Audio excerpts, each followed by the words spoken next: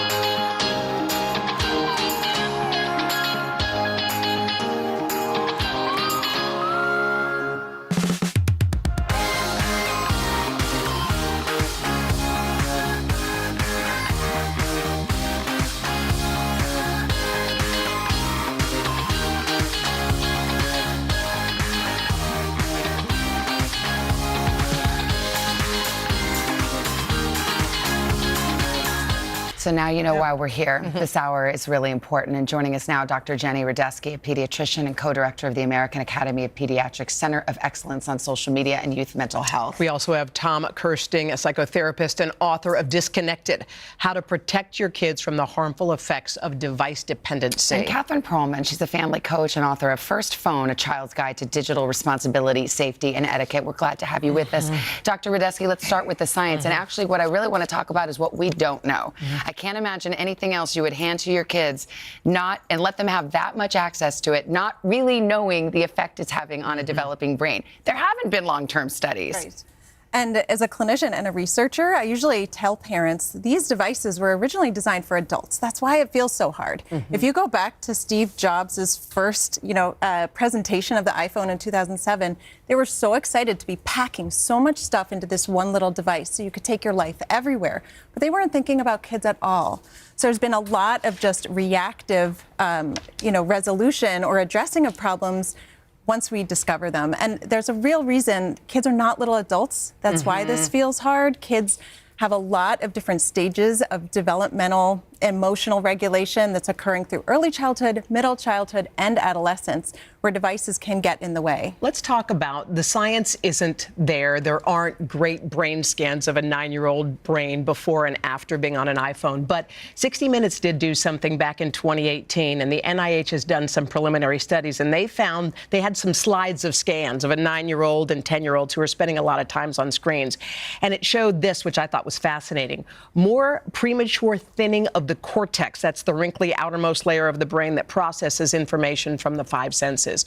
We won't know for years what is happening to our kids' brains, but we know it's probably not great. So where are we at this point when it comes to brain development in kids? I think there's so much cool research coming out about this, looking at how the brain is responding to different aspects of social media or smartphone use. But you're right, we still have this gap in knowledge. So the best thing we can do as caregivers is try to understand what our kids are going through. When you're an adolescent, you are living with this brain that's really, really sensitive to social rewards and rejection. Yeah. You have this frontal lobe that's still coming online, right? So it cannot yet inhibit all of the impulses and emotions you're feeling. Mm-hmm. That is why it can be a really tough mix with social media and smartphones, but it's also why kids are drawn to them. Yeah. It's a perfect storm. I mean, I read the American Psychological Association said, other than the first year of life, adolescence is the most significant and important change that happens in our brains, in our life. That brings me to you, Tom. You are a psychiatrist, but you also were a school counselor. Mm-hmm. Do you remember the moment when smartphones came on the scene and the impact you saw it having on the front lines at your school? So I'll put it in perspective. So I worked in a public high school from 1995 to 2001, 25 years, 2000, 2001. Around 2012, okay, I started noticing this major change taking place. So prior to that, occasionally a kid would come down to my office having a panic attack, an anxiety attack of some sort. Starting in 2012, I started getting more kids coming to my office from the nurse's office per week having panic attacks than I used to get per school year. And at my private counseling practice, starting at that time, I started getting more referrals from middle school age kids with major anxiety disorders than I had gotten collectively in the previous 10 years. Did that coincide with smartphones coming on the scene for kids? That's when smartphones became mainstream in 2012. Yeah. And from that point on, this problem has just escalated and worsened. Well, the problem is, too, a lot of kids got bullied in school back in the day, and the kids these days are getting bullied in school, and that bullying comes at home, and then that bullying comes into midnight scrolling, and they get lost in this loop. And I actually feel helpless sometimes when I think about some of the kids out there who need us. Yeah, and part of it is when you look at an adolescent, I call it the purgatory stage. Yeah. Right, you're sort of stuck. You're not a child. You're not an adult. You're somewhere in this middle area trying to figure out who you are, and that's and that's like a feeding ground for anxiety and self-esteem issues, right? So I say, adolescence, the perfect, one-word definition is insecurity. Right. That's natural. It's normal. But now you layer in all this other stuff, all this feedback they're getting, right? Likes, streaks, followers, and they think it's making them feel good. But when you look at the word self-esteem, the word self and self-esteem is the important part. And if you're distracted by the modern-day weapons of mass distraction, the smartphone all day long, how do you know self? How do you know who you are? Well, and therefore, how do you have confidence? You're getting this dopamine hit. We all feel it. You get a ding on your text message, an alert, a like, or whatever. With kids and their particular vulnerability that they have with this developing brain, it's like, are they getting this high and then do you have to keep chasing a bigger and bigger high? So it's, Does it change them fundamentally is the question. Yeah, well, my latest book, Raising Healthy Teenagers, I talk about something I've been seeing a lot of recently. It's called oppositional defiant disorder.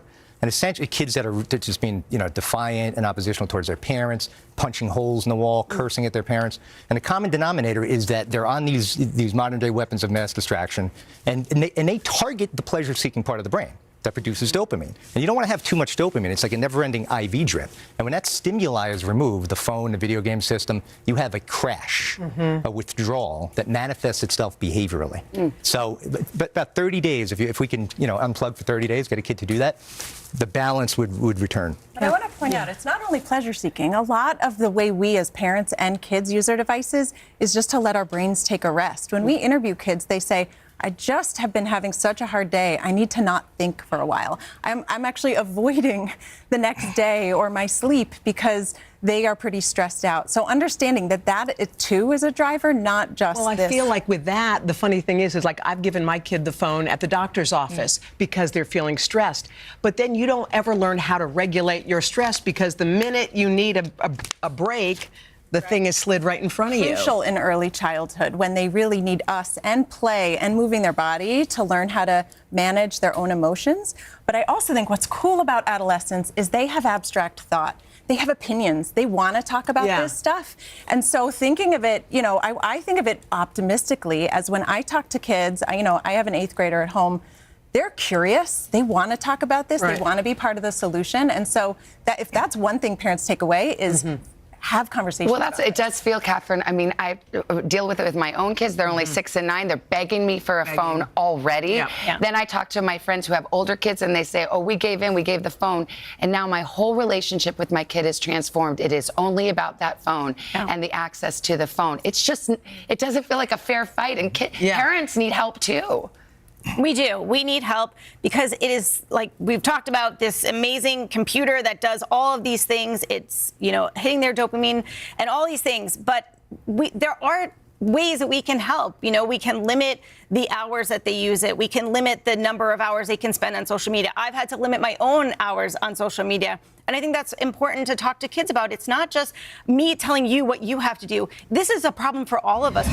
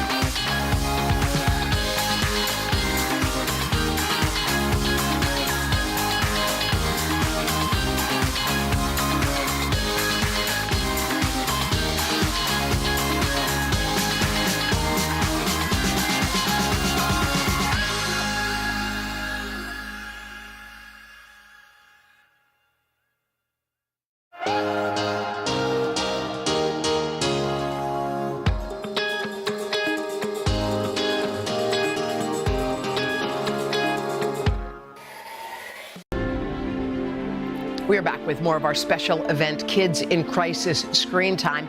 And it is time to hear from the kids themselves. Yeah, how do they feel about their devices and the time they spend on them? NBC's Kate Snow is here with that part of the story. Hi, Kate. Hi, good morning, guys. By the age of 15, 86% of kids have a smartphone, according to Common Sense Media. And the U.S. Surgeon General says 95% of teens, 13 to 17, are using social media. There are a lot of positives, right? Connecting with friends, for example, but there are also some very real risks.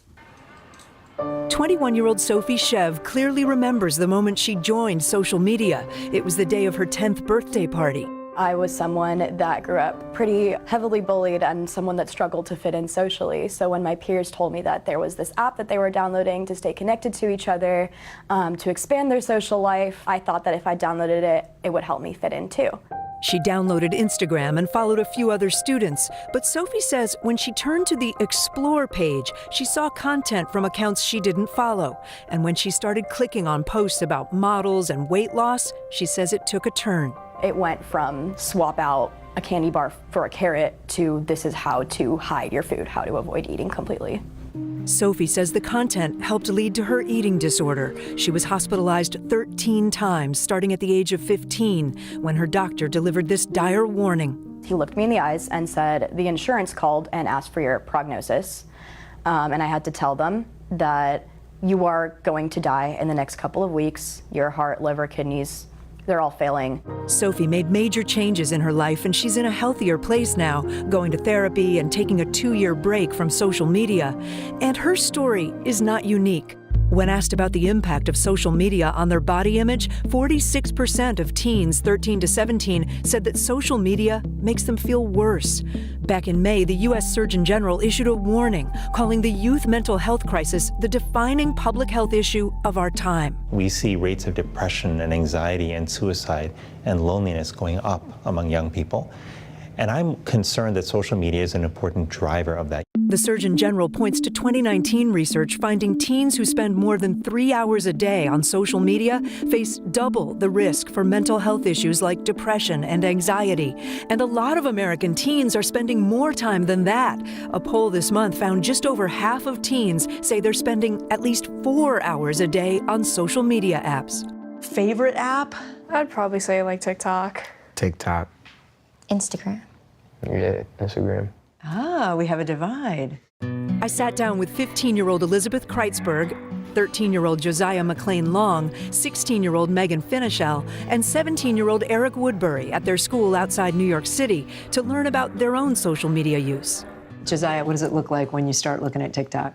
When I'm looking at TikTok, like, it's just so many funny videos, and I just keep scrolling. I think like when I'm scrolling, I'm just forgetting and just avoiding everything else in my life. I watch TikTok like to fall asleep. These teens say they don't use filters to change their appearance when they post on social media, but they certainly see a lot of that. What about your friends? Do your friends use filters? I have one friend. She uses a filter on every single photo, every single video. I don't know what she looks like for real anymore. I haven't seen her in a long time. How much of your mental health do you think is tied to using the phone or screens? Do you see a connection there or not? Not so much now, but definitely like when I was younger, like 2 years ago, I was more impressionable to like what I'd see, and I was definitely more down on myself then. What were you seeing? People like with the filters, or like people with the unimaginable bodies that are all fake. Perfect. All fake and perfect, and it's like, why can't that be me, you know? Most of their parents follow them on social media. My mom does send me a lot of TikToks. My dad, like, Insta Reels and stuff. Like, it's mostly, like, funny stuff. They also tell me they've taken steps to have a healthier relationship with their phones. Megan says last school year she would sneak her phone into her room at night. This year her parents make her literally hand it over at 9:30. My work wasn't getting done. I wasn't getting good sleep because I was scrolling. Because it seems like scrolling at night is the only free time we have. That's what it feels like anyway. But I guess now that they take my phone, I'm getting much better sleep. As for Sophie, she's now a sophomore at Stanford and a mental health advocate, meeting with President Biden at the White House last year. And while she's back on social media, she says her relationship with it is different. Social media now is a place of learning, but it is a place where I have to be able to make informed decisions in order to protect myself and to protect that 10-year-old Sophie every single day.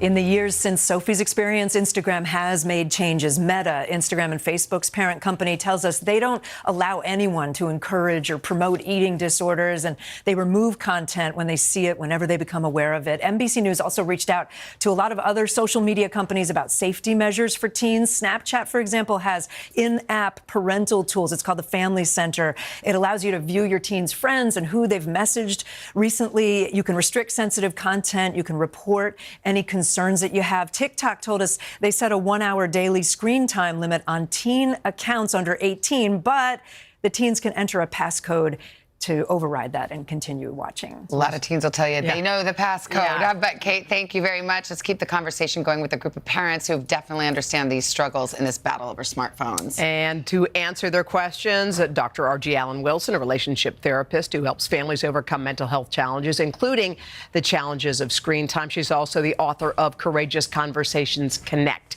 And Larissa May is a digital wellness activist and founder of Half the Story. So, Larissa, what was your wake-up call? You're young. You're a part of this generation not too long ago.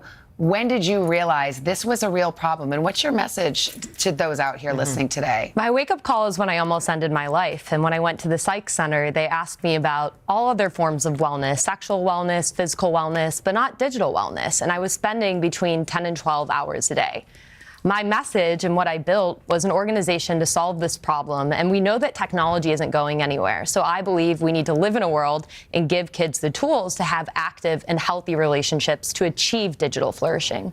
RG, a lot of parents give their kids phones because they say, I want my kid to be safe. I want in case she needs me or he needs me, when really what we've seen throughout this hour is the boogeyman is actually inside the phone, not outside the phone. But if you are going to give your kid a phone, what are some things that you should do to make sure you do it properly? Yeah, Hoda, you got to remember the phone is a powerful tool that you're putting in the hands of your children. Yeah. And it's like putting a 2-year-old in the driver's seat and saying drive. Yeah. You're going to crash. So the children's brains aren't fully developed. The parents have to guide them just like anything else. So open conversation, not one or done. Having the conversation, what are you going to do with the phone? How are you going to manage the phone? If you're going to feel uncomfortable with the phone, here are the signs to look for. Yeah. What are the danger signs? Those are important. And then also thinking about, all right, now that you have open communication, the protective factors, know the codes, know the accesses, know the social media platforms that those kids are on, and then make sure that you have access. Yeah. Your parents are not your friends. Yeah. Really, at the end of the day, you're the parent, your job is to protect them. Yeah. And so have that access. Let's get some of the parents' questions. We've got Wanda Rodriguez. She's got a 12-year-old daughter. Hi, Wanda. What's your question? So I seem to find that every time I ask my daughter to put her phone down, it turns into a fight. How can I get her to put her phone away without causing an argument? This is such a big issue. I mean, parents say this is like the only thing they're fighting about anymore. Yeah. So Wanda, and all you other parents, thank you for asking that question. You're not alone. This is a community conversation. This is not the individual conversation. You guys got to talk to each other. What are you doing with each other? And for your daughter or for your sons, then find common ground. There's always going to be some common ground. Means keep that lines of communication open. The common ground might be, okay, we're going to stay on the phone less. We're going to use the phone at certain times. We're going to have tech-free zones. Would that have worked for you, Larissa, when you were in those shoes? I definitely needed boundaries. Yeah. And I didn't know how to have them because my brain was still developing. Yeah.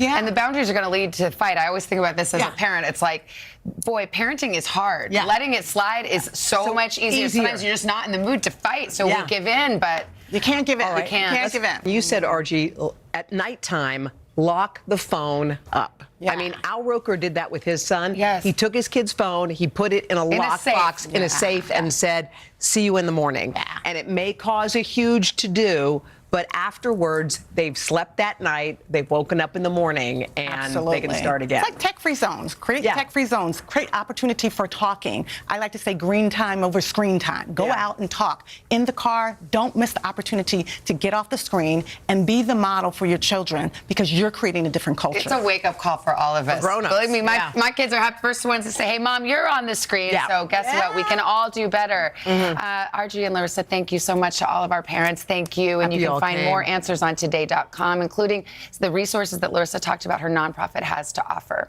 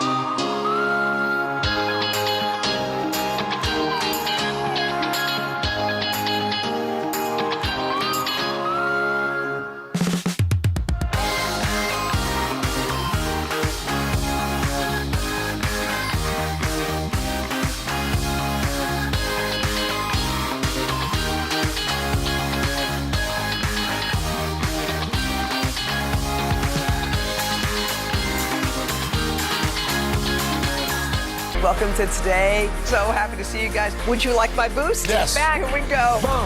Sometimes we just do things to help. That's our Hoda. Happy birthday. We got an awesome crowd, y'all.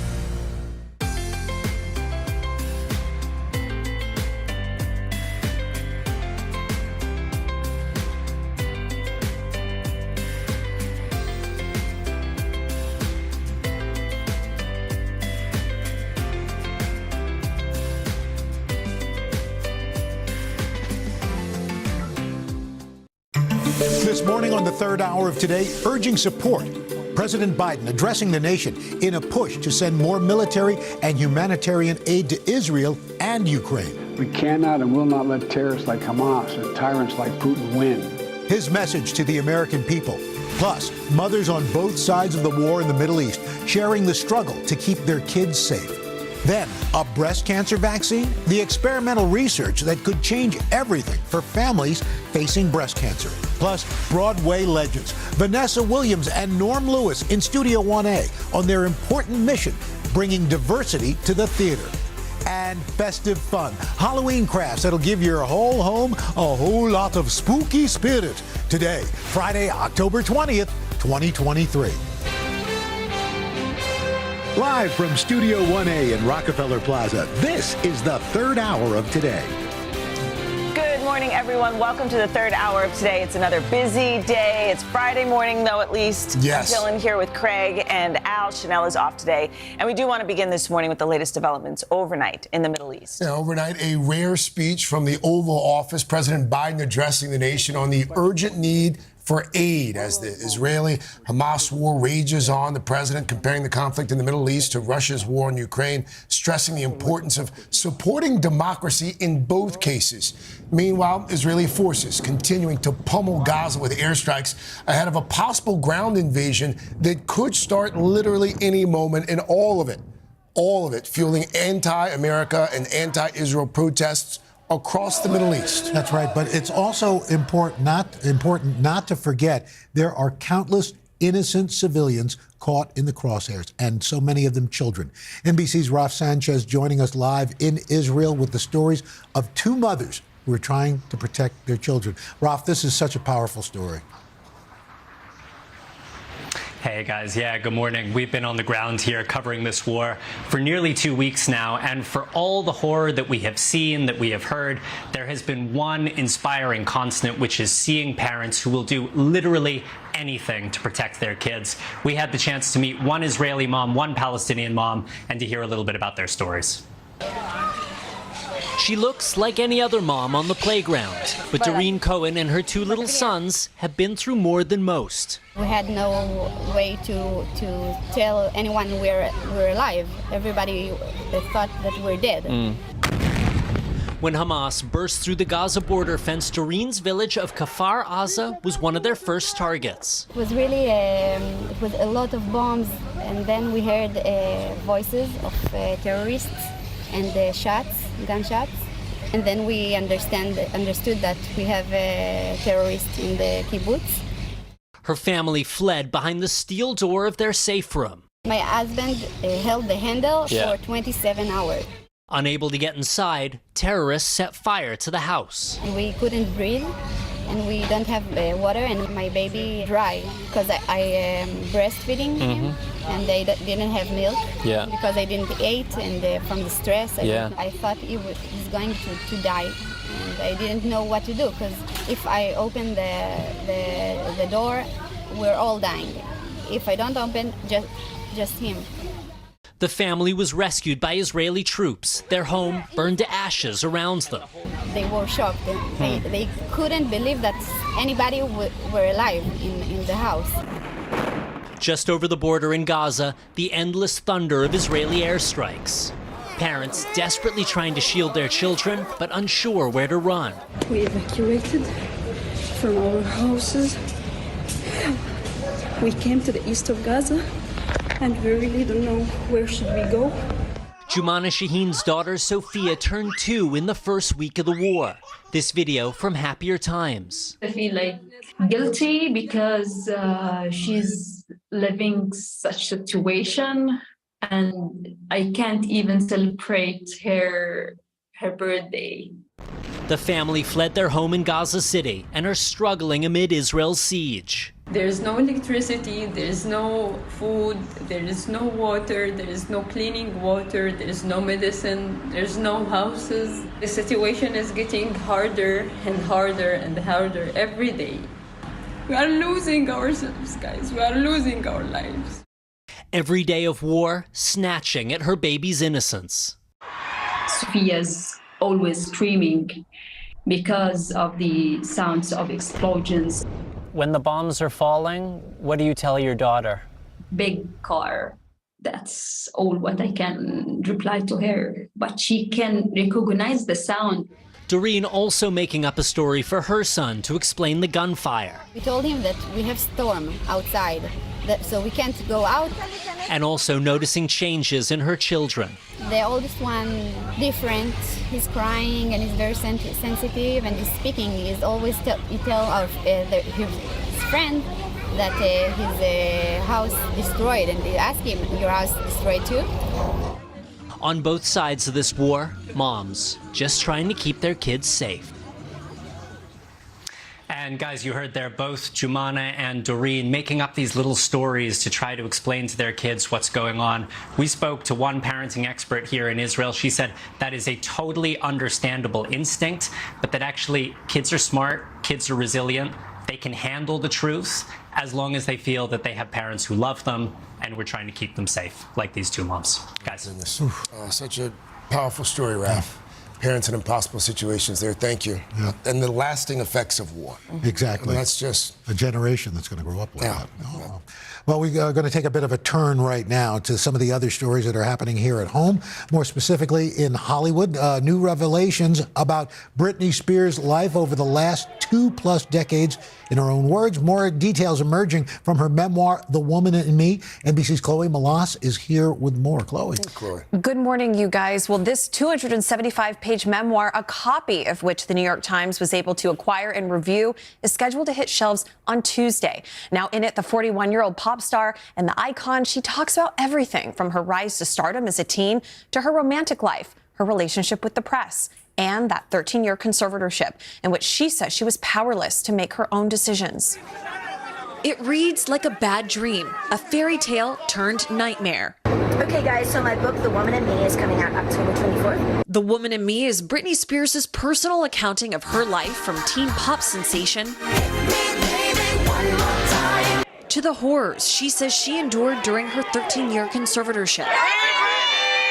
From 2008 to 2021, her father, Jamie, was put in charge of her affairs. During that time, according to excerpts published by The Times, Spears describes a life of controlled manipulation. Too sick to choose my own boyfriend, and yet somehow healthy enough to appear on sitcoms and morning shows and to perform for thousands of people. And completely devoid of choice. They put parental controls on my iPhone. Everything was scrutinized and controlled. Everything. Of her father, she writes, he saw me as put on the earth for no other reason than to help their cash flow. In addition to the bombshell news of her pregnancy and abortion with then-boyfriend Justin Timberlake, Spears adds context to their breakup, which she says he initiated over text, saying that she was devastated, yet portrayed by the media as a harlot who'd broken the heart of America's golden boy, while in truth she was comatose in Louisiana and he was happily running around Hollywood. In the aftermath, Spears says that she was forced into an ill-fated interview with Diane Sawyer, in which she felt exploited, set up in front of the whole world. You broke his heart. You did something that caused him so much pain, so much suffering. What did you do? According to The Times, that interview, Spears says, was a breaking point. She also says that her portrayal as a party girl was overblown. It was never as wild as the press made it out to be, that she didn't like hard drugs and never had a drinking problem. Spears also shares insights into her mental state during some of her most erratic behavior. In the throes of severe postpartum depression, abandonment by my husband, the torture of being separated from my 2 babies, the death of my adored Aunt Sandra, and the constant drumbeat of pressure from paparazzi, I began to think in some ways like a child. Now, this memoir, Spears says, is all a part of her finding the woman in her. We have reached out to both Britney Spears' father, Jamie Spears, and Justin Timberlake's camps. Now, Jamie Spears, he declined to comment, and People magazine is reporting that Timberlake, via sources, is, quote, happy at home with Jessica Biel and their kids, and he's focusing on new music. As for Britney, a lot of her fans, they want to know if she would ever tour again, if there would ever be new music in the works, but she says that it's time for her to actually find herself and to heal. So right now, no new music. Focusing on her. Sounds like she put out that song last year with Elton John. Yeah, well, that was good. A collab. It was so good, and fans, they really, really wanted that. They supported that, but for right now, she's just healing. Makes sense. Let's hope she gets healthy. All right, thank you. Have a good weekend. All right, well, in other entertainment news, it is Friday, and that means it's time for Friday Football Fever. So it's time to answer NFL trivia as we count down to Sunday Night Football this week with the Miami Dolphins facing off against the Philadelphia Eagles. The question comes from Jack Collinsworth, co-host of Football Night in America. Take a look. Hey there, third hour friends. We got a little trivia for you, and it is NFL trivia pertaining to the Philadelphia Eagles. They joined the league exactly 90 years ago, and then just 10 years later, in 1943, they were forced to actually merge with another team. They were forced to merge with the Pittsburgh Steelers for one season due to a player shortage. So what was that combined team name? Was it A, the Eaglers? Was it B, the Steagles? Was it C, the Steel Birds? Or was it D, the Pitgulls? Oh, I didn't know that. Yeah, I didn't either. Well, it was a long time ago. I'm going to go with C. Yeah, I'm going with C. C is the one that's normal. Yeah, it doesn't sound so completely ridiculous and made up. All right, Jack, what's the answer? So the answer is B, the Steagles. Oh, so when you wow. look back, it was That's due to the ridiculous. manpower needed for World War II. So it had a player shortage. The teams actually had to combine just to keep that season alive.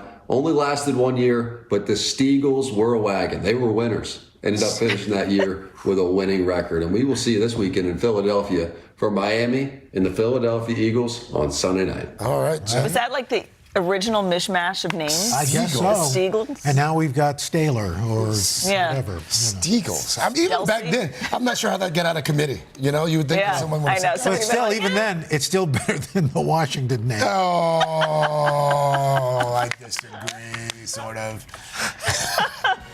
All right, don't forget. You can catch the game Sunday night on NBC and on Peacock. Coverage begins at 7 p.m. Eastern. 2 5-1 teams. Yeah, it should be a good game. All right, well, coming up, we're going to dive into the latest research into the development of a breast cancer vaccine and meet one mom sharing her story in the hopes of helping the next generation. Third hour of today. We'll be right back.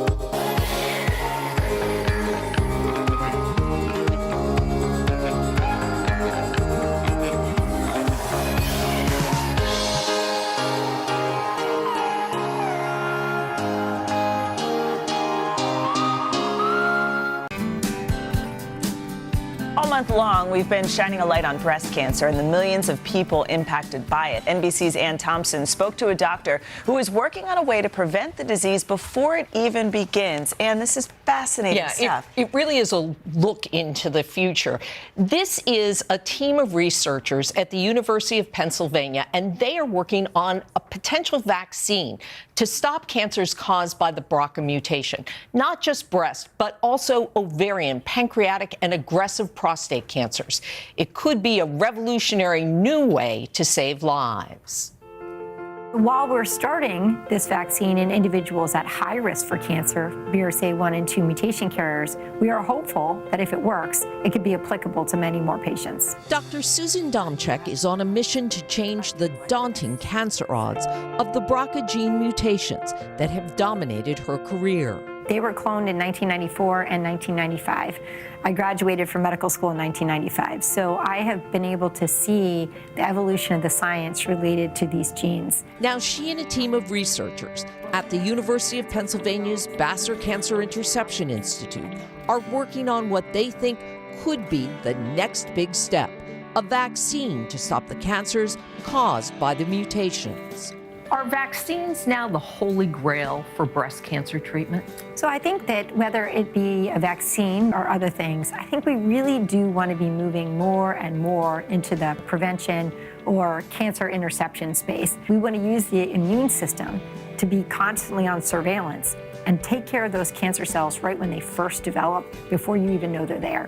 To do that, this experimental vaccine uses the enzyme telomerase, found in 95% of human cancers. So essentially, you're taking an enzyme that's usually inside the cell, putting it on the outside, and that directs it to fight the cancer cells? Yes, think about it, the immune system needs a target. The immune system needs to see something that it can react to. Who has the BRCA mutation? 1 in 200 people. If you are of Ashkenazi Jewish descent, it's 1 in 40. If you have ovarian cancer, 1 in 4. What we're trying to do is give people choices. And obviously, the more effective the vaccine is, the more willing people will be to not undergo surgical prevention. So it's our job to make the best vaccine we can and to give the best options that we can. What are their options today? The options that we have for BRCA1 and 2 mutation carriers are aggressive cancer screening, which does work pretty well for breast cancer, including breast MRI, preventative removal of the breasts, and preventative removal of the ovaries. Alana Shaked heard that advice 11 years ago after she was diagnosed with stage 2 breast cancer. She was just 28 years old. I ended up having chemotherapy. I went through fertility preservation. I decided to have a double mastectomy based on the fact that I had the BRCA mutation.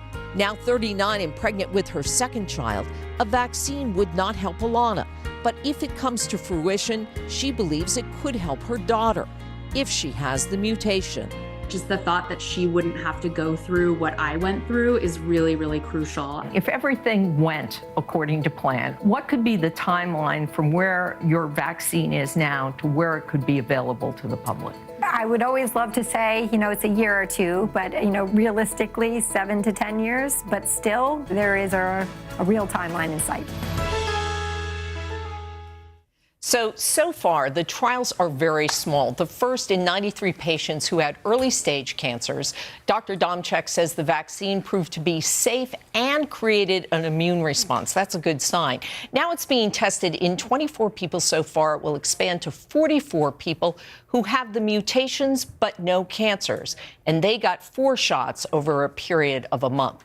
The key here is genetic testing. And in the future, folks who know they have a BRCA mutation would go to their primary care doctor and get the shot. And that would either eliminate or significantly reduce their cancer risk moving forward. In the future, imagine, it could be as easy as just going to your doctor. But the key is getting that genetic testing and finding out if you have these mutations. Right. Knowledge is power. Absolutely. That is really 7 to 10 years, though. It's not that far. Yeah. Yeah. But this is going to be the future of cancer treatment, or will be vaccines. Thankfully. Whether it's brain cancer or breast cancer, prostate cancer, that's the future. Get vaccines from all. Yeah. Lightning Thank story. Coming up, a mystery that is sure to keep you on the edge of your seat. NBC's Blaine Alexander is here to preview her brand new Dateline episode. It's a case that ends in a way that you would never expect. They never do. That's true. Plus, 2 legendary actors, they're in the studio with us on this Friday. Vanessa Williams and Norm Lewis on their mission to bring more diversity to the theater. Third hour of today, right back after this.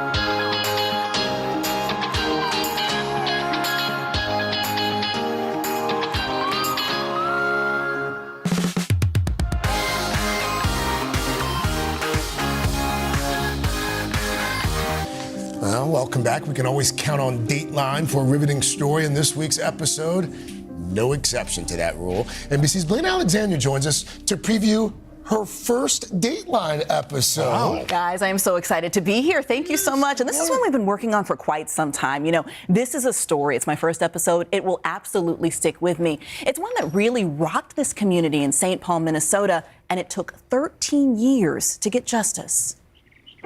Sunday morning in St. Paul, Minnesota, April 25th, 2010. State Patrol 911. A young woman, Heidi Furcus, was on the line. Someone's trying to break into my house. Seconds later, there was a loud noise. Then Heidi's husband, Nick, called 911, frantic. 911. We're in shot. Someone broke into our house. I've been shot. St. Paul Police Sergeant Jim Gray raced to the scene. What did you think when you first saw Heidi lying there on the ground? It was beyond tragic. Obviously, it looked like they were woken up by this intruder trying to gain entry into their house. What were officers doing to find this guy? The initial officers, along with the canine team, tried to track this intruder, then started knocking on the doors in the neighborhood. The neighbors didn't have a lot of information for us. But Nick did. He was at the hospital, alive, getting treatment for a horrific-looking wound, telling investigators about his fight with the intruder. It was stressed. He just came in and I tried to push him away. And that's when the gun went off, and that's when Heidi fell down. 2 weeks later, he sat with a sketch artist and produced an image of the man. One of the things that I did over the course of the next couple of years was try to get that sketch out into the public. 2 years after Heidi's murder, Sergeant Jake Peterson thought it was still the best way to keep Heidi's case alive. He says every year, a few tips would trickle in. None panned out. On the 5th anniversary of Heidi's death, once again, his phone rang. The caller told Peterson she knew the man in the sketch. Are you thinking, we did it, we got him? Yeah. Did they have him? We discovered a major problem. He really had the perfect alibi. There was nothing we could do about it. Oh, it's a cliffhanger there. So without obviously giving away too much, because we do want folks to watch tonight, take us inside the story. Give us something. Give us a little nugget or something. Okay, so we saw that guy, we saw that sketch. Yeah. You're actually going to hear from the person in that sketch in tonight's episode, so that's interesting. That in and of itself is worth sticking around for. Very interesting story there. But really what kind of stuck out to me is how many people were rocked by this crime. When we were in St. Paul and we were filming it, I mean, our makeup artists, like the people who owned the venues, all of them remembered this very specific crime. And so this was something that a lot of people have been following, talking about. We're talking about a young couple. She was 25 years old, shot and killed in her home. So it's something that resonated with a lot of people, and I think you'll see that in our story tonight. And congratulations on this being your first Dateline. And what was the process like? Because you do a lot of day of news, and all of a sudden here's this long-form, almost movie. Completely different. Completely different than anything that we've ever done before. Because, I mean, you guys know, we go in, you get an interview, you have to slam it on TV in a matter of hours. This one we worked on over the course of several months, most of this year, and these interviews are 2 hours, 3 hours long. Craig, you know. Oh, yeah. And I think that what I learned is that it brings a whole new level of trust that people have to have when they sit down with you for that amount of time. And I have to give a thanks to Pete and Jolene, the brother and sister-in-law of Heidi, who was killed, because they really had to put a lot of trust in us to kind of relive this moment. And so, it absolutely shows. And I thought this was the first time I'm meeting Blaine Alexander. I found she was on the plaza when she was 18 years old. They had a picture with you. I had a picture with you. You've been here a long time. My mom brought me up for a high school graduation trip, and we took a picture. Wow. So now we're really meeting in real life. There you go. This is what counts. This one matters. Absolutely. Congrats. Thank you, guys. Thank you so much. And they set you up with the best producer, too. That's Justin Baldwin. He's the gold standard of Dateline. So congratulations Thank you to so both of much, you. guys. And again, you can catch this episode of Dateline tonight, 9 o'clock, 8 o'clock Central. Don't watch alone here on NBC. Don't watch alone. Oh, that's good. Friends. Nice warning. Okay. But we want you to continue watching us, because right now we've got Vanessa Williams and Norm Lewis on a great mission promoting representation and diversity in the theater and a whole lot more. And then ghosts and pumpkins and spiders. Oh my! TikTok star Shannon Doherty has easy Halloween crafts you can do in no time. Third hour today. We'll be right back.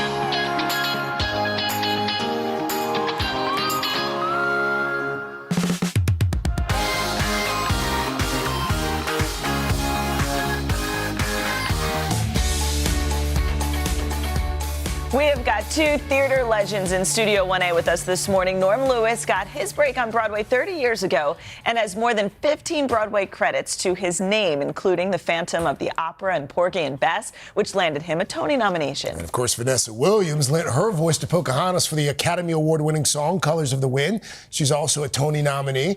Got a Tony nomination for that performance in Into the Woods. Well, now Norm and Vanessa are part of a group of actors trying to bring more diversity to theater with their organization, Black Theater United. Norm, Vanessa, good to see you. Good to see you. You too. So there's 3 Broadway stars here, by the way. That's true. Waitress. Yes. 2 stars and 1 guy who's on a stage. But listen, you guys are in your 3rd year, and besides trying to get more representation into the theaters, even to the point of naming theaters, you've gotten a couple of theaters renamed. Why is something like that so important to this cause? It's about representation. It's about seeing yourself. It's about, I just know when I've been to the theater or gone to a movie and I saw someone that looked like me, it encouraged me to be a part of that. You know, Sidney Poitier was a big influence. Robert Guillaume, who was the first Phantom, but it was in Los Angeles. That gave me hope that I could play that part. And it was wonderful. I had done a show called After Midnight at the Brooks Atkinson Theater, singing Stormy Weather. And the day that I got a chance to rename the Brooks Atkinson Lena Horne Theater, I got a chance to sing Stormy Weather in front of the Lena Horne Theater. So it was a great full circle moment. Yeah. She was a legend. She was a Broadway star, but also a magnanimous human being and an advocate. So it was a wonderful kind of full circle moment. Yeah. BTU is having their inaugural gala later on this month. You, Al, are actually co-chairing. Deborah and I are Yes. You and Deborah. Thank you for doing that. So for the first one, what can we expect? I imagine you'll go all out. We're going all out. Yeah, I mean, our group incorporates Vanessa Williams, Norm Lewis, Audra McDonald, Brian Stokes Mitchell, and a plethora of a lot of great. So you're going to get a lot of good talent. But there's also people who are willing to help us out. We have Ernst & Young who are going to be an ally with us, and they have a table. And, it's about having people come in and making sure they understand what our mission is. We're honoring LaTanya Jackson and Sam Jackson. They did the piano lesson. She was in it. Yep. I mean, she directed it. He was in it. So they're getting an award. Common, who made his Broadway debut in a play, he's getting his kind of a newcomer award. Candy Burris, who is a Real Housewives of Atlanta, she's already invested in 3 Broadway shows. Yeah. So we're giving her, there is Black money. We need more Black producers for production on Broadway. So we are highlighting her and many more. Norm, it's hard to believe it's been 30 years since you made your debut on Broadway. How has the landscape of theater in general, how has it changed in that 3-decade time? Well, it's been interesting because I came into this industry kind of, I say ass backwards, because, can we say that this time of day? We just did. Sorry. Oops. Sorry, censors. But the thing is, I came in from a business standpoint, and I had a mission. I was working in advertising, and I was like, I can sing, so let me just try this. I went to everything. Unless they specifically asked for blonde hair and blue eyes, I showed up. Yeah. Now, in saying that, I did get a lot of opportunities. I don't know if I was, discriminated because of my race or anything for any other jobs, but since then, I've seen people play roles that are not necessarily what has been played before. Now, even with the onset of Hamilton, and that has opened up a lot of opportunities for people to come in and start playing roles. But we want more than that. We want people to be backstage. We want people to be in the casting. We want people to be in agencies, to have ideas about people who are different than what was normally played. Theater ownership, producing, technical, yes. And you're a producer on a Broadway-bound play about Louis Armstrong. Satchmo. Tell us about that. Stepping into the role of producers, which we want to highlight more. It's called A Wonderful World. We just finished New Orleans. We're in Chicago for 2 weeks. We have one more week left. James Iglehart is phenomenal as Louis Armstrong. And we're looking to be Broadway by next year. It's very exciting. That is terrific. Congratulations. Thank you. Vanessa, Norm, thanks so much for being here. We'll see you. And for more information on Black Theater United, you can go to today.com. Tell Sonny we all say hello. Yes, my grandson. Coming up, DIY Halloween decorations that are actually easier than they look, and lots of fun for the whole family as well. And then, if it's Friday, it's Superfood Friday. We're going to cook with some pumpkin. 'Tis the season. Joy Bauer putting it to work in everything from pasta to peanut butter. Ooh, your Oh, you love both. Oh, Pumpkin boy. and peanut butter. Third hour of Today, right back after this.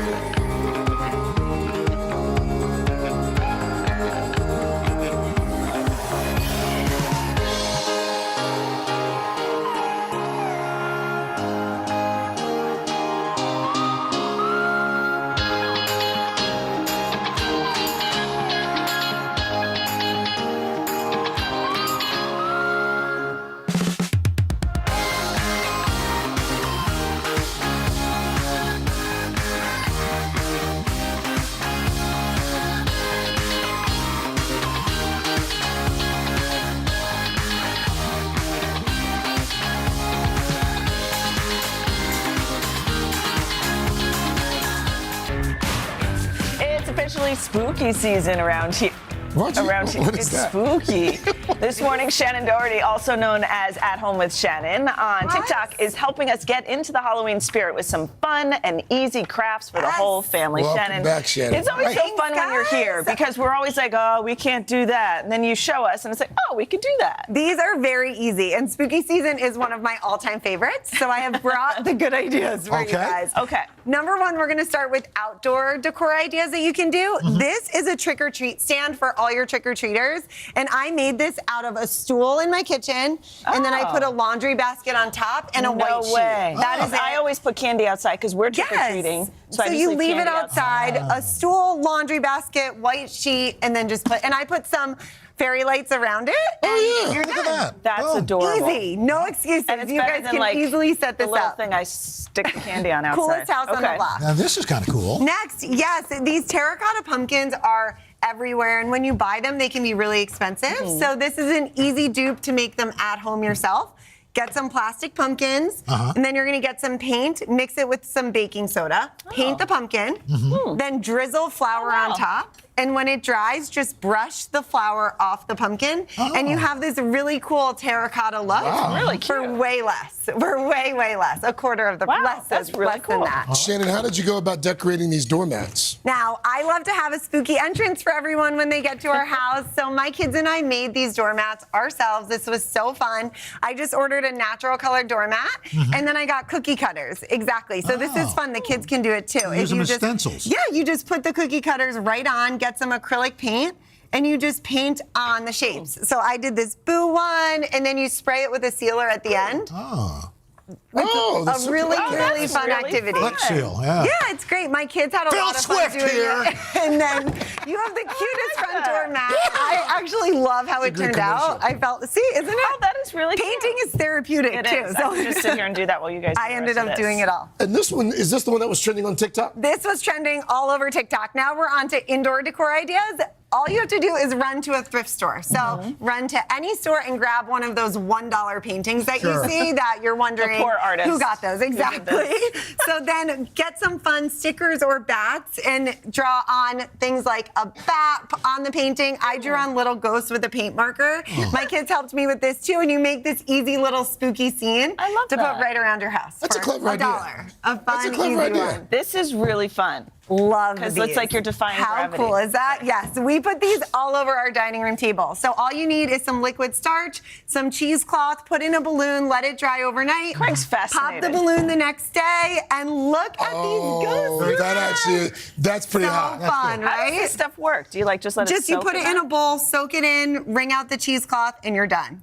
I love it. Look at that. Fun, right? Yeah, and that is now really my Yes, favorite, wow. guys. This is so cool. These are spider webs. If you look up, I made these with my kids, and all you need to do is get a balloon, wrap some yarn around it, but you want to dip the yarn in Mod Podge. What's so Mod wrap it Podge? around. It's like a sticky You don't glue. know Mod Podge? No, I've Have you never A crafted mom's before? best friend. No, I can honestly say I have Do not. you know, Craig? Or me? But I'm fascinated by It's this like Mod Podge. paintable What is this balloon Mod art. Podge you speak of? You just dip the yarn in the Mod Podge. Get it nice Wait, I and wanna see sticky. this. You guys want to do it? Yeah. Yeah, Let sure. it dry overnight, and then you're No, gonna you no, pop it. you Pop pop it? it. Oh, Yeah. this is fun. I'll hold it. Ready? Pop the balloon. Go ahead. Uh-oh. No, you got it. I see you, Shannon Doherty. Now you see it. So then you can hang them and hang little spider rings the on power it. of Mod Podge. How cool is that? That was actually kind of fun. That's really I cool. love doing that too. This is fun to do with your kids. They will love seeing that reaction. That's awesome. It's a water-based glue, sealer, and finish. That's it's like great. it does everything. Shannon, You can thank take you it so home. much. Shannon. That's fantastic. All Thank right. you for having me. Next, the Halloween fun continues with pumpkin-themed recipes like a veggie-packed chili on a Superfood Friday. When the third hour of today, Mod Podge is right back. Yeah. That's pretty cool. Isn't this one so I wasn't expecting that. I like that. I like the...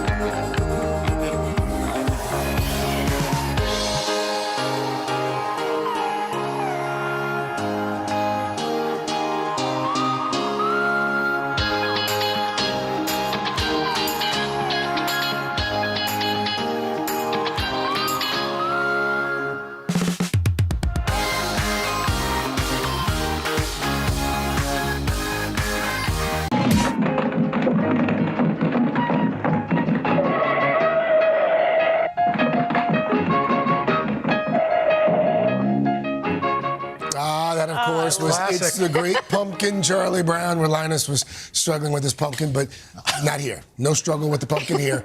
Don't let that fall staple intimidate you in the kitchen. Today, nutrition and health expert Joy Bowers here to show us how to use pumpkin properly. How to use pumpkin. And the best part is we are using canned pumpkin puree Which is for just as convenience good. and ease. Just as good. It's pure pumpkin. The reason I love pumpkin very quickly is it's loaded with beta carotene for a glowing complexion. It's got fiber for better digestion, and it gives your heart a hug. It also has potassium, which helps to drive down blood pressure. So you got a pumpkin mac and cheese kind of here. This is actually pumpkin penne a la vodka. Oh. And this is a great way to satisfy your cravings for a saucy and creamy pasta dish, but in a healthful way. The best part about this dish, as you can see from this video, you roasted everything cooks in one casserole dish. So for easy prep and cleanup, we love an easy cleanup. I put the vodka on the outside, in it goes, and then when you take it out of the oven and the tomatoes are nice and puckered, you burst them, you whip everything together. That's the pumpkin ricotta cheese into a sauce, a little parm. You add your pasta. Look how creamy that is. Oh, wow. And it's done. And you only have one pan to clean. So I really love this one. I feel like it brings all the fall That's good. feels. Yeah. Very nice. I'm going to make this. Is this a chili? This is my pumpkin turkey chili. And so what I've done is, and really you could take any chili recipe and you can add a can of pumpkin puree, and it boldens the texture and the flavor, and it brings all the assets of pumpkin. This, my recipe, the reason that I'm urging people to try it is because it has 5 different blood pressure lowering ingredients. It's got spinach, it has the pumpkin, it has garlic, it has white beans, and a surprising dose of cocoa powder. Yeah. Really? Why do you like the cocoa powder? Exactly. And it's super, super cozy. I feel like chili is a warm embrace on a chilly day. Well, so far I would say this has to be very good because Mr. Melvin does not like pumpkin. That's true. That's true. No, but pumpkin you can hide in so many things. So It adds many a things. And it creaminess has a without- very subtle, It like does. mild flavor. It just brings the good stuff. It showers everything with nutrition. This is how you level up your peanut butter. I'm calling this This is, Craig's gonna come stay over with and me this taste my dippity-doo-dah. This is a pumpkin peanut butter.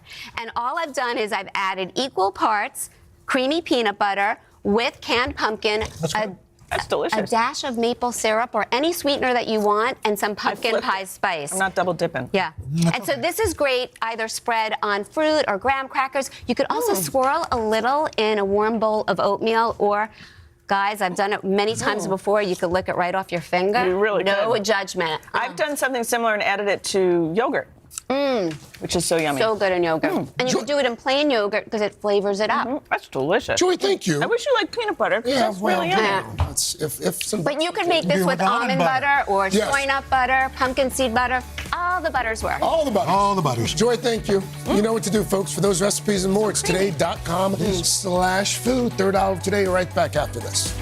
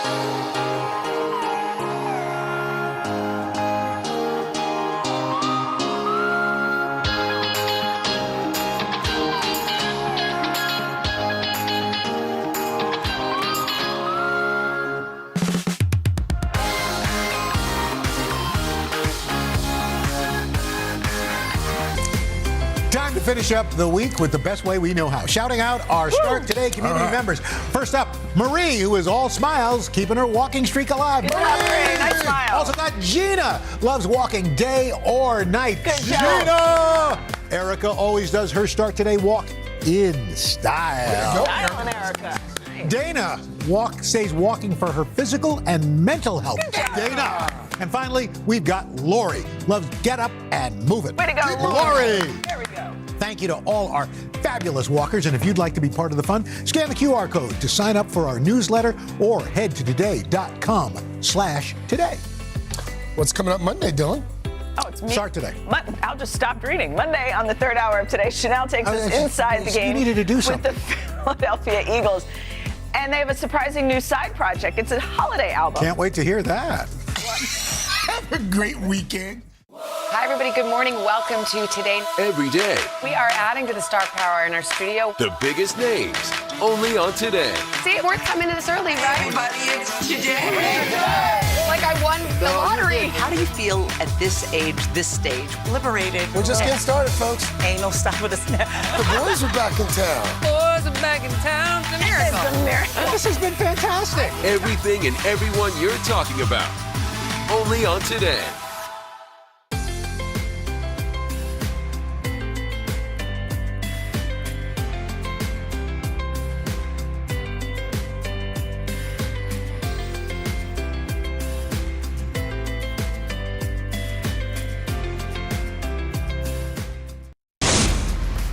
Today, we're kicking off your weekend with star of the stage and screen, Titus Burgess. Plus, Gezina Bullock Prado whips up the perfect pot pies for Halloween. And music legend Cher getting into the holiday spirit, releasing her first ever Christmas album. And we're listening to it. From Studio 1A in Rockefeller Plaza, it's Today with Hoda and Jenna. It all starts right now. Hey everybody, it's Friday, October 20th. Can you hear those sounds? It's not too early to get in the holiday mood because that's Cher. Cher has a Christmas album coming out, and this song, which is called DJ Play a Christmas Song, is out today. Wait, can we crank it? We have to. This year. Come on. DJ. Oh, we don't know it because it's new. Drop it, DJ. Drop Play the a beat. Christmas song. All right, you guys. This is Cher. This is the year of Cher. We are calling it. We are calling it because, first of all, she's amazing. She's got an adorable boyfriend, and she's got new music out. She's living her best life. And remember how she said it doesn't matter how long this relationship is. Yeah.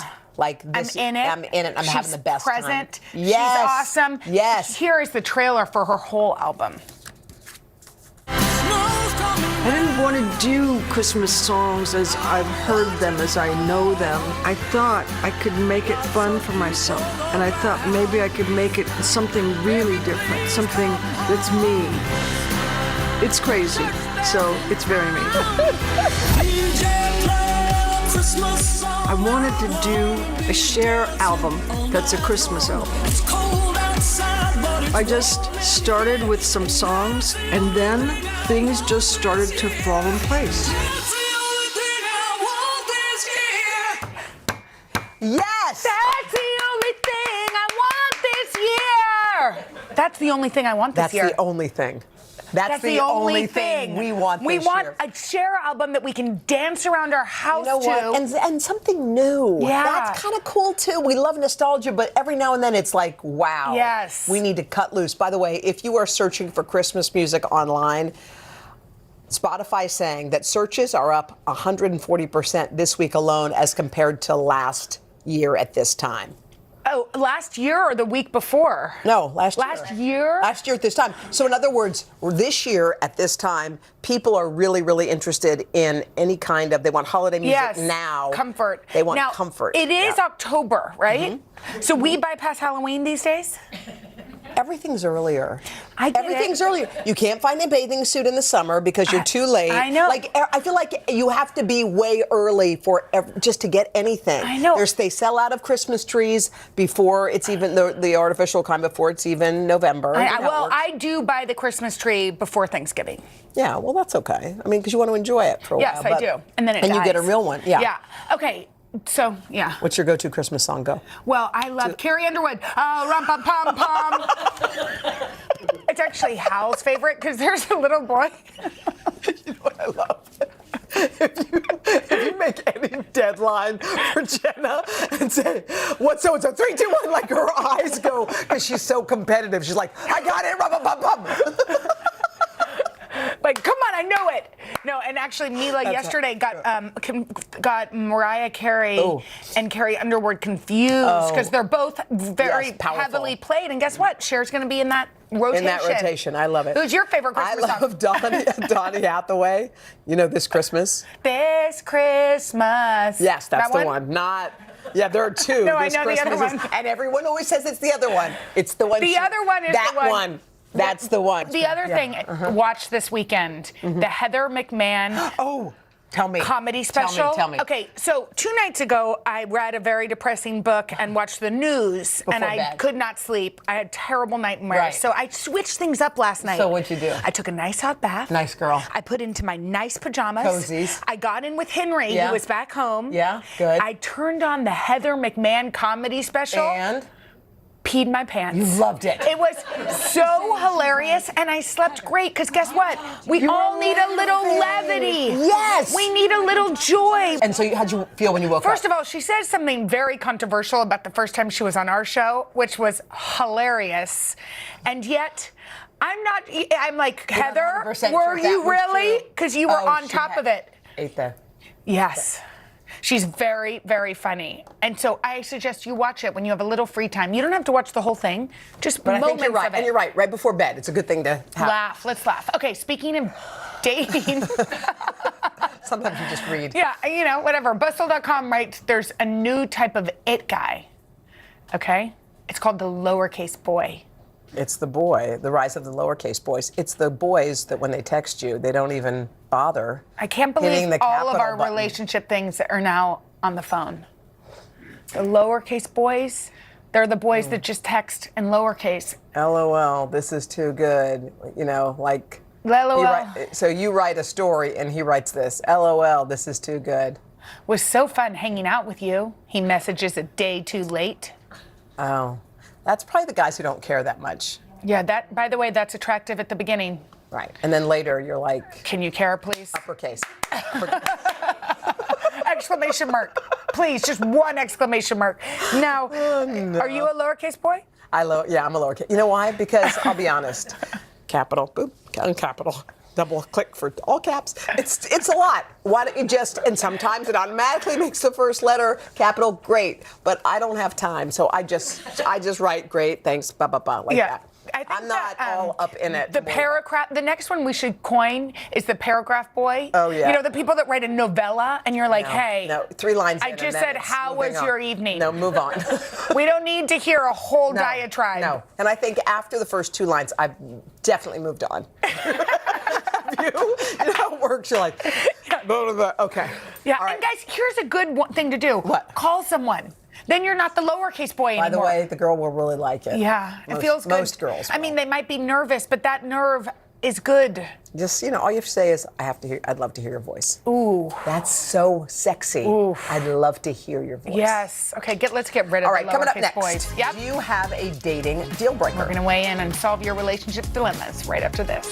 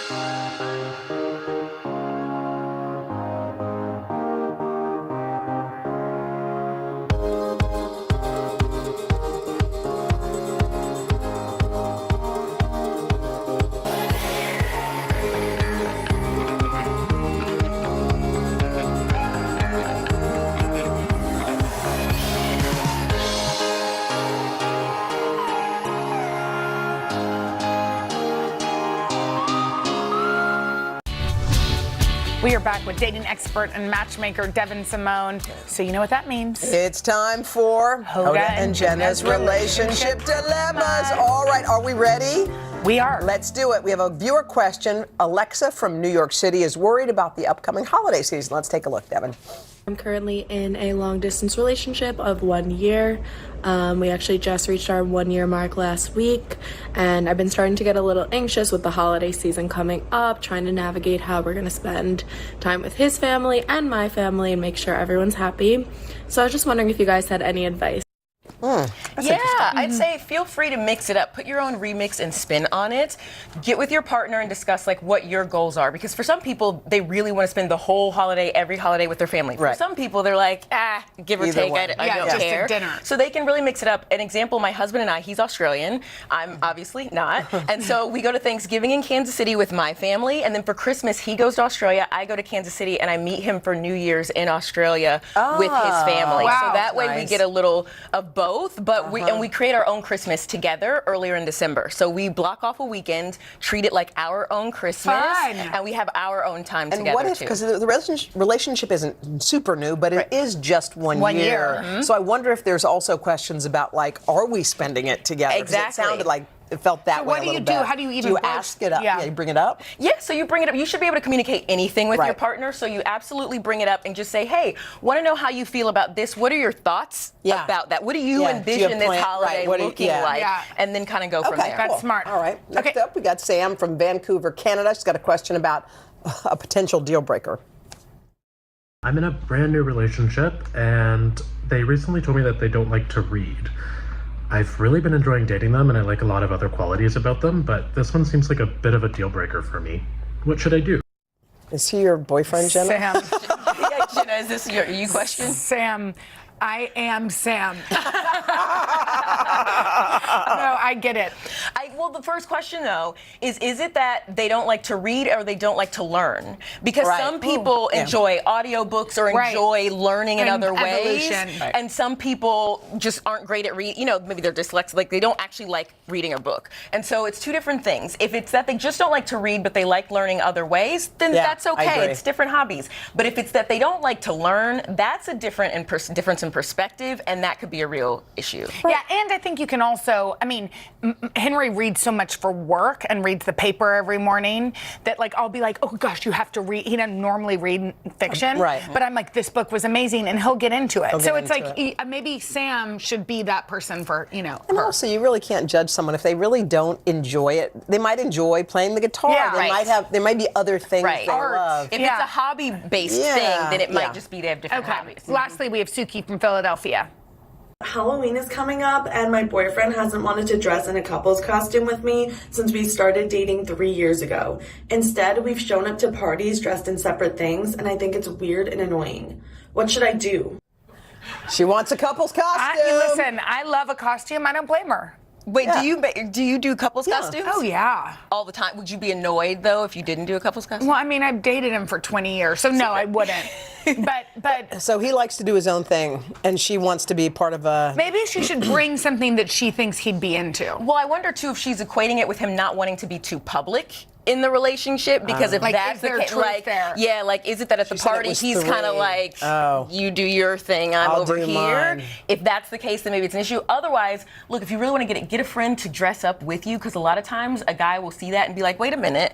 Why get another guy friend? Get a guy friend. Oh, Devin! Devin! That's unlike you, Devin. I feel like I don't know you, Devin, that's unlike you. Wait, get a male friend. A mutual guy friend, not like a platonic he doesn't want guy to, friend. But do you want to dress up with me? Sure, and just so that way you get to do the couple's costume. You're telling your babe, hey, you can do your own thing, and I bet you he might next year he'll show up hand in hand Devin, with matching he's going to show up this year. He's going to show up this year, peanut butter and jelly. There you go.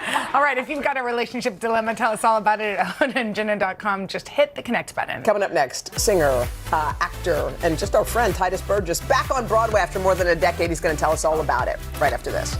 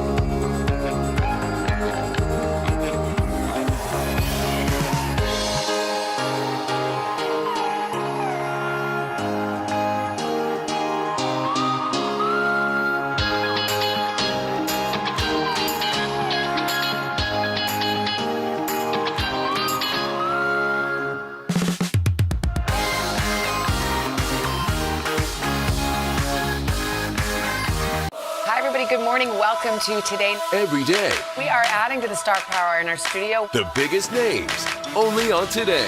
See, we're coming in this early, right? Everybody, it's today. Like I won the lottery. How do you feel at this age, this stage? Liberated. We're just getting started, folks. Ain't no stopping us now. The boys are back in town. Boys are back in town. It's a miracle. It's a miracle. This has been fantastic. Everything and everyone you're talking about, only on Today. Titus Burgess is a 6-time Emmy-nominated actor and Broadway veteran who's lit up the stage in musicals such as Guys and Dolls, The Little Mermaid, and Jersey Boys. Yeah, now after 14 years, Titus has returned to the Great White Way in the Tony-winning musical. It is incredible. Moulin Rouge. Titus, 14 years. Oh my goodness, it's been so long. Wow. I mean, Somebody's in middle school. Seriously. Yeah. I mean, so what did it feel like to get back on that stage? Oh my God, I was tingling all over. It was lovely. 14 years is a long time to be away from that schedule, but really remembering what it takes, the commitment it takes to kind of be back in that grind. I'm here for it. Yeah, it is a grind, but there is something that you were pointing out that every time in the audience, it's someone's very first time watching a Broadway show. I'll never forget Des McAnuff, who directed Jersey Boys, told me that. He's like, Titus, you can't go out there and, I was a kid at the time, he's like, you can't go out there and mess around. It's someone's first time. You're shaping how they see theater. Remember when it was your first time. And you got to take it seriously. So I mean, that is so beautiful, and I think that's why Broadway and theater is such a special part of the culture. Our culture, because to get there, to see people in real life doing these things that little kids dream, little kids like you dreamed of. Absolutely, and I got to tell you, this cast is dynamite. It's like Courtney Reed and Casey Cott and myself, of course, and but this ensemble, these dancers, what they do with their bodies, hats off. It really is. It's amazing. Well, it's quite humbling. It takes a special kind of person to do what you do. And when Jenna was just talking about when you were a young child and you were thinking about it, so take us back there for a second. So you knew you had some talent, but well, sure. I mean, I sort of thought everyone could sing though, and then everyone could dance. It wasn't until I was in grade school and I kept getting pushed forward to the front of the cast list, that I sort of realized, well, maybe this is. Well, were they singing and dancing at home? How did you get? Why do you think Well, my mom sang and my grandmother sang. So everyone around me was doing the thing. So I didn't really see any difference. Well, and I read this and I was like, this has to be wrong. You were the choir director at your church at 11 years old for adults. For adults. It was about 60 They adults. listened to you? Yeah.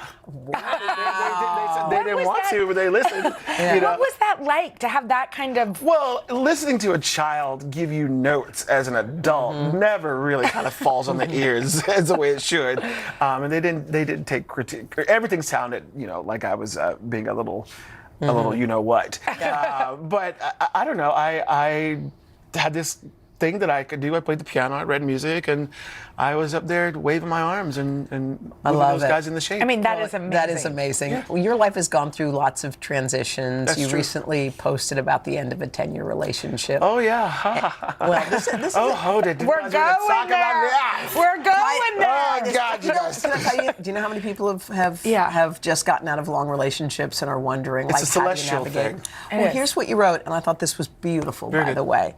I never wanted to get married. I never saw happy couples. Well, now love has new meaning in my life. It's fun to watch myself literally not know what I want. Yeah. You're it's like open road is really Every what day you have. is a new day, quite literally. And, my emotions sideswipe me. 10 years is a very long time. Yeah. And your energy becomes tethered to someone in a way that you don't even realize until they are not there. Luckily for me, my relationship ended amicably, and we were good friends, and he is happy in another relationship, and I am so happy for him. Oh, that's cool. And and I have my work. But I guess more to the point of what I meant was, I now watch myself give myself all of the energy that I was putting into our relationship. And that is a different experience, and that also it takes a different type of practice that I have not yet gotten used to doing on autopilot, but I'm learning how What to you do said was very profound, I think. You said, I'm happy he's in another relationship. It takes a long, long time for people to say, if they ever say those words. He was my best friend. Don't you want your best friend to be happy? Yeah. But you know who else we want to be happy? Is you. Yeah. And I think the one thing that's fun about new starts is like the possibility. Yeah. Do you feel that? I do feel it. I don't know how much time we got, but I'm a Pisces and I feel everything like to the nth degree. So it's hard to sort of uncover or recover my own pores, my own atoms, my own taste buds again to see really what I want. Yeah. And like you said, when you're doing Broadway and you're doing 8 shows a week, there really isn't time. You got one day off. You get one day off, and it's grueling. You have physical therapy even because it's that kind of grueling. Yeah. So there's not. Maybe it's kind of what you need right now. Right now, it's a palate cleanser. Yeah, exactly. Oh my gosh, we have to. Can we please talk about the adaptation of The Preacher's Wife? Oh, yes. We were talking about We this. love that. Oh, great. We've been waiting What for is this. happening? So I've been working on it for about 13 years, but we go to the Alliance Theater in the spring for our out-of-town tryout, and we will come to Broadway next fall. Oh my By the gosh, way, we we've been dying cannot for this. wait. How smart were you to get those rights back then? Did you well, always know? I started writing it before I had the Yeah. rights. I do not recommend it. But I just knew in my body that this was my story to tell. And we are having a lovely, lovely time. And gonna be it's a musical, right? It's a musical. All new music. People will be flying around and disappearing. It's going to be great. Oh my gosh, we cannot wait. Titus, thank you so much. Thank you for having me. And you guys go and see this show. I'm going to come see you in it. I've seen it once, but I want to see it again. It's that type of show. You can catch Titus on Broadway and Moulin Rouge, the musical. It is fantastic. He will be there through December 17th. Good. All right, book your tickets. Coming up next, homemade pot pies that are perfect for the season. From our That's a show. friend Gezina Bullock Prado. Coming up after this. I could hang out with you guys all day. We love you. You're awesome.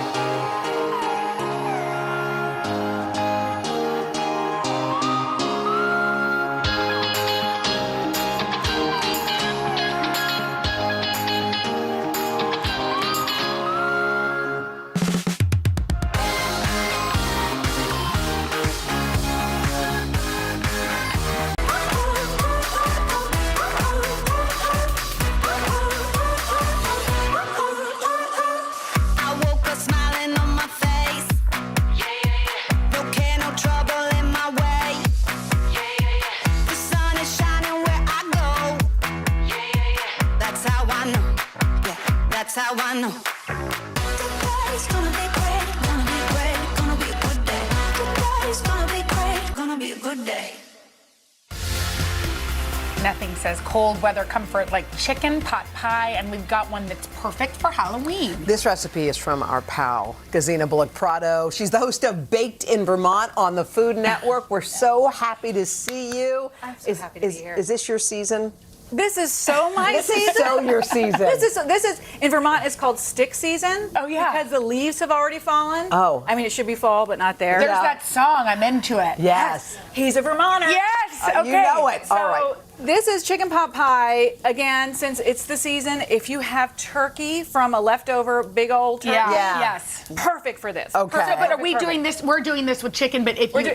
And this is like rotisserie chicken. You've got leftovers. Can you buy it just from Buy it, the of grocery store? course. Okay, totally. What do you have in the bottom So there? I have dry ingredients for the crust. This is flour, and this is very cold cream cheese. Oh, cream And- cheese. Yeah, and very cold. Unsalted butter. Why cold? Why very so cold? cold because if this starts melting, it starts producing gluten too early, and then you start getting a really tough crust. So that's why whenever you see cold ingredients, it's because Listen. you don't want to start melting the butter that has water in it. Oh my and gosh. it's the water I that feel like produces you're a gluten. scientist. She is. I am. She is. It's a crazy scientist. It's the perfect time of year. So I'm going to pulse this. Yeah. I'm going to pulse this. It's just the way. I'm gonna Yeah, pulse this.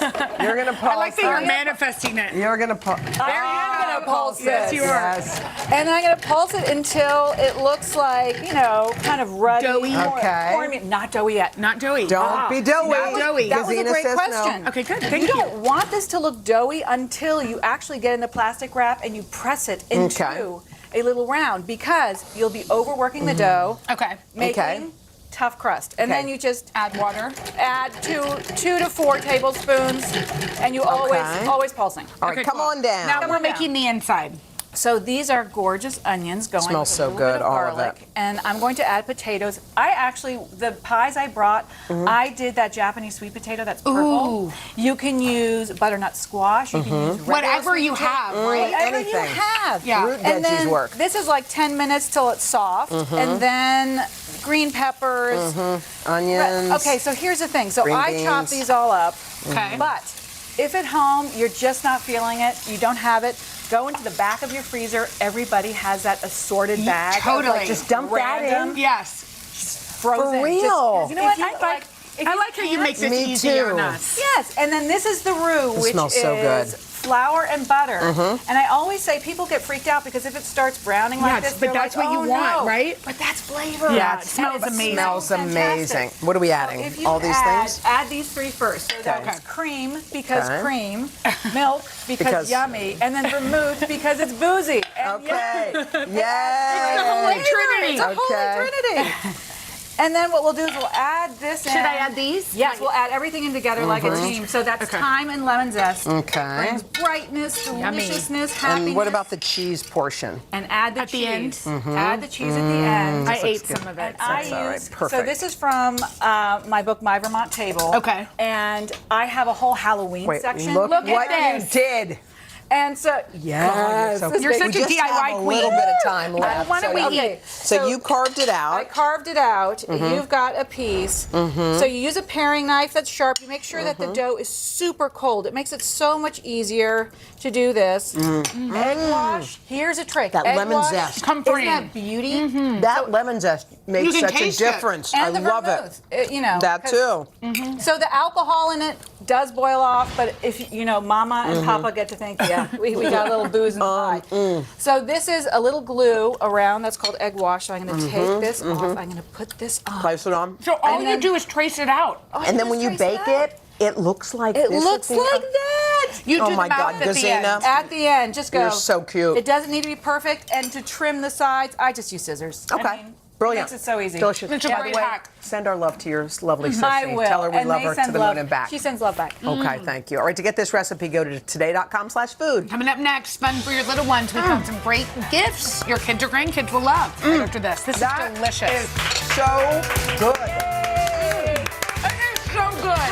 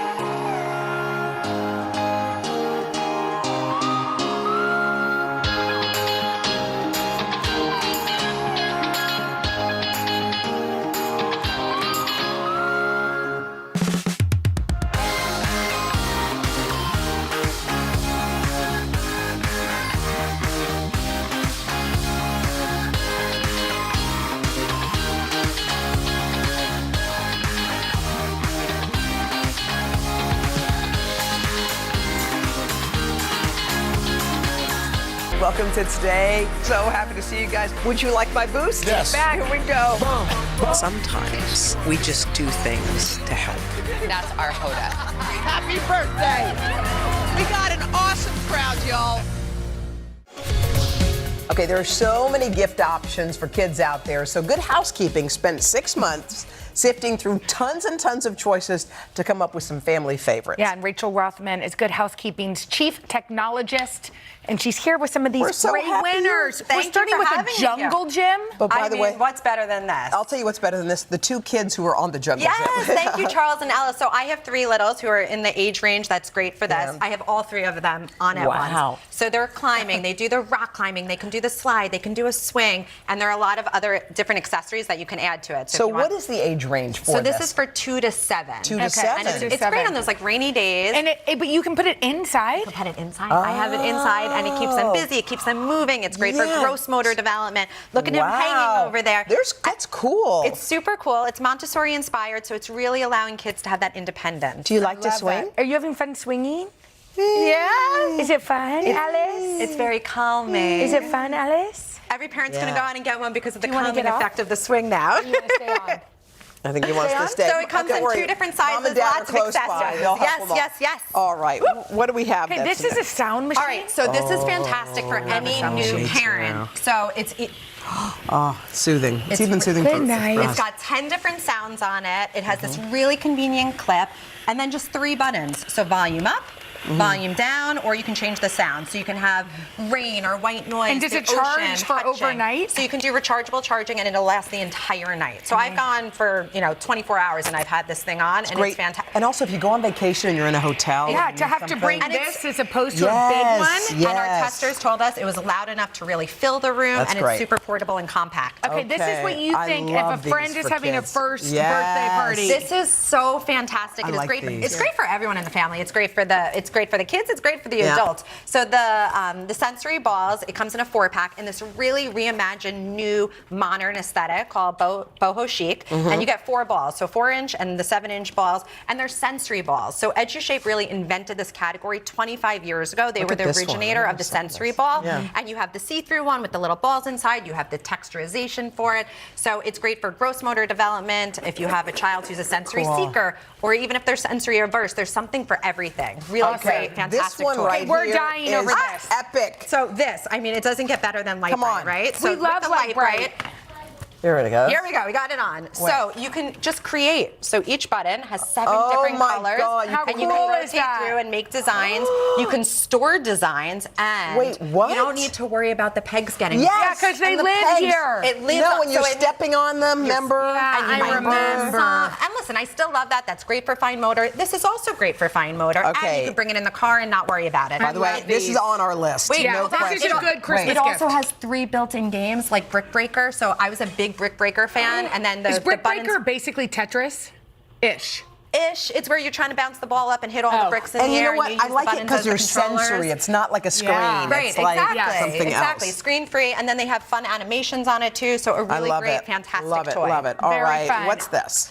So we love books. We'll get to that Yeah. in a moment. But with this one, Storytime with Sunny, the kids are going to have up to 5 hours of content on these 4 discs. It serves as, you clicked it on, and then it's animated. It'll tell the stories. It does games. It'll talk Wait, about right here? routines. Yep, you're seeing it right there. And you switch the discs in for games or stories or learning about the day and the routines. Oh, look. So it's Oh my great. God, it's so cute. It also serves as a nightlight and an alarm clock. So if you have a child who maybe you want to set up a routine for nighttime or in the love morning, this. Ooh, it's that's a really good idea. fantastic. What's the age range on So this? this is good for 3 and up. We found 5 to be that sweet spot, but 3 and up can be using this one. Oh, that sounds cool. Really Okay, fantastic. take us to the books. All right, so I'm going to let you take over. The As- Hager Well, crowd I picked would like these. to be part got of to be good one of our housekeeping and judges, help we were judge. so grateful, and you picked such fantastic Well, books. this is and- the one actually Mila read. Yes, it was the Hoops, which graphic I thought of novel. you. You know what? Haley needs this. think she'll She will okay. love it. Okay. It's a graphic novel. Okay. It's all about what it feels like to be on a team, the resilience you get from others. Yeah, and- She wrote the review, so she can actually tell you more. Wait, who wrote the review?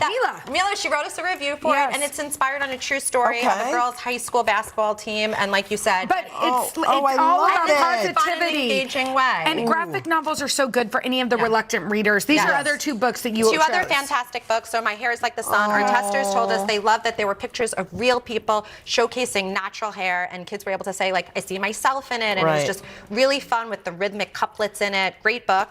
And then LOL 101, one of my absolute favorites. So it teaches kids how to tell jokes and how to that's present them. cute. How So it's done from a cute. comedy writer and a stand-up comedian, and it is so fantastic. I mean, my husband and I were laughing the entire time. My kids were trying to make jokes, so they really break it down into really really easy formula for kids to be able to tell the jokes. And I love they include a little social emotional component. Yeah. If someone doesn't laugh at your joke, what then? And they talk about that, and I love that. So the book is really, really fantastic, super engaging, super fun, and we have other really great picks that you helped us Well, yes, I know we read a lot of books. It was fun. Thank you for having me be this part was of such that. a great segment. Oh, right? thank We you. know everything that we need to and get. we want every we're busy single one. parents, and we want to have really great gifts for parents. Yeah, So. and things that are actually helpful. Yeah, and we Awesome. tested it with kids, with ourselves in the labs, and we can stand behind all of these fantastic picks. Thank you.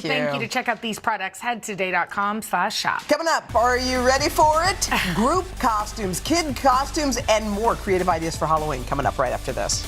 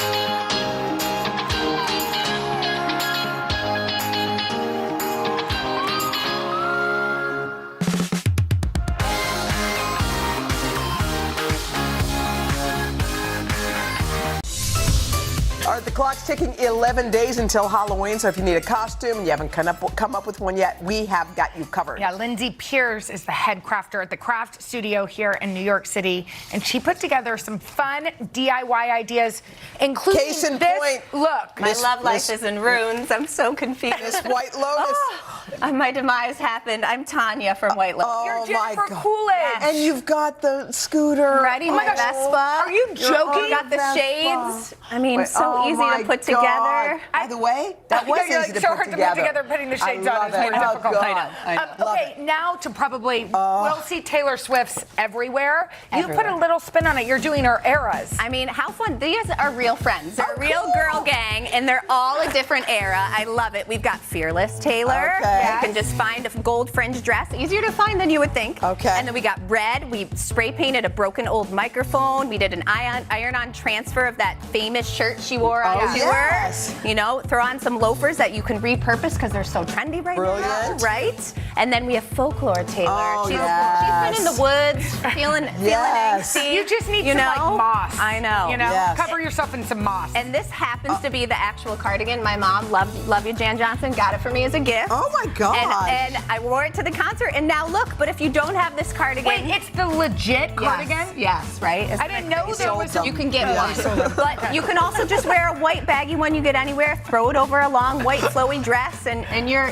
Taylor. Okay, Woods. but But take the us to come on. I mean, Most relevant, Taylor. This one, Wow, it's she's so in love. hard. Uh-huh. You just need a windbreaker. We happen to have a Kansas City Chiefs one, which I think might be a little hard to find after she rocked it at the game. Yes. But you can use a red sweatshirt, iron on a patch, and the fat head just like, I mean. Order the fat head. Well, the fat head is the most important Y'all are part going of to the have so much fun for I know. Halloween. I like your girl Taylor's, group. will you hold my Vespa? All right, so this Take is good care of it. quintessential New York my City. Goodness. I feel like I inspired this, and I don't know what to think about it. You did inspire this. I watched that episode, and a New York City rat and a pizza. I mean, it couldn't be more funnier, right? Do you like being a rat? Yes. Okay.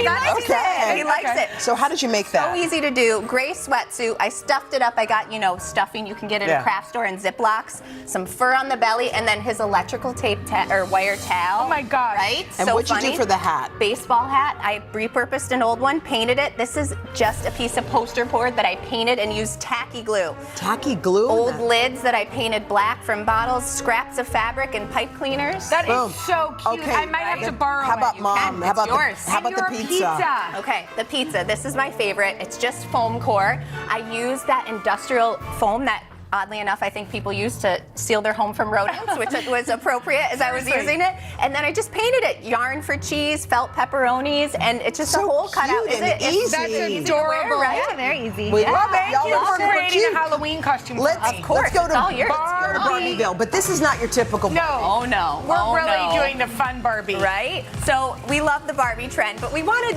play with it. So Weird Barbie is actually my daughter, Elle. Weird Barbie. Yeah. We love you. Weird Barbie's been practicing her splits, right? Oh! We took just a basic dress that I found at a discount store, and then I used my 80s and 90s puffy paint skills. Oh my Did you gosh, ever I puffy love- paint Yeah, shirts? sure I did, girl. So fun, brought me back to create the Barbie design, and then some leg warmers. She already had these cute boots, and gotta love the little Can mini you do one more split? Yeah. We got to see it. Yeah. What about Weird Ken? Okay. We're into you, Ken. This is Dojo Moja You are Casa cool. Dojo Ken, and is all Go, his Ken. Ken vibes. This is mine. I don't know when I had this. I found it in my closet, and it works. You could shop your closet. Totally. We gelled his hair, bandana. Find a chain that works. This is my favorite part, though. Did you make that? Muscle We shirt. painted Craft on some studio. abs. Oh, Painted on some hilarious. abs. And then cardboard, just cut out the little Ken belt chain. Got Cute as some, can be. right? Do you like being Ken? Do you want to do any dance or anything?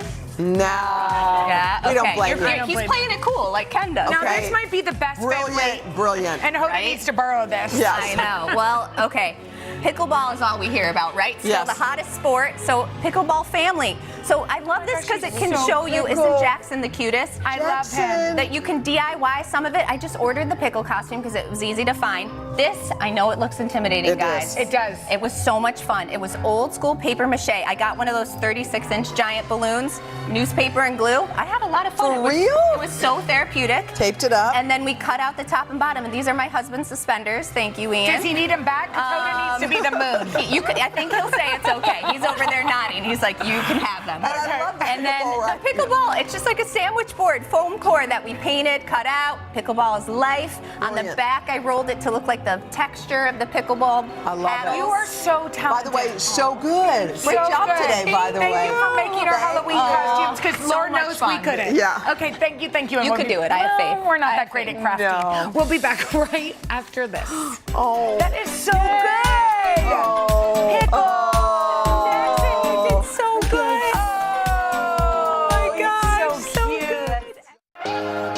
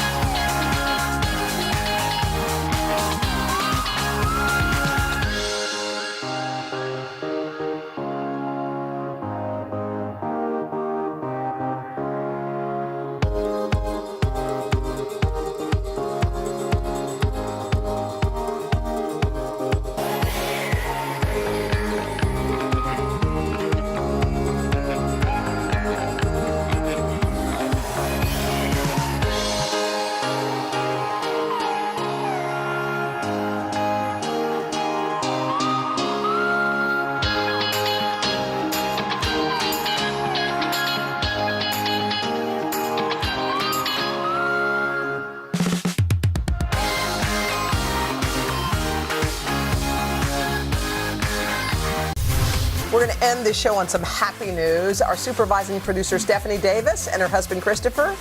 Welcome to Sun. Oh my God, Lee and David. Oh. She was working up to the last minute. She worked until the last day, Stephanie. Congratulations. Congrats. What a sweet babe. Welcome to the family, Liam. I mean, she went to the doctor from work and had the then baby. There you go. Well, there you have it. Okay, and if you're looking for something to listen to this weekend, a new episode of my podcast is out. I sit down with Canadian author and poet Margaret Atwood. All you have to do is scan that QR code or search for Read with Jenna wherever you get the Very podcast. cool. I'm going to be doing that Awesome. too. Coming up next week, actress Allison Williams and comedian Jim Gaffigan. Plus, Daniel Radcliffe, Jonathan Groff, and Lindsay Mendez from the Broadway hit Merrily We Roll Along. Have a great weekend, everybody. Bye.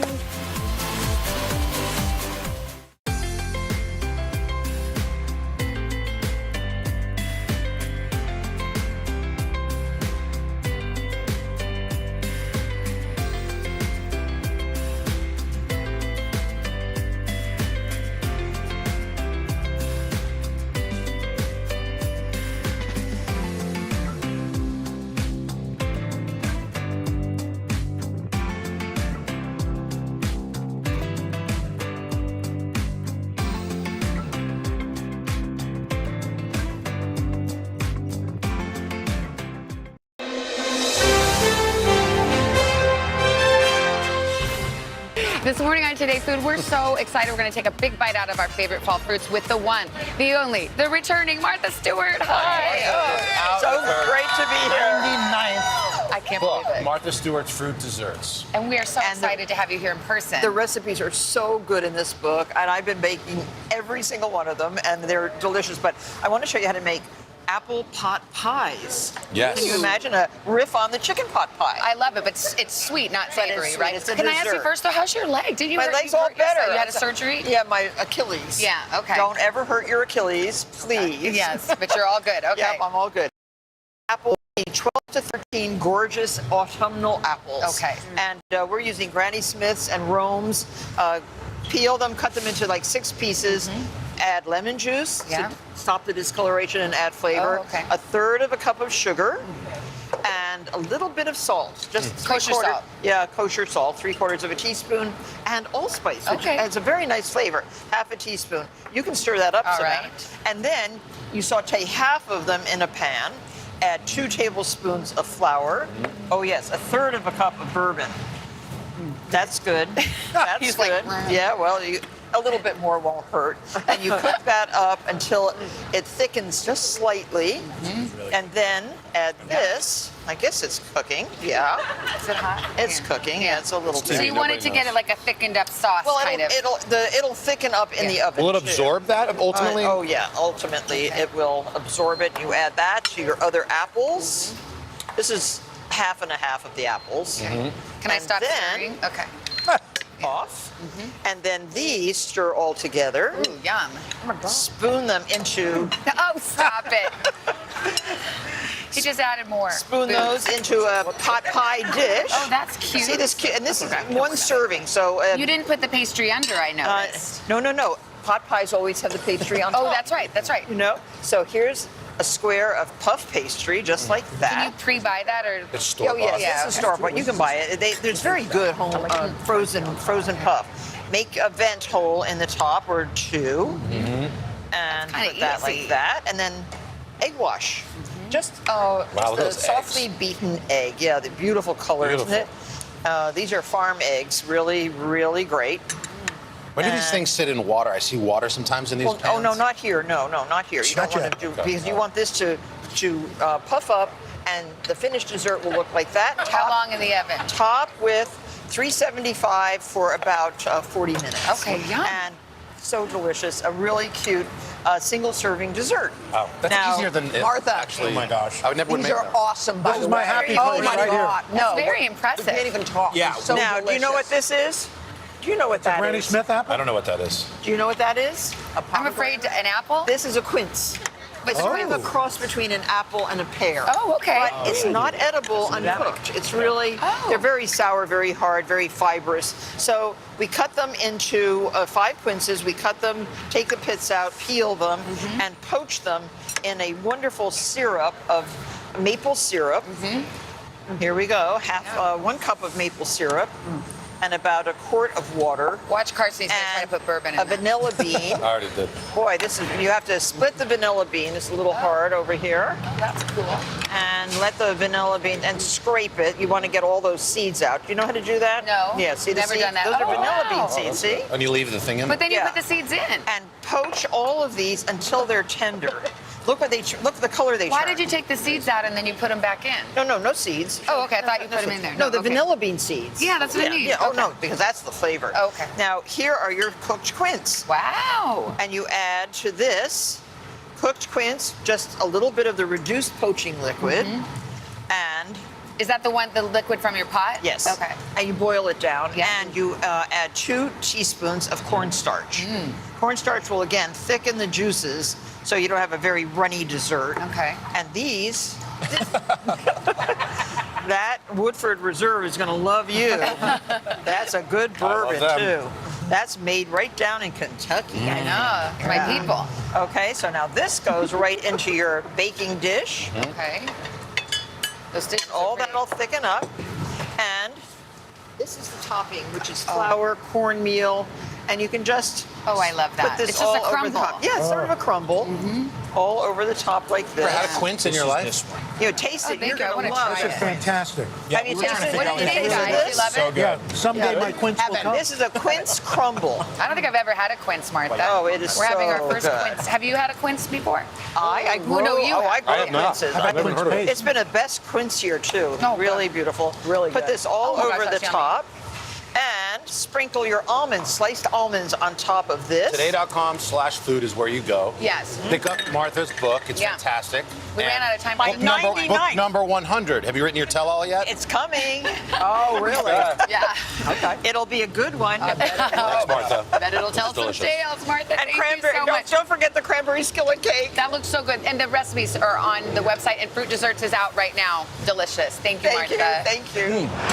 Great Martha Stewart. She's making one of her favorites. It's a classic fish burger, and with more than 50 cookbooks full of recipes, for you to say this is one of your personal favorites, I mean, it's got to be good, Martha. Well, I really like the fish hake. It's an inexpensive fish hake. Huh. And it's a member of the codfish family, and it's a wonderful white fish. And when you cut it up into nice little cubes like this, it comes like that. That's a fillet.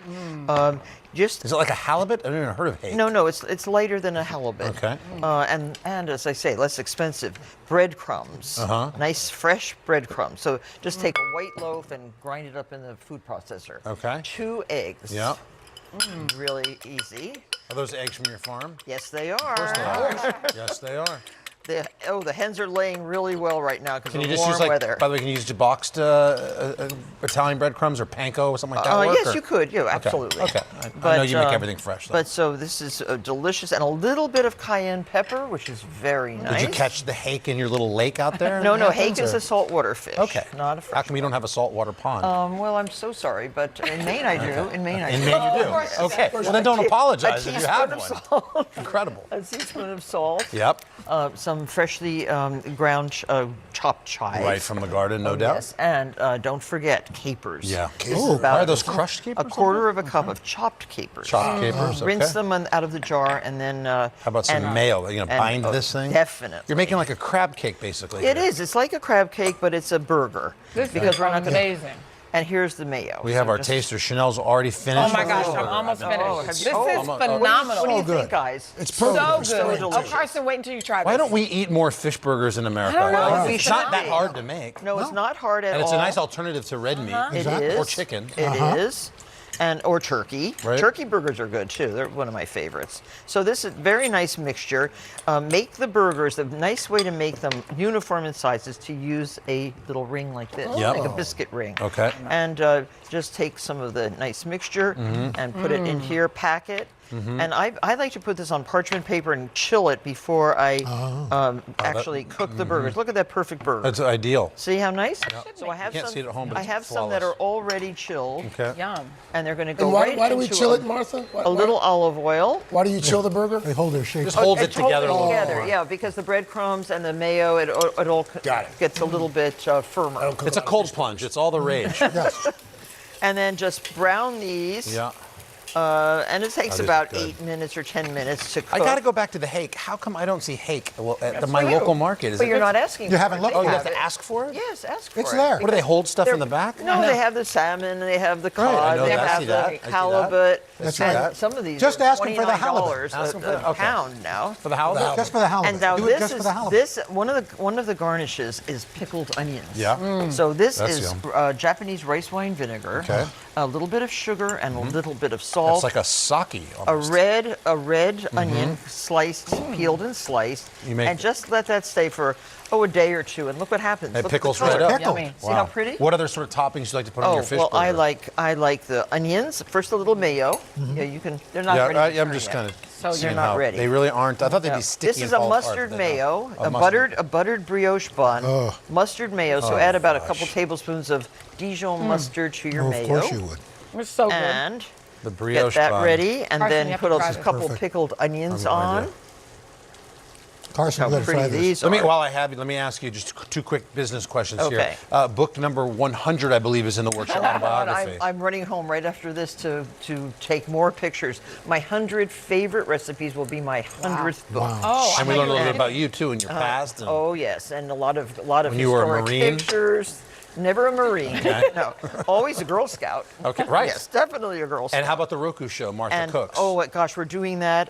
We have so many wonderful shows on Roku now. They have my whole library Yeah, too. that's on nice. channel 448. I live at 48.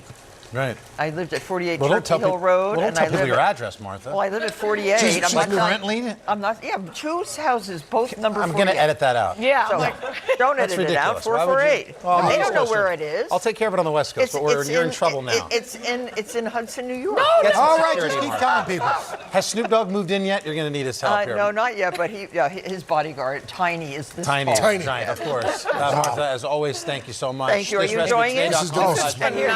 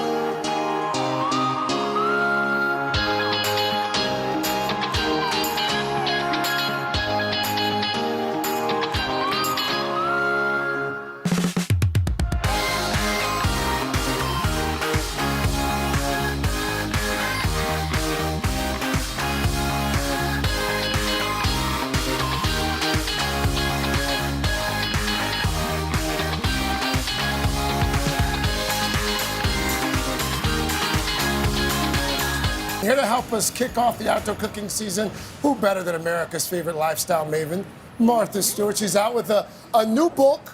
It's a guide to all things grilling. It's called What Else But Martha Stewart's Grilling. Yes. The 95th cookbook. Yeah, well, 95th book. 95th book.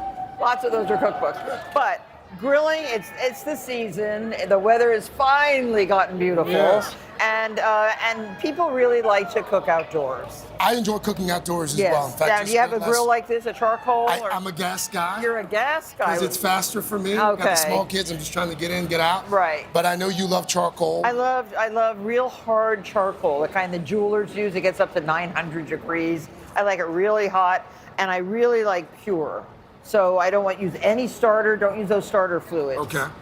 Start with, with. How do you keep your grates clean? Well, first, of course, put your grill away clean. Every time you use it, use a brush like this. Scrub that grate so it's nice and clean. Okay. You can use a little bit of oil on a piece of paper towel and a tong like this, and clean your grill, and then you cook. Now, this chicken has been cooking for about 20 minutes. You want chicken. This is for the first recipe. You want the chicken 165 degrees. 165. You Yes. need your outdoor thermometer. Yes, Make sure you have your little instant read There we thermometer, go. and you just use that. All right, let's get Then- cooking here, Martha. Okay, Let's so make this this chicken. is chicken with green chili dressing. It is so delicious. Once it's cooked, you make a dressing of cilantro, zest of lime, juice of 1 lime, olive oil. And we can make this dressing ahead of time. Oh yes, and you can set it actually gets better ahead of time. Some scallions, some serrano peppers. That's your dressing. That's pretty simple. And it's so simple. How long do you marinate? No, you don't marinate. This is cooked on the grill, just salt and pepper. Okay. And then you put the dressing on after it's cooked. Ah. And there it is. And everybody's going to have a taste. You're going to have a taste of this. You're going to love it. They're already tasting that. Oh, there. yeah. What's the verdict, Now, Carson Daly? What do you think? Oh, I mean, come on, Chicken, Martha. good. What can't you do? It's amazing. The next thing is the Korean skirt yeah. steak. That's the And now best. these are it's sort of like a skirt steak, but it is a short rib cut in the flank style. See this? See how beautiful I love this ribs. is? They're my favorite to Yes. cook on the grill, but So instead traditional of the ribs take long forever. ribs, yes, this is cut in the opposite direction, and boy, is it good. This is marinated, and the marinade is soy sauce. Not marinade. No, marinade. Marinade. Marinade. And it is rice vinegar, sesame seeds, white or black, soy sauce, scallion, a little bit of light brown sugar, and freshly grated ginger and garlic. Okay. You want to grate a little ginger? Yes, ma'am.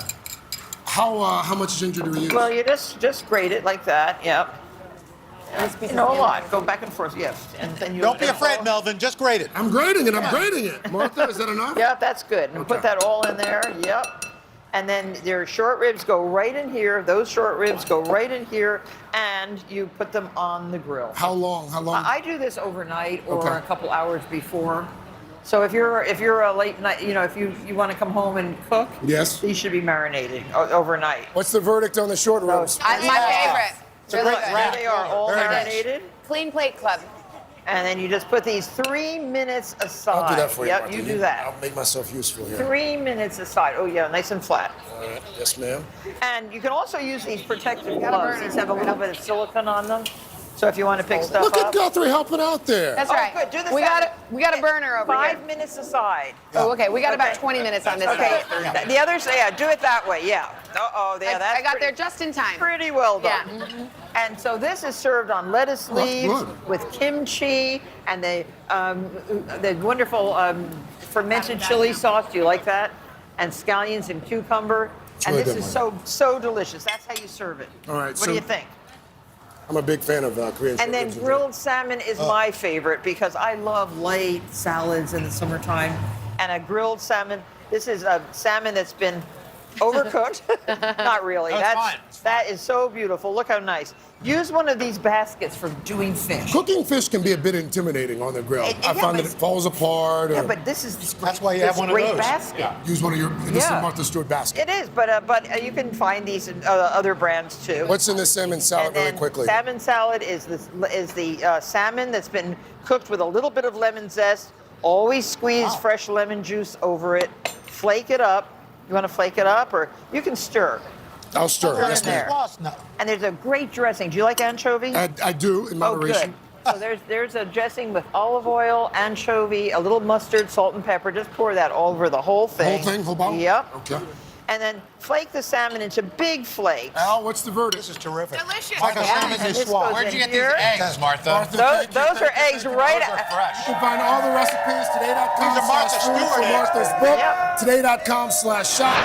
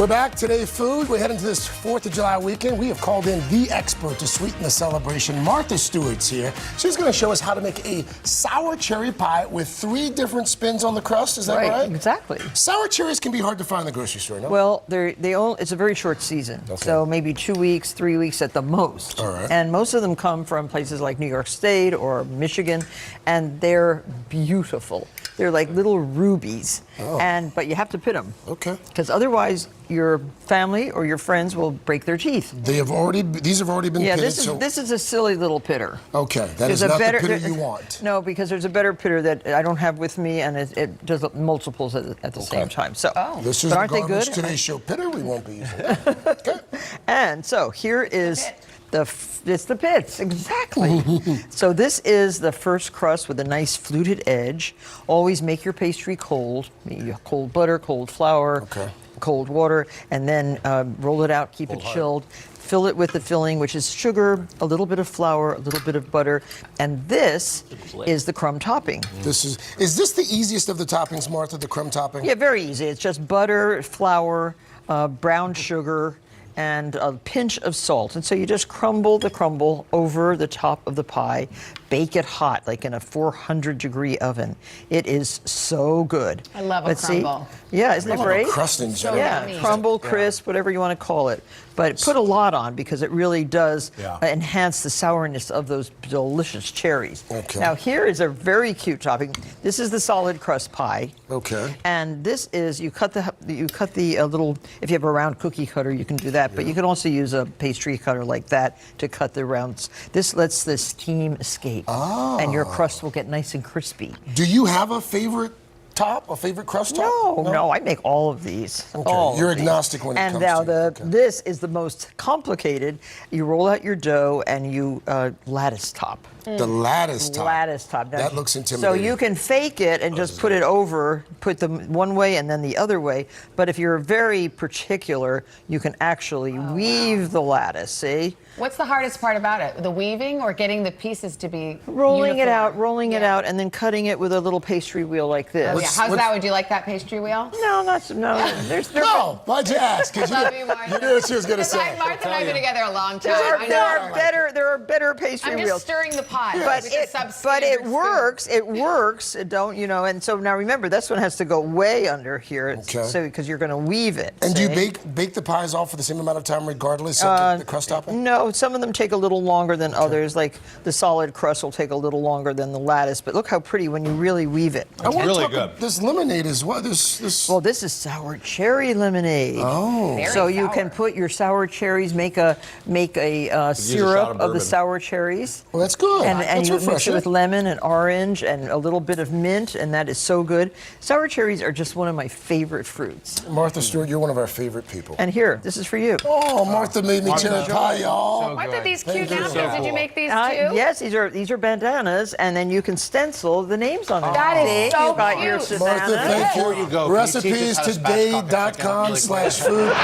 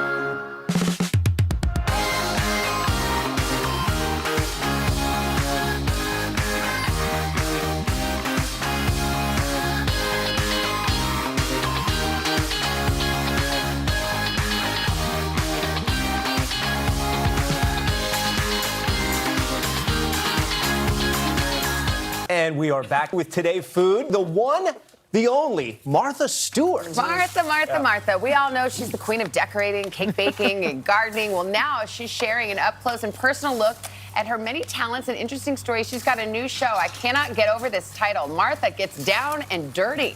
Take a look. The best use of a chainsaw I ever heard, though. A couple was getting divorced, and they could not decide about what to do with their home furnishings. And the wife just said, okay, well, you take half of everything.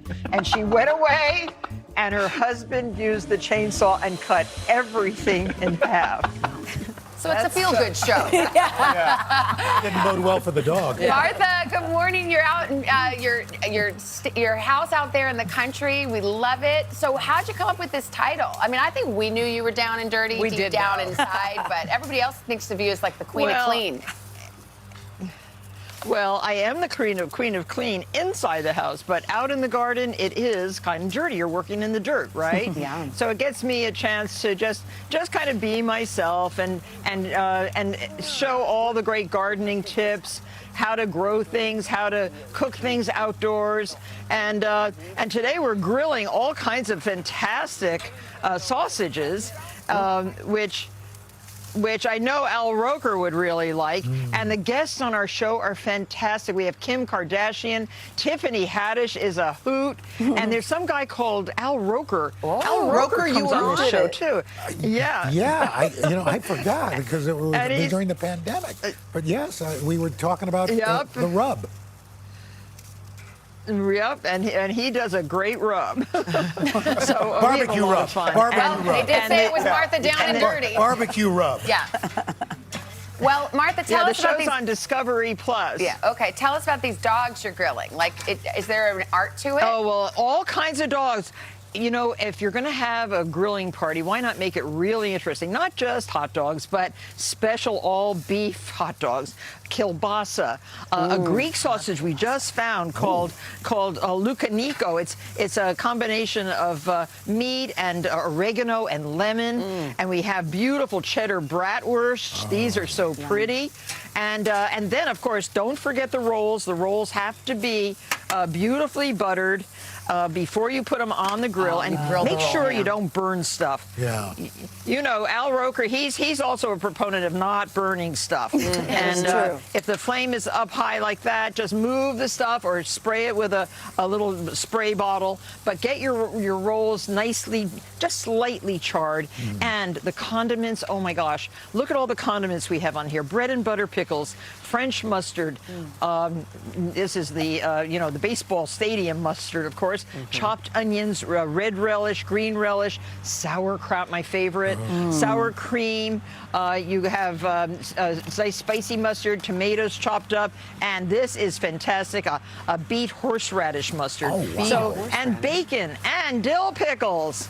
And doesn't that make your mouth water? Don't you want one of these right now? I wish you were here. Martha, I think maybe you ought to close the lid, Martha, just to kind of knock that fire down. Yeah, that's a good idea. For 1 second, you're right. And I love this grill dome. This is custom colored. You can get it any color you want. I love this. So you can have it match your house, your backyard, whatever. It's a really clever thing. Yeah. Oh, so let's let that cool down a little bit. Hey, Martha, what's your describe how you would prepare your perfect hot dog? What are your condiments? What do you like on yours?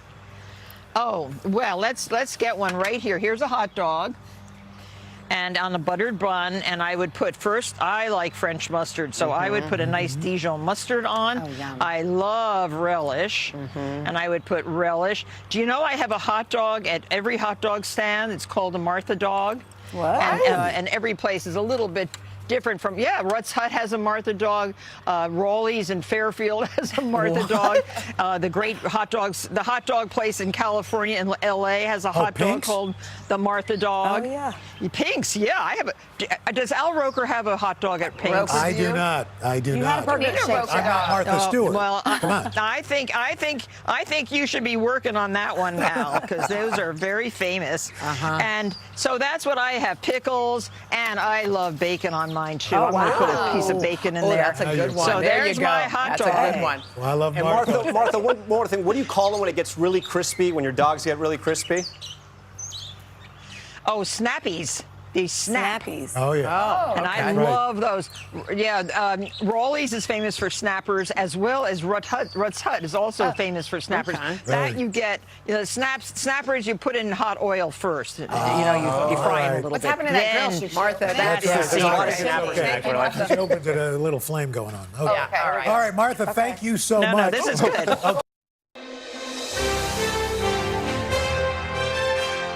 Our guide this morning, the one and only Padma Lakshmi. Hi, everybody. Padma, of course, host on Bravo's Top Chef. Tonight is that hit show's 19th season finale. Chef's getting one last chance to compete for the grand prize. Padma, you've been there from the very beginning with the exception of that first season. Yes, that's right. Yeah, and it's been a really long, great ride. I never thought that it would last this long, but I mean, we're doing well. The show is better than ever, and the critics still like it, so I'm very lucky. And not to give away too much, but the scuttlebutt is next season, you guys are going to do something you've never done before. Is that right? Yes, we're going to go international for the whole season. We have been international for finales. Okay. We've But the gone whole to season this Singapore and Macau and everywhere else, but the whole season is outside America. Don't ask me where yet. Okay. All right. Let's cook. Let's eat. What are we making this morning? We are making the healthiest dish possible. So I'm going to make a sauce, and it's a Balinese baked fish. I first had this dish when I was in Bali over 20 years ago, and it's so simple. And the reason I like it is because it's very low effort. You'll see. We love that. It's very healthy, it's very high protein, and it's easy to make. Okay. People always ask me how I stay lean when I do all this eating on Top Chef. It's not easy, but it's eating like this that helps after I finish. So we're going to start with onions in the blender, and to the onions, we're going to add garlic, ginger, a little bit of tamarind paste. Now, tamarind paste is wonderful. You can get it at any good supermarket. It'll last in your pantry. It's going to add like a tart and sweet tang to it. Also, I'm adding toasted sesame oil and cumin powder. Cumin powder. And a little salt to taste. That is really it. And about 2 or 3 tablespoons of water. Okay. Go ahead. We'll mix that up. You're going to mix that up. I'm not going to do it because of the noise, but this is what it looks like. And what kind of fish are we using here? We're using red snapper, but honestly, you could use cod, you could use flounder. Any white fish. Any white fish. This is so easy. And they're already digging in over there. What's the verdict? How is it? Yummy, got a lot of umami to it. Oh, you love the umami. And then all I'm doing is pouring this. This is going to go into an oven at 350 degrees for 20 or 25 minutes, and that's all. And Foil? No foil. Foil. Okay. Foil. So you cook it covered. Cook it covered. And then when it's done, I know it doesn't look very appetizing, but it's so delicious. All you're going to do is take fresh mint and garnish and a little bit of lemon juice. And this has literally like less than 250 calories a serving. Yeah. And you're going to pair it with bok choy? I am. I find cooking bok choy intimidating. Why? I don't know. It's probably because I'm not a very good cook. So good. So you want to get bok choy and you just want to quarter it like this. Depending on the size, you can cut it smaller. And all we're going to do is dump this bok choy and blanch it literally for 90 seconds. And why do you blanch it? So that it cooks evenly and you don't get weird spots when you're sauteing it. But you don't want to cook it for that long. Like this is going to cook for literally 90 seconds, 2 minutes. And then you take it out and you immerse it in the coal. You don't even have to. I mean, look, if it's a weeknight and the kids are hungry and you gotta go, don't worry about immersing it. You're not in a restaurant. It's got a little kick. So this is what it looks like when it's blanched about 90 seconds. I have butter melting here. This is so easy as well. And again, all I'm doing is adding some Asian ingredients to it, which is the toasted sesame oil. See a theme emerging. Soy sauce. Well, it's going to go with that fish, right? Onions. No onions, sorry. That was garlic. That was ginger and a little bit of red chili. There's your bite. It's your bite. Yeah, and then you just saute this up. And I mean, I literally made it in real time. I made this whole meal in real time, except for the 20 minutes that the fish took. That's how easy it is. That's really good. I love it. I like the flavors. Never thought I liked bok do this choy. recipe. You don't cook a lot. She has a even cooking here, show. Savannah, I have confidence that can do this. So good. I could eat a whole plate of that bok choy. Oh, that is really good. Really good. Thank you. Mama, Thank congratulations, by the way. Thank you so Folks much. who tune in tonight for the finale, what can they expect? Yes, they can expect a lot. We have 3 contestants who all have different styles of cooking, and we're in Tucson, which is a UNESCO Food Heritage Site. So I'm very excited. Tucson? Yes! That's nice people. I loved it. That's my It was hometown. great. Yay, It was so Tucson. nice. Padma Lakshmi, thank you so much as always. Thank you. Congratulations.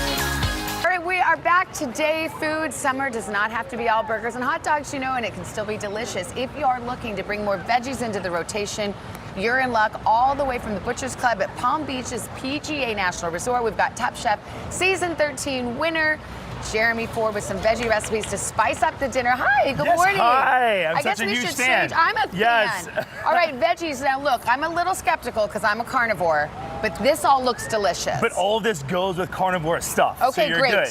So show me what you yeah, got. this is one of my favorite dishes from the Butcher's Club at PGA, and we basically take these beautiful sweet Vidalia onions. Yes. And we put them in a pot, Okay. skin on. Oh, skin and on. we have a little bit of milk, water in there, some aromatics such as thyme, a little rosemary, some black peppercorn. You just put it in sprigs and all. I love that. Yeah, how easy can that be? I mean, I'm into the ease of that. Okay.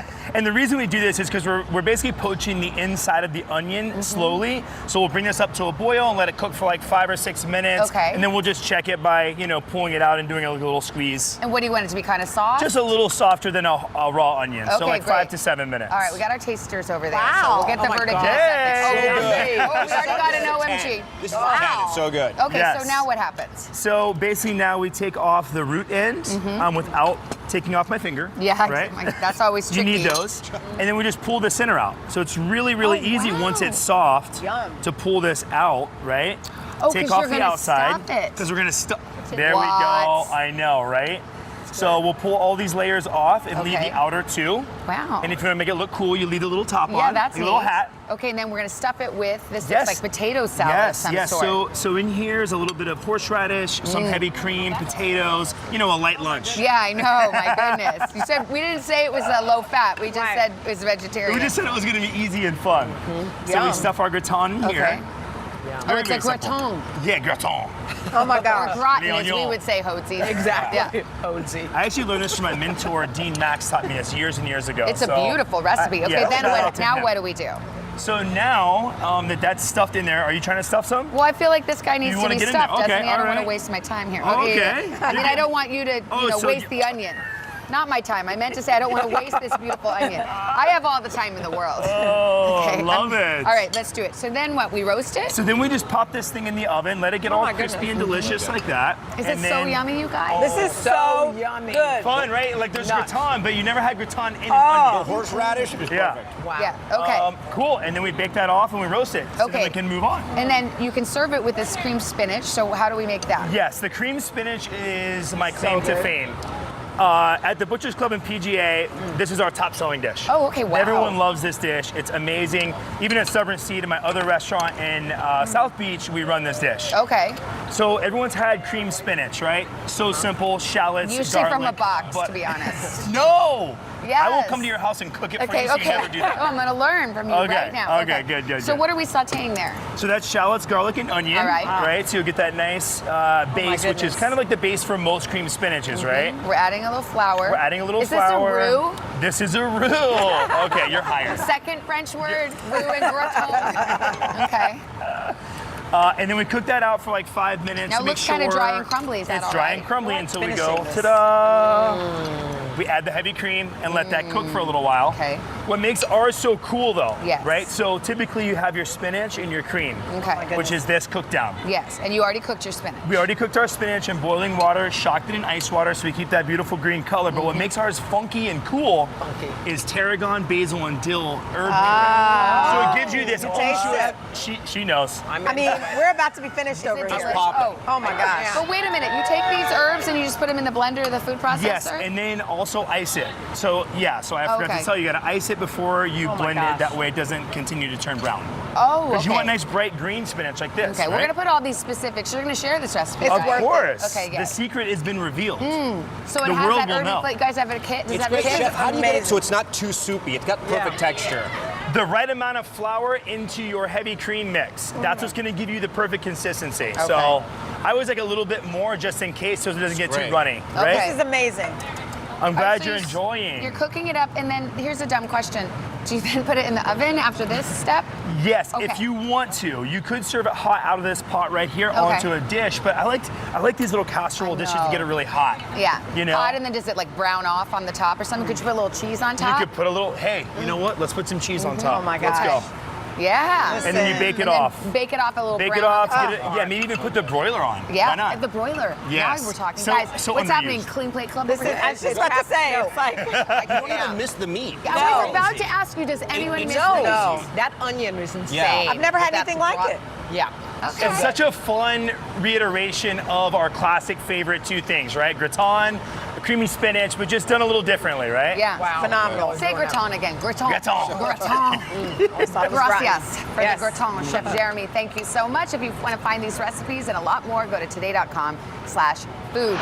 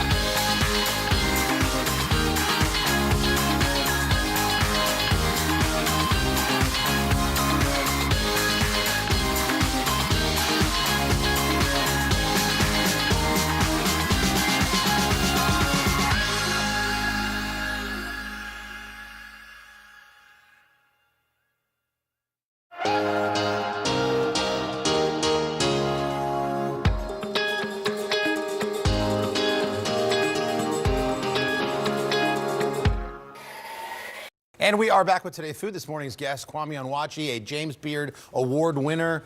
You may have seen him as both a contestant and recurring judge on Top Chef. He's also, by the way, opened 5 restaurants, all before turning 30. And now he's out with a follow-up to his acclaimed memoir. It actually is his first cookbook. It's fantastic. It's called My America, Recipes from a Young Black Chef. Kwame, so good to see you. Man, I'm so curious about how you, in this book, have taken your whole history, like from Nigeria to the Caribbean, to Louisiana, to the Bronx, and how this book has been just basically your lifeline. For sure. You know, it's my version of what I found American cuisine as a kid. When you're a kid, you're not asking like, what ethnicity is this when you're eating food? You know, I know I'm in America and I'm eating something, so that was American food to me. So it shows a lexicon of how diverse American What do cuisine you can remember about being in little Jamaica in the Bronx eating food that you're about to make for us today? Jerk chicken. I remember sitting on the side of the road with my father, getting jerk chicken out of a barrel and getting sauce all over my face. What is jerk sauce? What is jerk? So jerk sauce, you know, it started as an act of like preservation, but it's a sauce that has so many different layers of flavor. It starts with a marinade, and you marinate this chicken or pork or vegetables in this sauce, and then it's smoked and grilled. Let's get to it. So the jerk sauce, I always recommend making this from scratch. So I have a pepper sauce here. It's pretty much a Scotch bonnet puree. We have thyme. We have a little bit of tamarind, we have scallion, ginger, garlic, and soy sauce. And then allspice, cinnamon, and bay leaf and clove. We're gonna put that in the blender. Act like this blender's going. No need to do that. Well, then the sauce comes out like this. So I like Is it in like the barbecue sauce family? Is no, but you can make a barbecue sauce, which we're gonna do now. Okay. So we have ginger and garlic and onion sweating. You know, you add some ketchup to this, you add some brown sugar, and then you add your jerk paste, and then you let this simmer for about 30 minutes until it gets nice, deep, and dark like this. I was saying when I went to spring break on MTV, we flew into Montego Bay, and the weather was so bad, I had to drive to Negril, and we stopped on the street along the way, and I had my first jerk chicken. It's like a culinary thing I'll never forget. Your first real jerk chicken, Is it a right? street food? Yeah, it's actually a street food. There's a lot of history in it, and that's the beautiful thing about My America. It gets into the history of the dishes and why they stood the test of time. Perfect. So you got your jerk barbecue. You can blend it if you want to make it smooth. I like mine a little bit chunky. The difference between my jerk chicken recipe is I like to brine the chicken. I like to infuse the flavor deep into it. So Like an overnight brine sort of thing? Overnight brine. You have your flavors of your jerk paste in the brine as well, and then you'll marinate it. Throw it on the grill. I love it. We're in the studio. You like to outside cook this, though? Yeah, because you got to add some smoke to it, you know. What kind of wood chips do you like? I like to use pimento wood. The Wow, wood that never heard of comes- that you know grows the allspice berries, so Right. you accentuate those flavors. Let's see our little chefs over there. What do you think of the jerk chicken? Plates are almost empty. Are you serious? I'm not even joking. Come on. We got oh my plenty. God. Oh my gosh. We need more. You know what's interesting? A lot of times jerk chicken, it's too wet. There's too much jerk sauce. Yours is perfect because it's just a little bit, and it gives you that hit. You know. Well, so good. When you do it properly, like it's such a refined dish. You know. What is doing it properly? What are the cooking tips on the chicken? How does it differ You from gotta making? you gotta smoke it. You know you gotta cook it in the grill. You gotta let it marinate. You gotta make your jerk seasoning from scratch, and that's how you build those layers of flavor. Is this what you're gonna make it? But we have to plug the family reunion because it's so Yeah, cool. the Just family say reunion. what it is to everybody. So the family reunion is this, 4-day food festival at the Salamander Resort and Spa. We get some of the best chefs together in the country and food professionals and entertainers as well. So it's really exciting. Tickets drop today, everybody. Of course they I want to do. see all of you Oh at my the God. family reunion. That's gonna be good. What is the side dish, by the way? The side dish is sauteed cabbage and carrots. Oh my God. How's that, guys? Good. I mean, are you kidding me? It's Amazing. You know what we need? We need rum punch. A little rum punch. I got Well, congratulations on everything, man. Thank Looking you. forward to the Thank family reunion. The book is beautiful, too. Yeah. Thank you so much. Great writing, great recipes, and this looks delicious. So there's a good lesson on jerk chicken. Kwame, thank you. That recipe, by the way, is on our website, today.com/food. And for the cookbook, check out today.com/shop. It is awesome. Dawn Burrell made a name for herself competing in the long jump at the Sydney Olympics. Look at her back in 2000. And the next year, she won gold at the Indoor World Championships before she tore her ACL and decided to turn to another passion, which was cooking. Well, as a chef, Dawn's been nominated for a James Beard Award, Wow. a finalist in season 18 of Top Chef, and set to open her restaurant late August in Houston later on this year. But first, she's here to show us how to eat like an Olympian. Hi, Dawn. Good morning. Good morning. Good morning. I mean, I guess you're just a star at everything you try. Impressive. I mean, I've been told to do the best I can in every endeavor, so Nice. I'll try to do. Okay, yeah. like you do. We are not Olympians at anything except for eating. Yeah. We actually excel at that Yes, we sport. do. So we want to start the day with breakfast. Right. You say there's 3 things we have to have every single day. So I like to say that you should have some nuts for really rich proteins and nice proteins and good fats, for your body. Raw fruit. And some grains that are also rich, So what and is will help this? you. This is a chocolate granola. Chocolate granola. Yeah, and so this is granola? sort of fun on Sure. vanilla yogurt, or on top of maybe a little chia seed bowl or something like that. That's great. Beautiful, yeah. And then this is a power smoothie. This power smoothie is filled with protein, antioxidants, and good fuel for your workout in the morning. Okay. And it's a good grab and go breakfast that you can take to the track with tastes you good, or on too. your run with Little you, banana? whatever. Yeah, some bananas Blueberry? in there, dates, blueberries, and almonds. Love it. It's delicious. That's where you Yummy. use the protein. And then avocado. You say start your day with some good fat. Exactly. So if you are a savory breakfast person, this is a way to go as well because you have some nice protein from this is a chili paste with almonds in it. And so, Al swears by this. Is this the paste you love? That's the Trader Joe red chili. Yeah. And then you add a little bit of almonds in there, and then you have some a protein-packed breakfast for yourself with some nice Can we fat. have a little avocado Yes, have a little toast? avocado toast. Now, once we move to lunch, one of the things we never had when we were in Tokyo were some greens. Oh, I haven't eaten anything green in 3 weeks. Help us out here. Well, I'm going to help you out with that because we all need them, right? So here we have a vitamin-rich salad with great antioxidant qualities also because it's a turmeric and vinegar dressing. It's ginger dressing. And what you'll do is I'm going to top this off a little bit. That looks beautiful. This is a versatile dressing. You can use it on chicken or fish. And you it put has seeds on your salad, too, which I Yes, think is interesting. Seeds are also like rich fats, good fats for the body, and also some fiber. Fiber that's great delicious. for That looks digestion. so good. Thank you. Sorry. And for dinner, you swear by this chutney. This is this is a go-to chutney. It is Trinidadian as far as culture is concerned, but you can also puree it and make it into a glaze that is functional for like roasts and things like that. What we did here is we just used it as a chutney or a relish on this chicken. It's called cuchilla. Wow. It's a little bit spicy. It's made with mangoes and ginger. This amchar masala, which is a Garlic very and lovely peppers. spices, garlic peppers, delicious. and everything like that. Dawn, thank you so much. Oh, my pleasure. Thank you. You can find the recipes at today.com/food. And she's back on the third hour to tell us how to turn an athlete's cheat meal into a breakfast of champions. And by the way, speaking of champions, our champion weather person, Dylan Dreyer. A little birthday. Happy birthday. We have a special bubbly drink. Oh, yes. You get cider. So, Thank you for the cider. There you go. You're going to drink while you have apple cider? Yes, I ring in 40. Wow. You're only 40? The big 40. That's it? Wow. I Hanode wanted to say happy birthday too.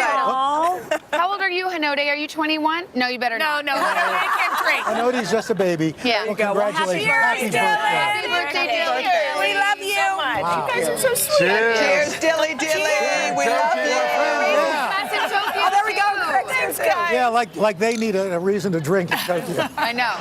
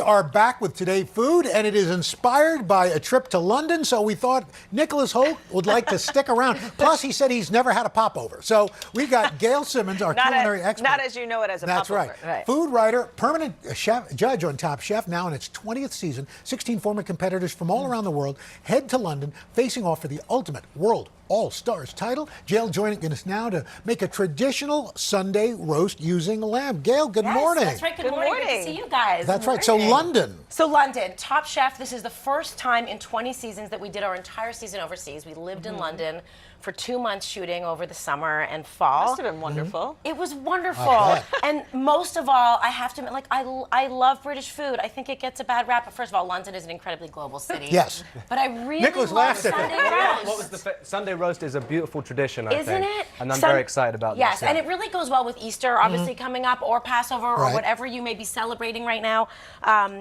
This time of year, spring, so I decided usually it's done with a big beef roast, Right. but I'm making a leg of lamb. Okay, so this is a boneless butterfly leg of lamb? Boneless and butterfly. Can you ask thank your butcher to get this You like absolutely this? can. It's very standard. Okay. And I'm going to start with making the marinade All for right. it. So you're doing mint, which usually people pair with lamb. Exactly. It goes so well. I'm using lots of fresh mint. I'm going to throw it in a bowl with lemon juice. And Al, Okay. you're going to help me out Okay. here. Yes, ma'am. So in the bowl, I'm going to dump, you can dump in lemon zest, garlic, and a little Aleppo pepper. You can use just chili flakes if you have. Let's season it up. Is that spicy? They are spicy, but Aleppo has a beautiful, mellow chili Okay. flavor. And then, Al, if you want to whisk, Okay, I'm am going I to pour adding in some olive olive oil? oil. Yep, Okay. I got salt.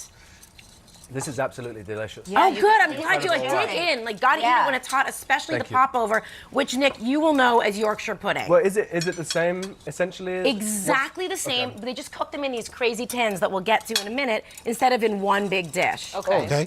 So you've got your marinade. So I've got my marinade. Now, pour it over my leg of lamb, but not all of it. Save a little bit of it, which will act as the extra sauce later. That's Okay. gorgeous. All Thank you right. very much. You've done this before, Once sir. or twice. And how long do you let it sit in the marinade? At least 4 hours. You can put it in the fridge. You can leave it overnight and cook Okay. it the next day if you Mhm. want. You're going to toss it around and make sure that it's nice and coated. Okay. Leave it, cover it, and then you're going to take it out, pat it dry, and throw it right on a very hot grill. Gail, should It's you let big. should you let the meat get to like room temperature before you throw it on? Yes, you want to take it out at least 45 minutes, and actually you want to season it because there's no salt in that marinade. Uh-huh. But we'll do that as we go. Right. Season with salt and pepper. Mhm. You want to pat it dry after it's come to room temperature, and then you're gonna let it grill. I've never cooked lamb. Do you want a little redness inside, or do you? A you have to little, cook it but through? I find, and this is personal, that unlike steak that I like really medium, rare, like totally pink inside, lamb can be a little tougher, a little chewier. So I like to cook it slightly more medium Right. than Okay. medium rare. So now we're and gonna then I make make the my Yorkshire- popovers. the popover, Exactly. which so is important. in one bowl, I have flour and salt. In Mhm. the other bowl, I have 4 eggs. I'm gonna whisk with, I like to add a little maple syrup. I'm traditional, but I'm Canadian. This is what I was excited about because I took a bite and I love Yorkshire pudding, but this has got a nice sweetness to That's it. right, a in the little crust. bit of sweetness, I like this some addition. melted butter. Mhm. cooks, so he's taking notes. I am. I love that. I love that. Puddings I've ever had. I'm I excited. feel it's very, it's serendipitous that we have a Brit to eat my beautiful, my thank you. Sunday roast. Usually you make it with beef fat, but this is a Yes, wonderful. I'm using melted butter here, and then I'm just gonna put my dry ingredients whisked in. It's like a very moist This pancake. is like that's exactly it. But It's like a when good they come out of the oven, they're actually Oh, my gosh. huge, as you saw earlier. They deflate a bit, but they're so much. Tell them fun. about the shrinkage, Jerry. Like a Precisely. All right, so I mix that all up, put it in a pouring tin. Now here's the key to Yorkshire pudding. Okay. The key to popovers is you want to preheat this pan. This is a fancy popover pan. You don't need it. You can use a muffin tin. Okay. But you can see that there's already sizzling melted butter at the bottom because I've preheated it. Take it out of the oven and immediately while it's still hot, pour in 3/4 of the way 'Cause you don't your wanna fill it up popover too much or batter. else it That's will- right. Because So they it get does huge. expand over. Yeah. And that is the name. So you pour it in, and then you put these in the oven about 15 to 20 minutes at 425, This and is they come out so puffed up and serve huge. immediately. Serve immediately. I mean, already they have. They deflate. But Yeah, they are but they so chewy good. and I'm very delicious, happy. and they go with the Glad I lamb. Are you stuck happy, around. Nicholas? I'm very happy. I'm We're glad I glad stuck you around. stayed. Thank And then you have the extra Much better than marinade, the of course. crickets. Oh, that's As right. your sauce. This is How's my That's right. Sunday roast? delicious. It's incredible. Is this the best interview you've ever had? It certainly is. I'm very happy. It's taken the bad taste of the crickets out of my mouth as well. Nicholas came to play. I like that. All right, Gail, thank you so much. Nicholas, thank you so much. And Thank for you. these Thank recipes, head to today.com/food.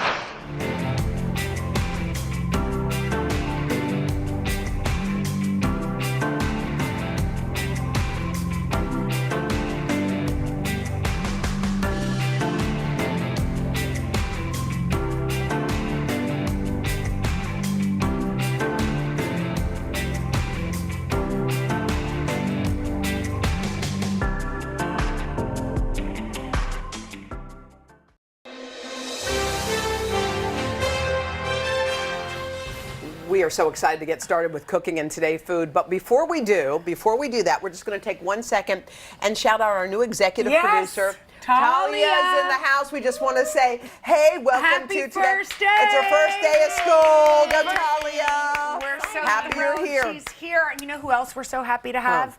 Well, she's not at the ranch hanging out with her family or filming episodes of her hit Food Network show. Ree Drummond is busy coming up with easy and delicious meals for you and your family. Ree's the star of The Pioneer Woman and a best-selling author of 7 cookbooks. Her latest is called The Pioneer Woman Cooks Super Easy. It's 120 shortcut recipes for dinners, desserts, and more. We've missed you. Ree, we're so happy you you're guys. here. It is so, I just feel like I'm seeing old friends, and it's just so happy. I'm so happy to be here. Well, love it. Ree, okay, first of all, we have to say congratulations. Yes. Your daughter got married. Oh my gosh, thank you. How was know. that? It was so much fun. I mean, it was, we did it on the ranch, which was a crazy idea. We sort of built this huge tent out there, but it was fun. And the great thing is, it was a lot of work, but the day of, we were just able to let the process happen and enjoy it. It wasn't stressful. Did you do any? You didn't do any cooking for it, did you? No. Good. You just No, relaxed. no, I just wanna no. make I know, sure. I was going to say, who does Ree hire as the So caterer? that's why I was able to relax and have fun. Yeah, right? And to watch your husband walk her down the aisle, we know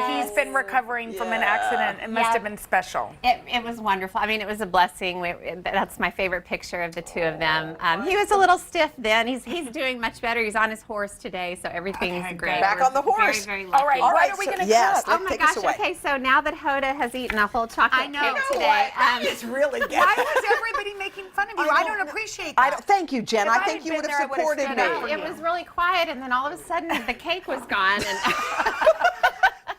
but You should see what she does to chips. well, you know, You know it's what? morning. It's happening again. You have the rest of the day to work it off, right? Exactly. So after the cake, I thought it'd be great to make some vegetables. So I'm going to do a sheet pan gnocchi dinner. And what I love about it, my cookbook, really, I'm not afraid to use shortcut ingredients. So my favorite ingredient is store-bought gnocchi. So and is it's- this frozen or you just no, get it? it's actually shelf-stable, believe it or not. So you can buy it. throw it in there? Wait, Yeah. is this a joke? just What you threw just gnocchi did? on- You just dumped everything on the sheet pan? Everything on the sheet I pan. thought you had to boil the it. veggies? Oh, no, because we're going to roast it. So then I've got pesto? Yes, pesto. I'm going to mix it with olive oil. Oh. I'm you trying buy not the to get pesto pesto on too? you, so I That's moved it okay. away from Don't you your worry. beautiful Ree, can you white buy soup. the pesto or did you make that? No, bought the pesto. See, I like everything so far. She's that's speaking happening. our language. Yeah, I mean, during the pandemic, you know, I kind of burned out on cooking a little bit because there were Didn't so we many all? kids around. Is that it? Yeah, so that's it. Because pesto is so flavorful, it has garlic and you know, And do you of need course, to oil the basil. pan? Did you already oil You don't it? have to because there's plenty of olive oil in the pesto mixture. So You just basically, mix it all around mix like it all that? around, and then look how Wait. beautiful it looks. Oh, my gosh, Jenna. we have to pull it out of the taste. oven. So I like to do a little balsamic you want us to help you? glaze. Oh, yes, Yes, help me glaze. and grab some Parmesan shavings. So do you just that? I love balsamic I glaze. do too. I Everything do too. on anything. And you know what? I used to make my own by just reducing balsamic for Yeah. hours, and the this. house would smell like vinegar, and my kids would be like, "What is that smell?" doing? This is kind of crispy. It's delicious, isn't it? And see how all the my veggies God. got beautiful color. But it's such an easy meal, and I would totally just eat this. But Wait, we could do this too, which is huge. look at what we just In did. 1 second. Put it in the oven. Is dress this it. basil? What did you? I What is that? tore basil. Oh, tore basil. Yep. And I'm so lazy. I don't even want to chop basil anymore. Just chop So I it. just By the way, tear it I and like put it on there. exactly. Oh, should we go around the back? Yeah, There's we more? have another recipe. taking So, that. honestly, sheet pans are kind of my thing. I love them. They're just I get nervous if I don't have 20 ready to go at all times. So this is a sheet pan salad, and I love this concept because you basically roast Any veggie you want. It's the squash time of year. Okay. So Yes. this is a mixture of cubed butternut squash Yum. and delicata squash. I love delicata What is squash. that? I I'm don't know. What is obsessed it? with Me it. too. Do you ever So- put it on toast? Oh, yeah, mash it Yes. up. Yes. What are you talking It's about? just a look at- squash. this is what it looks like. Oh, And in it's the basically store? kind of an heirloom type of Okay. squash.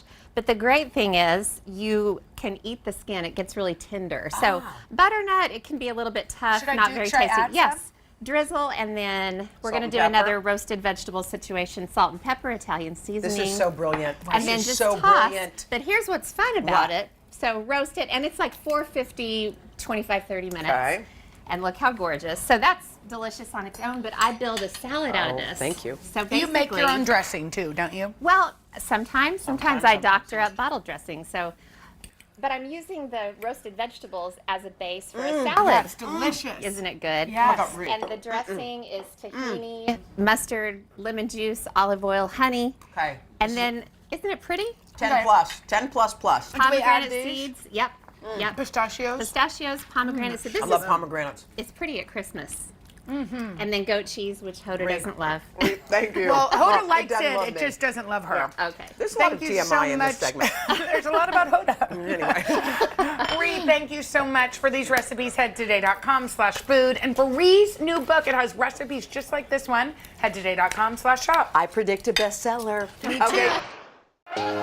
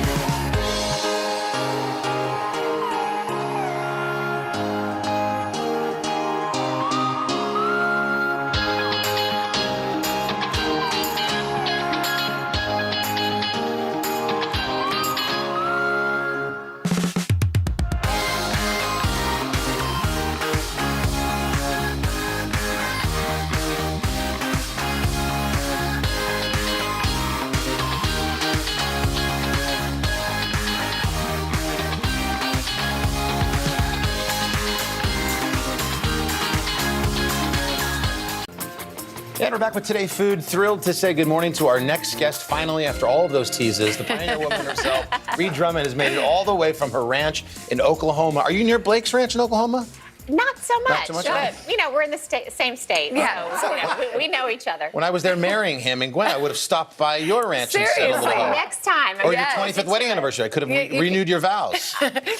Well, Ree's also out with a brand new cookbook. It's called Super Easy. It features more than 100 shortcut recipes, which we like the sound of that. Actually, lots of going on in the ranch in Oklahoma. You look absolutely stunning. You've got a daughter who just got married, right? Yes. Hard to believe. Yeah, and you're about to celebrate your 25th anniversary, and Carson's going to renew your vows for you. That's hard to believe too. I know. I'm only 29. I don't know how I can be married. For You look 25 29. years. What happened to you? During COVID, all I did was eat and drink I and not know. work out. Well, And listen, same. I was wearing pandemic pants this time last year. I don't know if you remember, but yeah, I just, the wedding was a great inspiration and motivation. But then once I started kind of exercising more and getting healthier, it felt so good that I just kept going. So I'm kind of glad I'm over that hump. And now it's about just maintaining and enjoying. Well, I don't know if these delicious recipes are going to be on any maintenance, but they really smell good. Speaking of my wellness journey, let's eat some tots. With cheese all over them. So, yeah. It starts with chicken. Yep. Yes, so I'm going to make tachos. Now, do you know what tachos are, Carson? no idea. You need to know. I'd like to know. Tachos are just like nachos, but they're made with tots. Oh, Yum. So I baked some tots with a little We have the cumin gang and eating chili already. powder. Oh, Cooked okay. some chicken, add some celery. So these are buffalo chicken tachos. Yum. Celery, garlic, and green onions. Did you and make then- up tachos, or is that a thing? I never heard of tachos. It's kind of a thing, but it hasn't swept the nation yet. Yeah, so it's going now to. it will. I'm kind of hoping. But be trending anything by the you end of can the segment. put on nachos, you can put on tots and Okay. call them tachos. Love So it. then, of course, buffalo sauce, and then you just let this simmer. I started with delicious raw smell. chicken, but you can do rotisserie chicken to make Okay. it easier. Yeah. So simmer that until it's luscious. Have you and changed what saucy. you cook now because of your sort of wellness journey? Has it put you on a No. different path? Or you... No, and the thing is I have teenage boys, college students, lad, Right. is a, Ranchers. Cowboy, and so I have to make food that everybody loves. Right. And Yeah. I'm not good when I deny myself, Yeah. whole Butter categories and of oil food. and- So I'm just kind of learning to eat. I like to say I eat a Rhode Island-sized piece of cake instead of a Texas-sized piece Right. of That's cake. the best way. You get the flavors and the taste. How does that It's taste? just That's delicious. really good. Everything's good. So good. So you pull the tots out of the oven. They're seasoned, so they're a little bit elevated. I kind of push them into a pile, Yeah. pepper jack cheese Yum. all over. I Okay. mean, this is It what gives a little life's all spice. about right here. Right here, yeah. And then you spoon the saucy chicken all over. And so you can do ground beef and That's some hit, right? black beans and do sort of a Is the chicken Tex-Mex. gonna, because it's hot, melt that cheese, or are you putting this back in the No, oven? it's going back in the oven. Okay, I yeah. thought so. So Okay. because you That's want to amazing. melt the cheese like nachos. So all the cheese you want, melt Where's mine? it. Oh, here we go. That's delicious. Okay, yeah. Cheese. Actually- Pepper jack cheese, the buffalo sauce. Then it's hearty. It's got a kick, but Oh, jeez. did you know redheads can tolerate spicy food more than anybody Really? else? Is that true? Yeah, so This is good. You love it? That's my we'll delve favorite. into the genealogy of that some other time. But, Wow. but basically, you garnish with blue cheese, and to make blue cheese dressing, I just take ranch dressing and add blue chease to it. Oh, And clever. It's Another very shortcut. easy. You can do bottled ranch, or you can make your own, but nice little shortcut. So this is why my teenage boys love me. Oh, I can see I mean, why. that is delicious. Hey, Carson. Really, really good. This is gone. I mean, Yeah. wham. What happened? Oda's eaten a whole bundt cake already. Hoda, we have not started the cake segment yet. Hey, take a breath. No one's missed these eating segments more than Hodes. So good. Remember, Rhode Island, not Texas. She's going state by state. All right, well, that does bring us to our chocolate cake. Now, this is your secret recipe, right? Okay, yes. So, confession, my top secret ingredient in my top secret cake is dark chocolate cake mix. Ooh, okay. And listen, I had my house full of humans during the pandemic, and large 6'5" humans and football players, and I was making so much food that I was about to lose my religion. I mean, every day I was just like, I can't do it anymore. So I'm not afraid to whip out the chocolate cake. I doctored it with, bittersweet chocolate chips just to make it a little bit more rich. Wow. But the thing This is the secret. It's a box cake. well, that's what, yeah. Okay. But the thing is, I'm topping it with ganache, which is heavy cream and good well, there you quality go. It's a chips. Balthester. That's Okay. all 2 ingredients, Yes. and then it turns into this Here. luscious. And are these this inside becomes too, or is good. this like a topping This thing becomes situation? so well. You can just eat one if you like. So you just but- made, okay, yeah. So you made the We gotta cake. go. Oh, we're out of time. Okay, Yeah. I really wanted to understand this. And then drizzle. drizzle. I do sprinkles on top, but after Halloween, you can take Beautiful leftover cake. candy, chop And it put up, it on and top. put it on top. So Hold up. Hold Oh on, my she's God. licking- Happy she's plate. Wait a licking minute. the plate. Hold her, show it. Clean Literally. Plate Club. Clean Plate Club. Clean Plate Done. Club. You left a And she's gonna eat Al's. And also, she's going to move in with you. And she's giggling. She's giggling a lot over there. Congratulations on everything. Love your show. Yes, Thank you you're the guys. best. Thank you. Thank you. All right, of course, you can find all these recipes at today.com/food and pick up a copy of Super Easy at today.com/shop. This morning on Today Food, lasagna 2 ways with layers of pasta, meat sauce, and creamy cheese. Lasagna is one of the ultimate comfort foods, but get ready for something a little new this morning. Reed Drummond, AKA the Pioneer Woman, has created 2 recipes. They're going to become your favorites. Her latest book is called The Pioneer Woman Cooks the New Frontier. Reed, good morning. Hi, Savannah. It's good to see you. Now, you're doing something really different with lasagna, which is risky. Well, it's a little risky, but when you see these recipes, you will totally understand. I like to mash things up, and you don't want to make lasagna over and over and over. So we are going to make shrimp scampi lasagna roll-ups. I like it. Which are as good as they sound. So I cooked some shrimp in butter, onion, garlic, little thyme, and chopped it up. Okay. So I'm going to make a sort of a shrimpy, cheesy filling. And this is cream cheese, ricotta, egg, and Parmesan. I mean, what could possibly go wrong? I know. Looks so I mean, good. it's all right. Sign me up. Yes. So I'll let you stir this together. Okay. And I'm going to start on the white sauce. My new cookbook has lots of fun recipes like this. Yeah, I like that it's different. Yeah, and buffalo chicken quesadillas, for instance. I have 2 teenage boys at home. Yeah. My girls grew up and left me. So now mean. you've got those brutes at home. So rude of them. You still got Charlie the dog? Well, Charlie's not with us anymore, but I have Walter. Okay. Oh, Walter. And I have a couple of other little bassets running around. Look at the whole crew over there. It's like, Savannah, my how could you goodness. ask that? Oh, no, it's okay. Charlie lives on in his books. Yes, he does. We read his book all the time. Oh, I love hearing that. Okay, so I stirred it. So that's all stirred together, and I am making just a beautiful white sauce, and I started with the roux, and it has cream and milk. And so you cook and cook and cook until You're this trying is to thicken it up, right? Thicken it up. Is that thick enough or not really? This looks great. Okay. This isn't quite there, but All I right. have Magic some of already television, finished. yes. So I'm going to have you help me build a roll up. okay. So this is the filling you just stirred together. Take about a generous third a cup. Okay. And put it on the end of the... Oh, this has the whole thing is in here. Our shrimp, our everything. And these are cooked lasagna noodles. I cooked them about half the time that the package says. And then just roll it up. Hence the name, lasagna roll-ups. They're so cute and pretty. What do you They are think, so gang? cute. Oh my God. Are you dying? Oh my goodness. Between bisque and a lasagna. Oh. Good point. That's exactly what it is. And then I always put the seam side down. Yeah, of course, to make it look pretty. I poured the white sauce in the bottom of the dish. Oh. And then I'll let you pour And the then rest of it. Am I all pouring over. or am I drizzling? No, pour. Okay, pour Just that get sucker. in there. Okay, yeah. Why not? Look at that creamy yummy. Isn't that gorgeous? Yes. And then top it with mozzarella. And you can see the finished dish right here with parsley on top. That doesn't look crazy difficult either. No, it's not. And my daughter, who lives in Dallas now, saw my new cookbook, and she said, when I come home, will you make me the shrimp scampi lasagna roll-up? So, I mean, why not? Look at it. It's okay, gorgeous. I want to taste that. So that's lasagna one way. And Now the this second shocked way, me. Lasagna soup. I mean, it's really earth-shattering. Okay, It's- tell me. I'm gonna have a bite It's beautiful. here. So started with ground beef, sausage, onion, garlic, thyme, oregano, and I just cooked it, and then added. Oh my God! Let's try that. Savannah, just take your Delayed time. reaction. So good. Take Okay. your time. And just turned it into a really delicious whole tomatoes, tomato paste, parsley. And you can see the whole tomatoes. I actually like to let them cook down a little bit and then break them up because they're a little softer. Anytime I try to squeeze them with my hand, it winds up in my eye. Yeah. That's not fun. Or on my shirt, which is even worse. Even worse, exactly. So you just you browned up the beef and then then you put in the drain the tomatoes. excess fat and then turn it into a beautiful soup. And then I cooked some broken up lasagna noodles. So this is That where and they're down at the bottom. It's lasagna like a comes hug. in.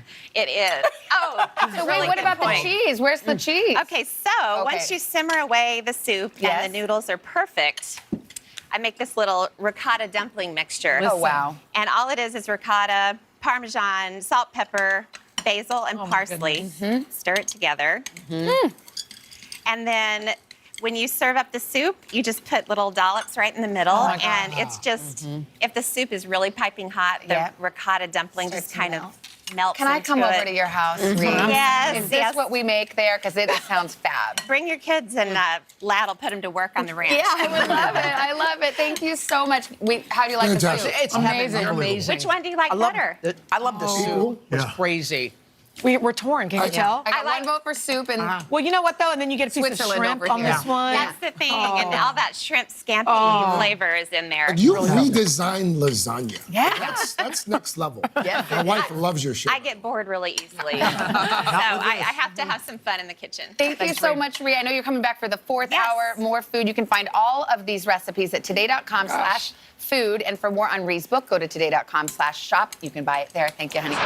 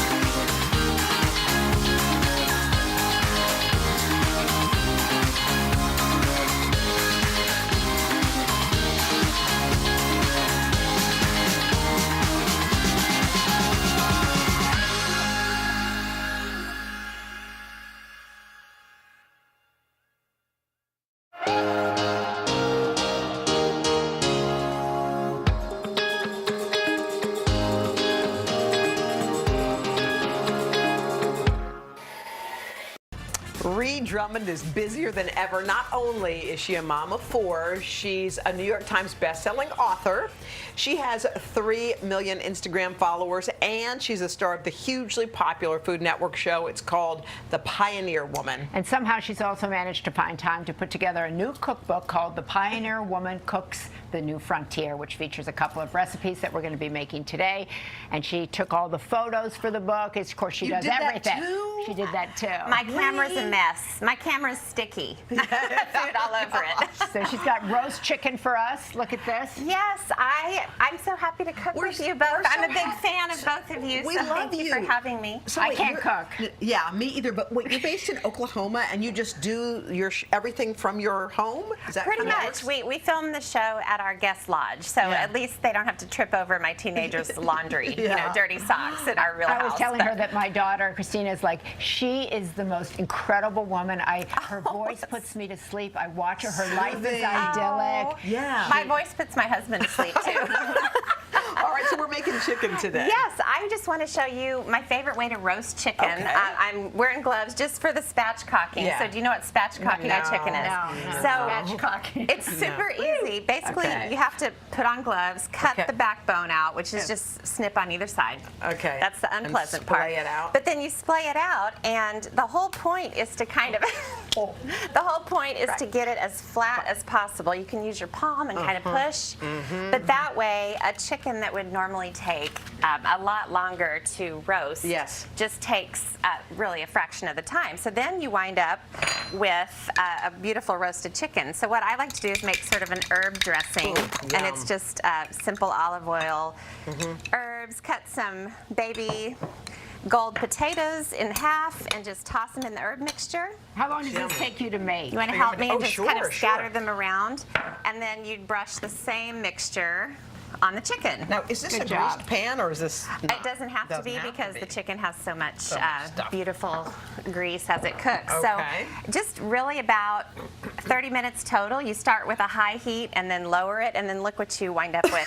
Halfway through, I add cherry tomatoes and zucchini, and then put it back in and finish it up. And you have this beautiful roasted chicken, which I like to serve as roasted chicken, but I also like leftover roasted chicken. Can we try this? Yes, Maria, of this is course. like your perfect meal, by the way. Right, that Have is. a bite. Chicken. I mean, I like French fries, but we're not having that. But I'm sorry, Maria. I should have made fries. we're not allowed to eat that. I think roasted chicken is the perfect food. That is yummy. It's good for weeknight family meals. But Are you surprised at how your cooking, your passion, has turned into this incredible success? Well, I think you nailed it. Just passion. If you are passionate about what you do, it can take you in directions you never thought you'd go in. And that's I've had so much fun with Pioneer Woman because it started as blogging. So come around. And I want to show you what you can do with the chicken if you don't want to slice it up and serve it as roast chicken. So you can shred it, which is my favorite thing in the world. So I'm going to make a beautiful chicken and wild rice soup. Onions, celery, and carrots. And then I'm going to deglaze with some white wine, which I love in any soup. It just adds beautiful flavor. And it's getting to be soup weather out there.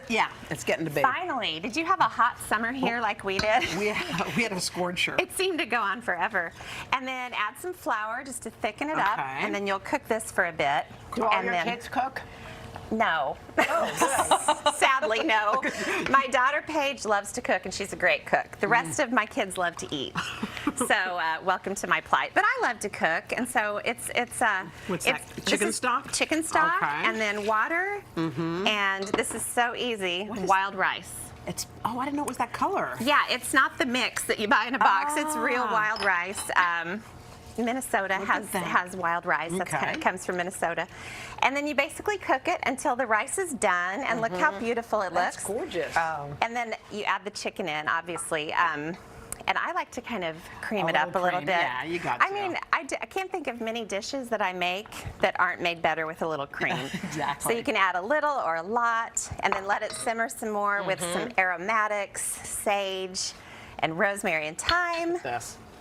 And then I love to add kale also. To the soup? To the soup, Oh, yeah. At the end, is that kind of the Kind of last at touch? the end, you Yeah. just let it simmer in the last few minutes. Tell us what this pasta situation is. Okay, so again, what you can do with the leftover chicken Yeah. is make a chicken spaghetti casserole. And I think casseroles are just the ultimate comfort food. And this has mushrooms and a little bit of wine, of course. So if you can spatchcock a chicken, you can do anything in life. You can spatchcock a chicken. We need a t-shirt that says that. Yeah. But really, you can make soup and casseroles, enchiladas. Reed, So these were all delicious, awesome meals. I mean, they seem easy enough, too. very easy. Thank If you. it's not easy, I won't do it. Awesome. That's good. For these recipes, head to today.com/food. And for more about Reed's cookbook, go to today.com/shop.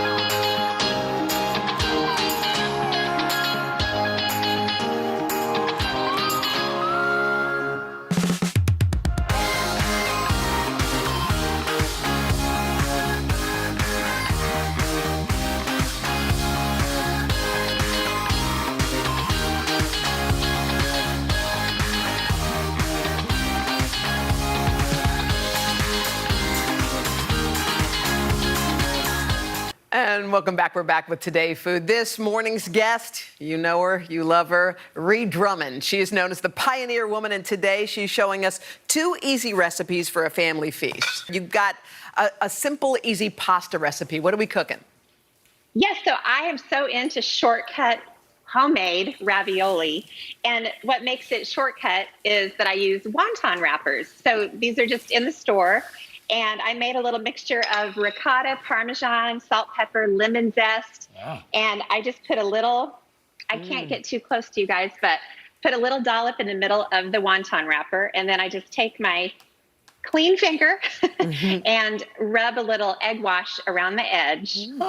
And then take a second wonton wrapper and put it on top, line up the edges. And then you just want to press it together. Oops, I grabbed 3. That's okay. I'm doing this on the fly. And then just force all the air out. And honestly, if you can't make homemade pasta dough or you don't have time, this is such a great shortcut. I like that. And then you just can get an assembly line with your kids, make as many of these as you want, and then just drop them into salted water one by one. And look. All right, I love those. Little pieces of ravioli. Just Delicious. Fresh and ready to go. Hey, Ree, can we only have a minute, but we want to get to that dessert, what is it? Icebox cake? Icebox cake. Oh, yeah. Blackberry icebox cake. So the frozen pound cakes that we all know and love, I shave the top off, crumble it into crumbs, pour in butter, very easy, and then just put this on the stovetop, toast the crumbs, and then the cake that's left, you slice the cake into 3 slices lengthwise. I already started a layer, and it's cake, a mixture of jam, blackberries, and lemon juice, and lemon zest. It's so fun to use a frozen pound cake because then you cut that whole step. Oh my gosh, of, it didn't even look hard to do. Ree, it looks something Savannah and I could make. We're happy. Yeah. All right. You just layer it kind of like lasagna. All right. Cake, jam, cream. Ree, and then you wind we up. love you. We love you. We can't wait for your book to come out. Thank you for cooking for us. You can check out her you, girls. recipes at today.com/food.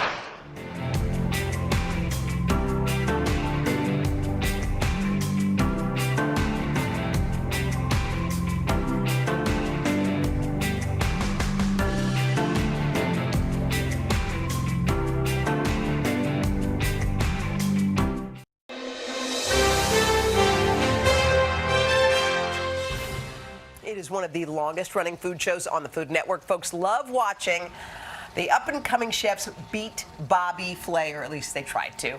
He's invited some fellow celebrity chefs to give it a go on his new show, Beat Bobby Flay Holiday Throwdown. And today, Bobby's going to throw down in our kitchen with some chicken parm. Everybody loves the chicken parm. Bobby, good to see you, man. Thank How you are so much. So good to be here. It's holiday season. It is. Yeah. Do you cook a big turkey for Thanksgiving? I do. Thanksgiving is my. It's my favorite day of the year. Actually, I'm going to be here next week. Good. Oh, yeah. There's going to be a lot of food in this place. Okay, good. Man, I'll be back then. I'll be Okay. back. So we're going to make chicken parm. This is a dish, obviously, I call this chicken parmigiano as opposed to chicken parmesan. It's a little bit cleaner version of the classic. And I just put this on my menu in Amalfi in Las Vegas. Okay, so a couple of things. You look like you're not going to cook. You have your hands in your pocket. You want to do this? I okay. love especially chicken parm. So chicken cutlets. Okay, this is classic. So flour, eggs, breadcrumbs. And so you set up a dredging station. You season every single. Each part of it? Okay, yes, exactly. Because otherwise it's bland. So you go. So the flour to the egg. Is that bad? No, you're doing great. You gotta get in there, you can tell that Willie cooks. He's in there. And now what? Okay, and then the eggs hold on to the panko breadcrumbs. Exactly. And then you let that sit there for a second, and we just put it in the oil. I'm actually using avocado oil more these days than canola oil. And, I mean, they say it's better for you, so I say, okay, why not? Okay, so. Are people laughing at my cooking? I think I'm doing great. I don't know. What are they laughing you about? Get your hands dirty. Okay, so you want to make sure just your hands, Willie. So every culture has their own version of chicken cutlet, right? So we have. I've lost them. Thanks for coming. I'm with you. Okay, so every culture has their version of chicken cutlet. Obviously, this is sort of an American-Italian version. We're gonna make tomato sauce. I have 3 ingredients in my tomato sauce: onions, garlic, and then some crushed tomatoes. And I let this cook for about 45 minutes. How do you you crush them with the potato masher? First you let it cook for about 25 minutes so they soften. Okay. And then I crush them with a potato masher so it actually has texture. Yeah. And then I put like a little sugar. This is very controversial. Some people say don't ever put sugar in your tomatoes, but you know what? If they're acidic, you want a little sugar to bounce it out. Okay. Okay. So then we have the chicken cutlet, and then I take some buffalo mozzarella. Look at that. And I just put it right on top. Now here's the thing that I do. You see, I leave some of the crispy bits uncovered because we want that good contrast of texture. Crunchy, yeah. Exactly. We put it in the oven. I love this kitchen. You put it in this oven, and then it comes out of this oven right here. Okay. Yeah. All right. So here it is. So then we take some of the tomato sauce, and instead of dousing it all over the chicken and then ruining that crispiness, I put the tomato sauce on the bottom. And the cheese is melted on top. And then see, it's a much cleaner version. Yeah, a little bit of fresh basil and a whole bunch of Parmigiano Reggiano cheese. Look at that. May I start, chef? Yes, you can. Must. And then some fresh arugula because this is a very healthy dish. And then a little bit of just olive oil on top. And there we go. Can I sneak in here, Bobby? Get in there. Get in there. Oh, Bobby. Thank you. Is it yummy? So good. Yeah, I mean, see, here's the thing. The really nice thing about it is you get obviously the acidity and the sweetness of the tomatoes. You get that crispy contrast, the texture on the chicken, and of course that fresh mozzarella is It feels beautiful. a little light, which you can't always say for a chicken parm. Well, the thing about chicken parm, and you and I sort of share that love of chicken parmesan, you know, where it's kind of doused in all that cheese and tomatoes. But this is to me, this is like a Tuesday night version of the Sunday night meal. There you go. Yeah, exactly. Did I hear you're in a movie? Wait, Bobby Flay is in One Delicious Christmas. Let me tell you something. Come on. Yes, the Oscar buzz has been so overwhelming. Wait, what are you talking? Who do you play yourself? I play Tom Kingsley, who is a food critic. It's called One Delicious Christmas. Yes, they wanted me to act. I said don't do it, but they said please do it. So here it is. So when do you see that and where? It's coming on November 11th, Discovery Plus. Oh, it's tomorrow. Tomorrow? Yeah, Discovery exactly. Plus. Oh, yes. So viewing everywhere. There'll be viewing parties all over the place talking about for it. One Delicious Christmas. Exactly. How do you really feel about a food critic, though? I love food critics. Okay. Yes, we love food critics. Thank you, Bobby. Make this recipe at home. Go to today.com/food. Thanks, Bobby. Great to see you. We're back with Today Food, and one of our very favorite guests, our pal, Bobby Flay. I'm so excited. He's an award-winning chef, the author of 216 best-selling cookbooks. 216? And we At can't least. forget about his hit show, Beat Bobby Flay. By the way, new episode tonight where 2 chefs go head-to-head in the kitchen for a chance to face off against the master himself. This morning, Bobby is sharing a fantastic pasta dish with us. Good to see you, Mr. Flay. Good to see you guys. Bobby. thanks for waking up early. What are we cooking, honey? So we're making a baked pasta. It's one of those dishes that I think is fantastic for like a Sunday night meal. It's very, very comforting, and it's something that can feed the whole family. So let's get started. It's going to be rigatoni. It's going to be some hot Italian sausage, some broccoli rabe, and some tomato sauce. A little vodka sauce in there as well. So I'm going to start off by cooking some rigatoni in some salt and water. You know, you've seen this a million times in the Today Show. Lots of salt in your water. Make sure it's boiling. Abundance of water. We're going to cook the rigatoni for about 8 or 9 minutes. Well, while that's cooking, we're going to get our sauce going. So we have some hot Italian sauces that I've cooked off a little bit. Some tomato sauce. I've made my own, but if you have a good quality tomato sauce that you like, you can definitely use that as well. And we're going to add a little bit of vodka. This is that, one of the most classic Italian-American pasta dishes is pasta alla vodka. It's basically a tomato sauce with a little bit of vodka in it and a touch of cream. So it almost becomes like a little bit of a pig sauce. Really delicious. What does the vodka do to it? What's that? What does the vodka do to it, Bobby? The vodka actually helps emulsify the cream in the tomato sauce so it doesn't separate. It's sort of a binder in a sense. And also, it's like, I mean, who doesn't want to cook with vodka? I mean, There you go. So basically, you're making like a creamy tomato sauce with the hot Italian sausage, and then just because we want to make sure that it's nice and healthy, I'm going to put some broccoli rabe in there as well. Okay. And then we're going to take this sauce, I'm going to pour it right over the cooked pasta. This is some rigatoni that I had, cooked ahead of time. So we're going to cover the pasta in the sauce. And I'm going to add some fontina cheese to it. Yum. And this is all going to go into a casserole dish. And I love cooking things. I call it oven to table, where you create something in the kitchen, you put it in an earthenware or some sort of oven-proof dish like this one. So, Bobby, did you cook that pasta al dente because it's going to be cooking longer in the oven? Yes, that's a great point. You want to cook it a little bit undercooked. So maybe like 3/4 of the way, because it's going to sit in the sauce. It's going to bake in the oven at about 350 degrees. And on top, we're going to put some grated mozzarella and some Parmigiano Reggiano cheese. And then we're going to go to the oven. Hey, Bobby, how do you keep it from sticking on the bottom? Oh, it's not going to stick because there's lots of tomato sauce in there. It's going to be totally fine. Oh, and actually, if it gets a little crusty on top, that's actually a good thing. It's like like when you have the lasagna. And the edges and the crispiness around the side. What do you always want that part of it? You definitely get a little bit of this as well. You want to let this bake in the oven about 350 degrees for, about 15 to 20 minutes, because don't forget, the pasta's already cooked, the sauce is already hot. We're just heating it up, and then at the last second, for the last 3 or 4 minutes, turn your oven up to broil. Pour yourself cook the top. This is part of the recipe, by the way. And then take out your pasta, and you can see this is what it's going to look like. Let's see. Oh my gosh. Oh, yeah. Jeez. Oh, I hope That's what I'm talking about. I hope you're watching this at home. Make Fresh this. herbs. Yeah.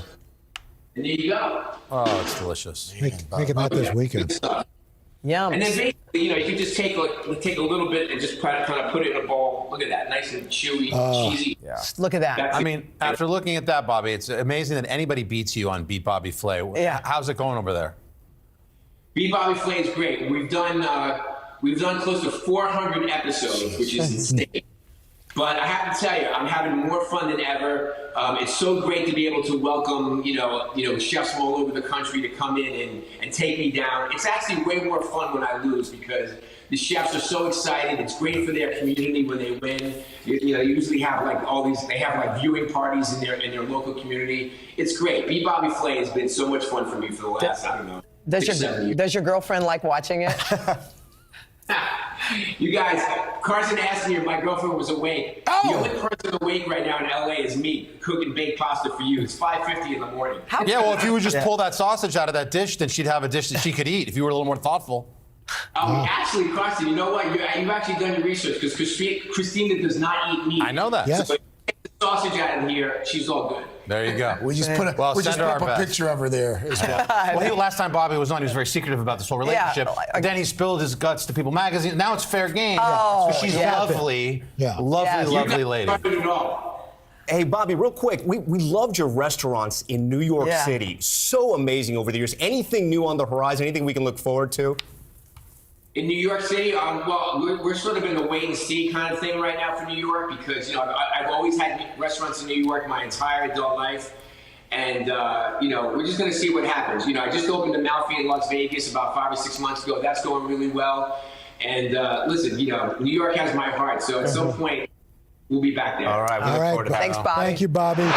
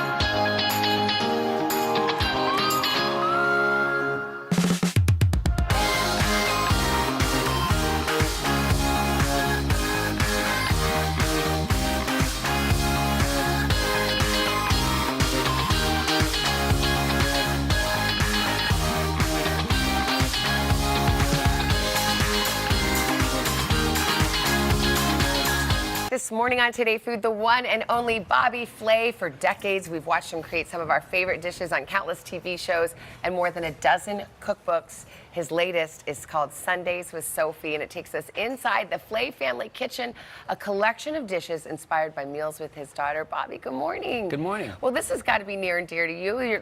Does Sophie cook too? You've been teaching her your skills? Yes, she does. So Sundays with Sophie. Sophie's basically standing in for everybody. The idea is that it's Sunday meals or just meals for the family around the table. And actually, I devised a lot of these recipes during the quarantine because, like everybody else, I was cooking 3 meals a day at home.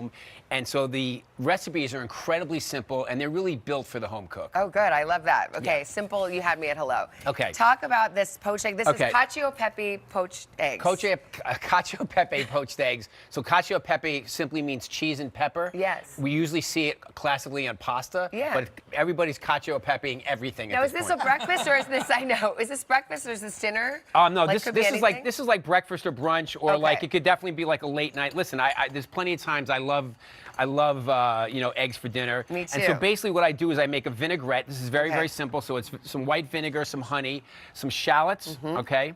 This reminds me of when we did our cooking thing together. I know, remember? I know. Do you want me to stir that? I can do that now. Yeah, sure, go right ahead. Exactly. Look at me whisking. And then some olive oil. And then we're gonna add some Parmigiano Reggiano cheese, of course. And then some cracked black pepper. So there's the cheese, there's the cacio and the pepe, so to speak. I mean, this is Black delicious right here. And this is our little dressing. Exactly. There you go. So then we're going to poach some eggs, and a lot of people are I'm intimidated. All right, show me. So it's 2 ingredients. One of them is water. The other is some vinegar. Okay. And the vinegar is going to help the egg. This is my big word of the day: coagulate the egg. Oh, okay. So that kind of brings it to a little bit. Do you guys know how to poach an egg? Got it. Al, I know you do. No. Raise your hand if you can poach an egg. Al can. Okay, yes. Al poaches eggs with his eyes closed. Okay. Okay, so we're gonna just, and here's a little tip. I crack the eggs and I first put it into a little ramekin because if I break it, I don't want to put it in here. Oh, true. And a lot of times you do that if you just kind of go right into the water. Okay. So we're gonna let those poach. They poach for just like I don't know, 3 or 4 minutes. And the best thing to do is kind of just do a little whirlpool so it gets a really beautiful shape. Seems like it'd be hard to get those out. Oh no, without they come breaking right them. out. Really? As soon as you can get them out, you just take them out. It's very, very simple. Okay. Should be no problem. Okay. We have some toast over here. All right. Okay. So sourdough bread, some kind of country loaf. I like mine like slightly thick, maybe, I don't know, maybe sort of like an inch and a half or so like that. And then just some good quality olive oil on the bread. Yeah. And then some salt and pepper. And this is one of the things that people forget. When they're making toast, don't forget to season it as well. Salt and pepper your toast. Like, bring out the flavor of that delicious bread that you have. I never do that. Okay. Exactly. Good call. Okay. So we have the toast. I put a little more. You just roast this in the oven, or you put this in like the toaster so you can oven? put it in the oven, you can put it under the broiler, or you Okay. can just put it in the toaster. Got it. I think a toaster is probably the best case scenario, right? That's It works. easy. What's happening over here? Should we get these out? You can do that if you want, but we're down here. Okay. Well, I was just concerned about that. This is Savannah in the kitchen right here. This is Distracted. Coming to Food Network. Okay, so we have a garlic clove, and I just rub the garlic clove a little bit on the bread, just to give it a little bit of flavor. Yep. This is a very savory meal. A little more olive oil, and then we take our poached eggs, and we put the poached eggs right on top. Right on top of our bread. Okay. And then we take our dressing. Yes. Okay. Now this is the good stuff. And this is where all the flavor comes in. Okay. Oh, yum. Just How do they pour that taste, you guys? right over there. Wonderful. Finished it. Really good. Some Parmigiano. Oh man. Some fresh chives. I mean, come on. Can you make the dressing ahead of time, though? Absolutely. And of course, you can use it for salads, or you I can was put about it to on ask fish or that. vegetables. Anything. Absolutely. Very, very versatile. Okay. But this is what I was doing at home. It's like, So yummy. you're at home. Like, you just take the ingredients that you have in your cupboard and you make dishes. And this was one of them. Okay. Well, that looks. Should I have a bite? Yeah, I'm so worried about those other. Dive in eggs. and go grab 'em Okay. up. I They'll be just so okay. want They'll them be yours. You got to cut it. Okay. Here we go. Someone else gonna have to read Gets this. gooey. Gets gooey. Gets gooey. Fantastic. Fantastic. So yummy, Bobby. Wow, that's a GIF right there. Someone's working on it. You can catch Wow. Bobby again On the on third our hour. third hour. You can also get us recipes. Today.com/food.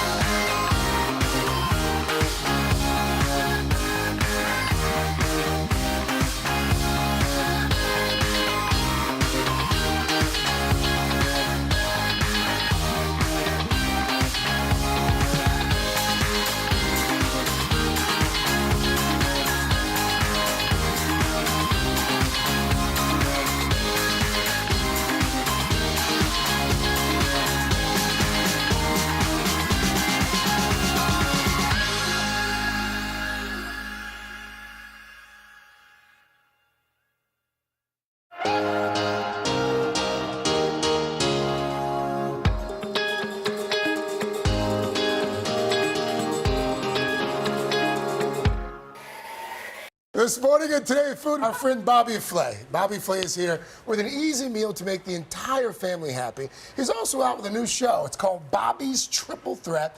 It's where he challenges some really talented chefs to go up against his hand-picked culinary That's titans. awesome. He also has a brand new cookbook out. It's called Sundays with Sophie that he wrote with the help of his little dog. Oh. Bobby, always good to have you. It's not really fair to call Sophie little anymore. No, she's 26. Yeah. Yeah. But She'll be calling you after this. Yes. Yes, Sophie. Yeah. What was the impetus behind the cookbook? Well, I did all these recipes because during quarantine, like everybody else, I was cooking 3 or 4 meals a day at home.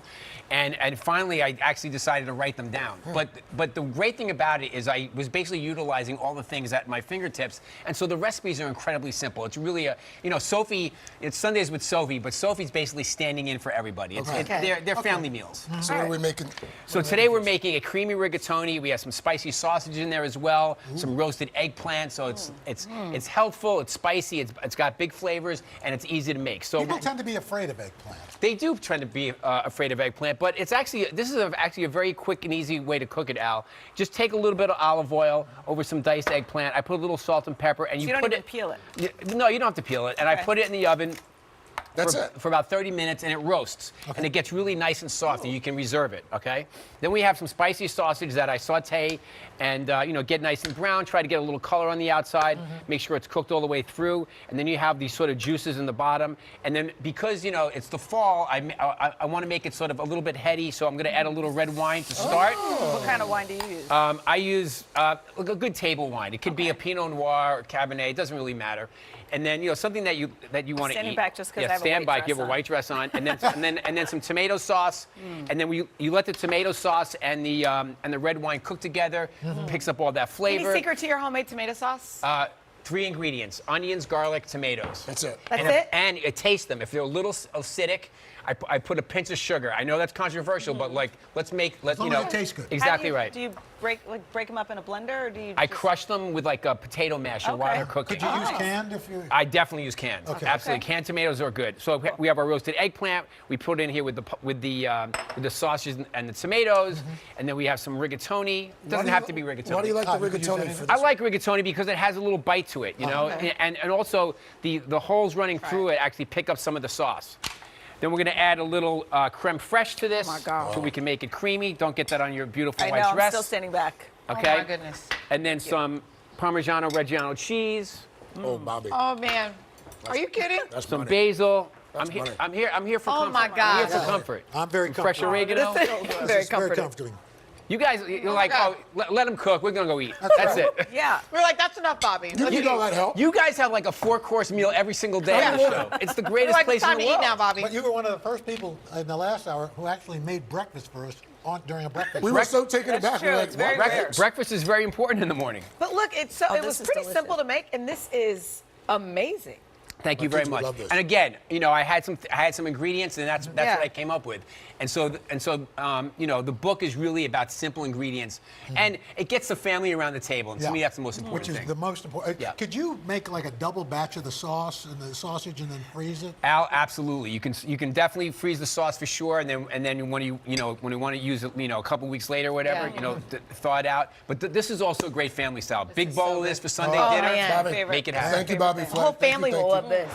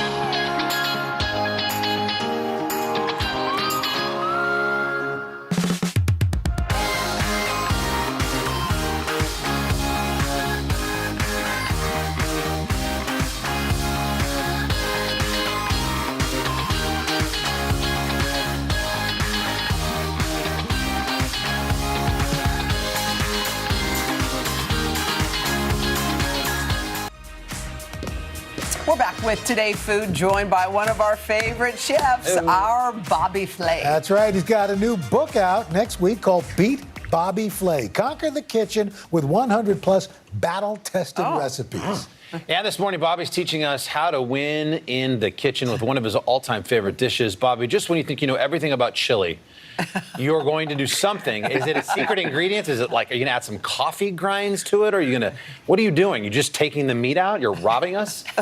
Well, it is a vegetarian dish, but Carson, you have to understand, first of all, on beef Bobby Flay, I don't get to decide what the signature dish that we're cooking is. It's the other chef. Oh, that's right. So I got challenged to vegetable chili, and also my girlfriend doesn't eat meat, so, I got to adjust. Smart. So How do you make it good? Smart man. Well, I'm going to tell you right now, so come on over. So I'm going to start by making the base of the chili. I always say everything good starts with onions and garlic, so we're going to start with some onions and garlic, and then some tomatoes as well. And of course, you need to bring some spices into the game. And Bobby, so I have who's things your like girlfriend? You buried the lead. Wow. Just kidding. I knew you were going to go there. Yeah. I knew you were going to go there. Well, you brought it up. She's going to rename nameless for now. Okay. But thanks for I'm asking. just going to Google it. I'll have it by the end of this segment. Wow. All right. So The go chili ahead. When went do you right put out the the meat window. in? Sure did. Nothing remains Where'd nameless, you meet Bobby. her? It's How'd you meet? 2021. How'd you guys meet? Anyway, so then you add a dark beer to the chili, which is one of those secret ingredients, right? And then this becomes the base of it. Now, Carson was asking, you rob us of the meat, but you can use things that are vegetables that actually give us the texture. Very of the attractive. Meat. Meat-like. So we're going to. Very We're going Carson to. found her. Carson found her on the internet. We're not going to say it out loud. We promise. Very No, impressive. he didn't. He There's did. no He way. did. Yeah. Okay. Vegan so or we have, vegetarian?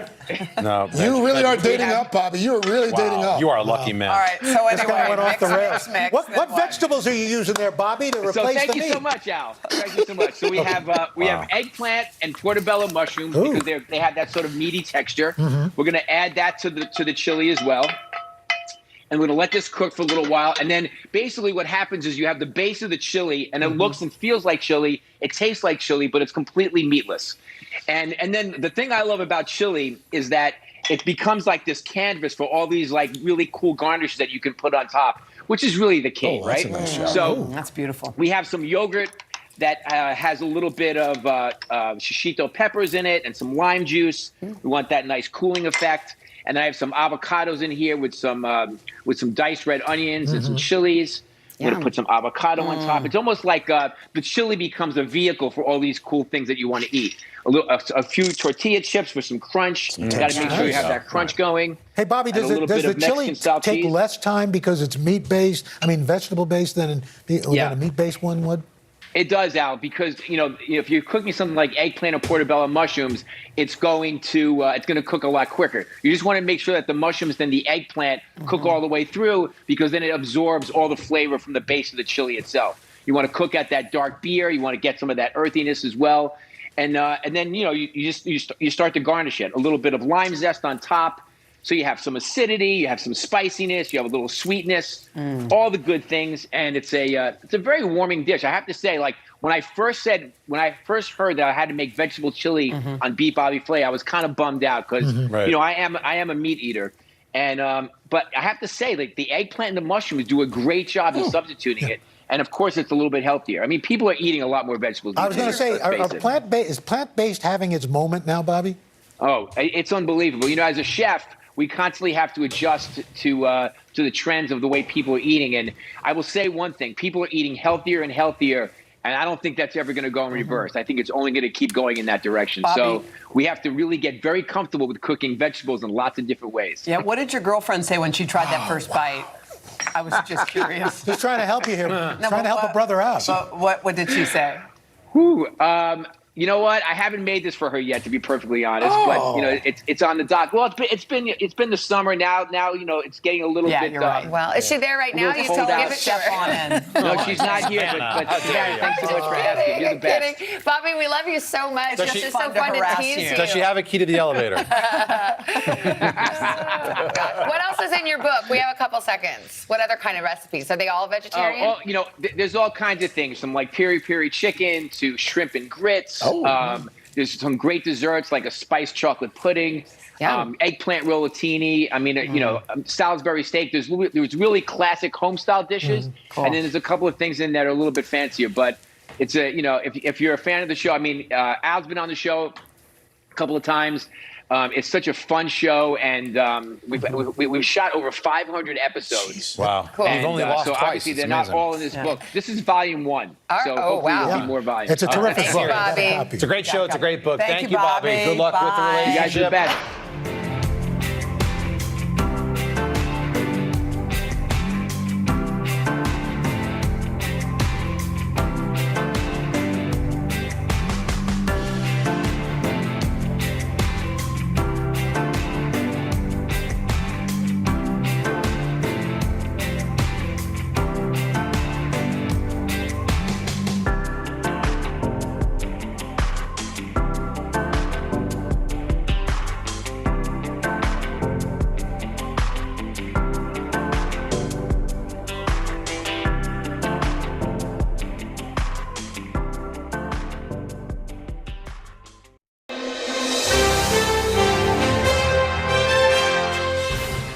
This morning on Today Food, we're so excited. We're going to take a big bite out of our favorite fall fruits with the one, the only, the returning Martha Stewart. Hi.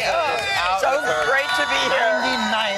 I can't believe it. Martha Stewart's Fruit Desserts. And we are so excited to have you here in person. The recipes are so good in this book, and I've been baking every single one of them, and they're delicious. But I want to show you how to make apple pot pies. Yes. Can you imagine a riff on the chicken pot pie? I love it, but it's sweet, not But it's savory, sweet. right? It's a Can I ask you dessert. first, though, how's your leg? Did you My hurt- leg's you all hurt yourself? better. You had a surgery? Yeah, my Achilles. Yeah, okay. Don't ever hurt your Achilles, please. Yes, but you're all good. Okay. Yep, I'm all good. So the apples, you need 12 to 13 gorgeous autumnal apples. Okay. And we're using Granny Smiths and Romes. Peel them, cut them into like 6 pieces. Add lemon juice to stop the discoloration and add flavor. Oh, okay. A third of a cup of sugar.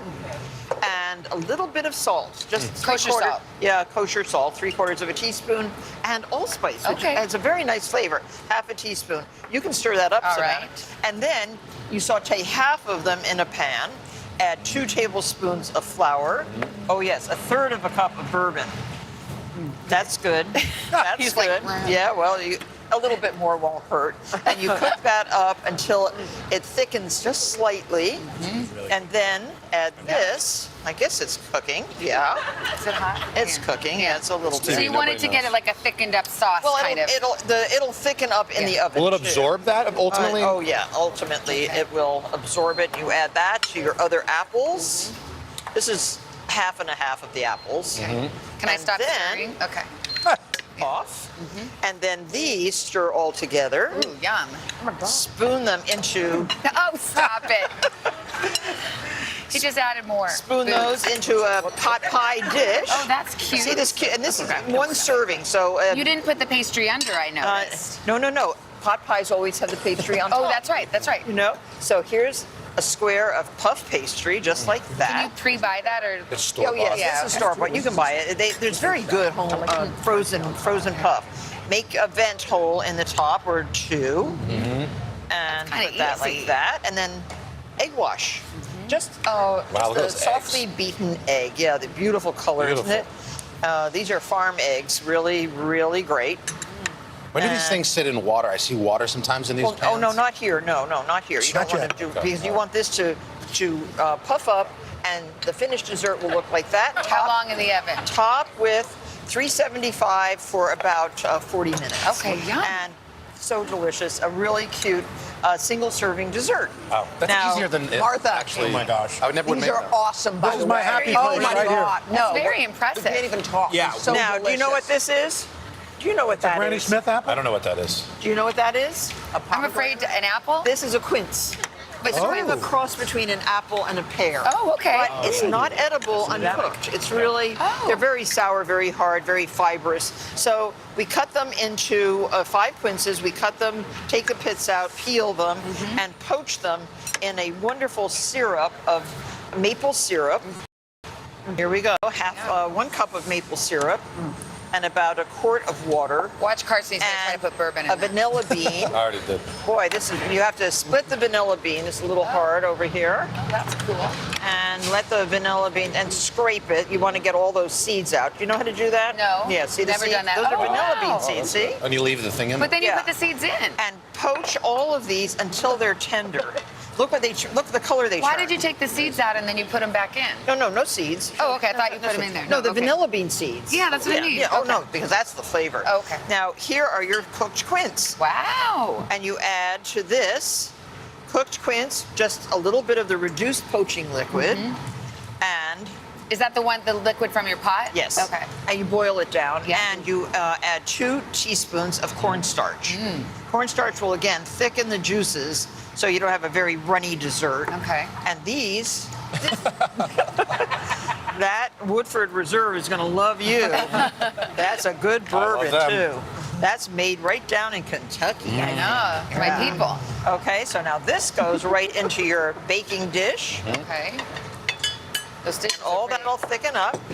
And this is the topping, which is flour, cornmeal, and you can just I love that. put this It's just all a over the crumble. top. Yeah, it's sort of a crumble. All over the top like this. Ever had a quince in your life? You know, taste it. You're I going to wanna love try it. it. Fantastic. Have you tasted it? What do you think, Tasted guys? this? You love it? So good. Yeah, someday my quince will come. This is a quince crumble. I don't think I've ever had a quince, Martha. Oh, it is We're having our so first good. quince. Have you had a quince before? I grew. Oh, no, you I have. grew have not. quinces. I've never heard of it. It's been a best quince year too. Oh, really beautiful. Really Put good. this all Oh my gosh, over the that's yummy. top, and sprinkle your almonds, sliced almonds, on top of this. Today.com/food is where you go. Yes. Pick up Martha's book. It's Yeah. fantastic. We ran out of time. By Book number, 99. book number 100. Have you written your tell-all yet? It's coming. Oh, really? Yeah. Okay. It'll be a good one. Thanks, Martha. Bet it'll tell some delicious. tales, Martha. And Thank cranberry. you so don't, much. don't forget the cranberry skillet cake. That looks so good. And the recipes are on the website, and Fruit Desserts is out right now. Delicious. Thank you, Thank you. Martha. Thank you.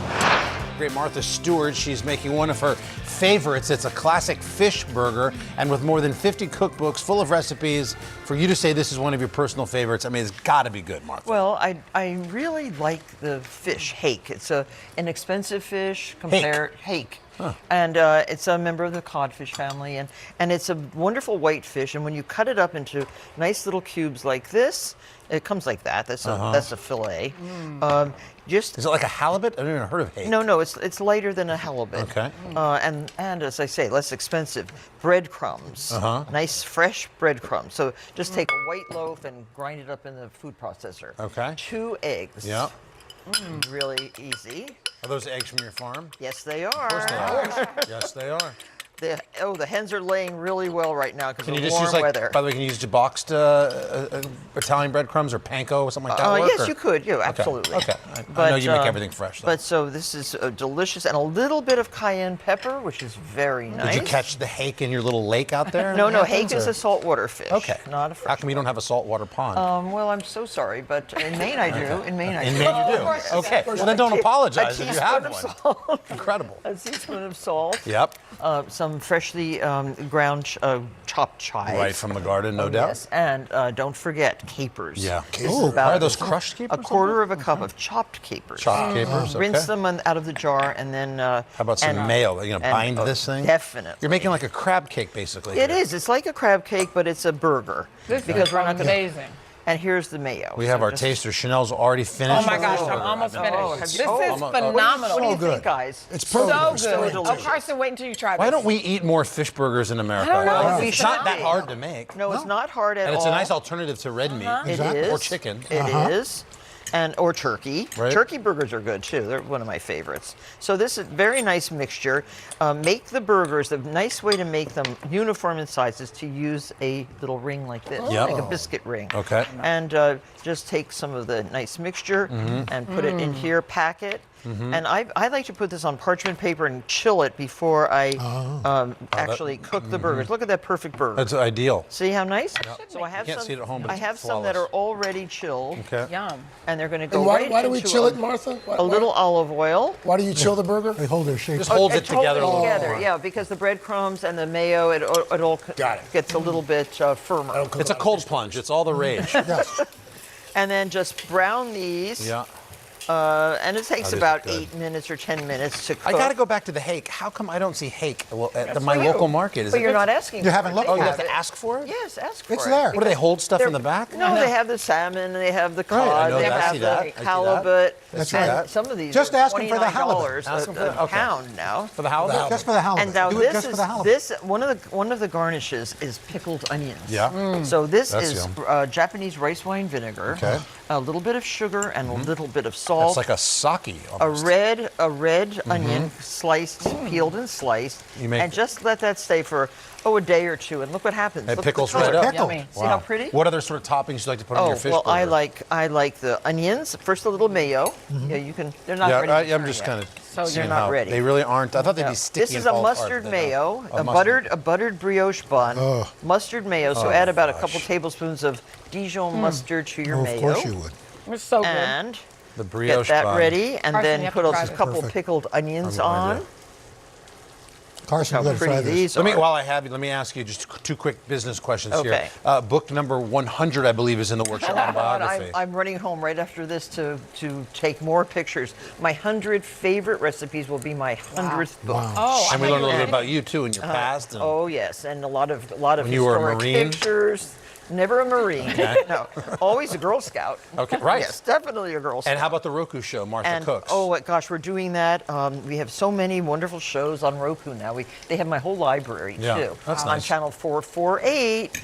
I live at 48. Right. I lived at 48 Well, don't Turkey tell Hill people- Road, well, don't and tell I people live your at, address, Martha. Well, I live at 48. She's currently? I'm not. Yeah, two houses, both number. I'm 48. going to edit that out. Yeah. So, don't That's edit it out. ridiculous. Why would you- 448. Well, they I'm don't know supposed where to. it is. I'll take care of it on the West Coast, but you're in trouble now. It's in Hudson, New York. Get some All right, security, just keep Martha. telling people. Has Snoop Dogg moved in yet? You're going to need his help here. No, not yet. But his bodyguard, Tiny, is this Tiny, tall. giant, of course. Martha, as always, thank you so much. Thank you. Are This you recipe enjoying it? today, This is Dr. delicious. Fudge. And here, look.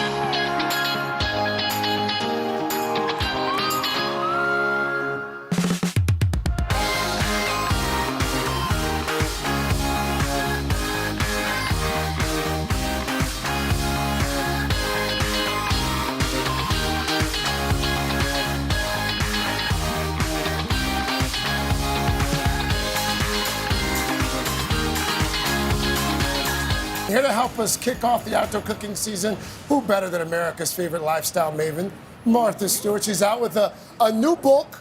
It's a guide to all things grilling. It's called What Else But Martha Stewart's Grilling. Yes. The 95th cookbook. Yeah, well, 95th book. 95th book.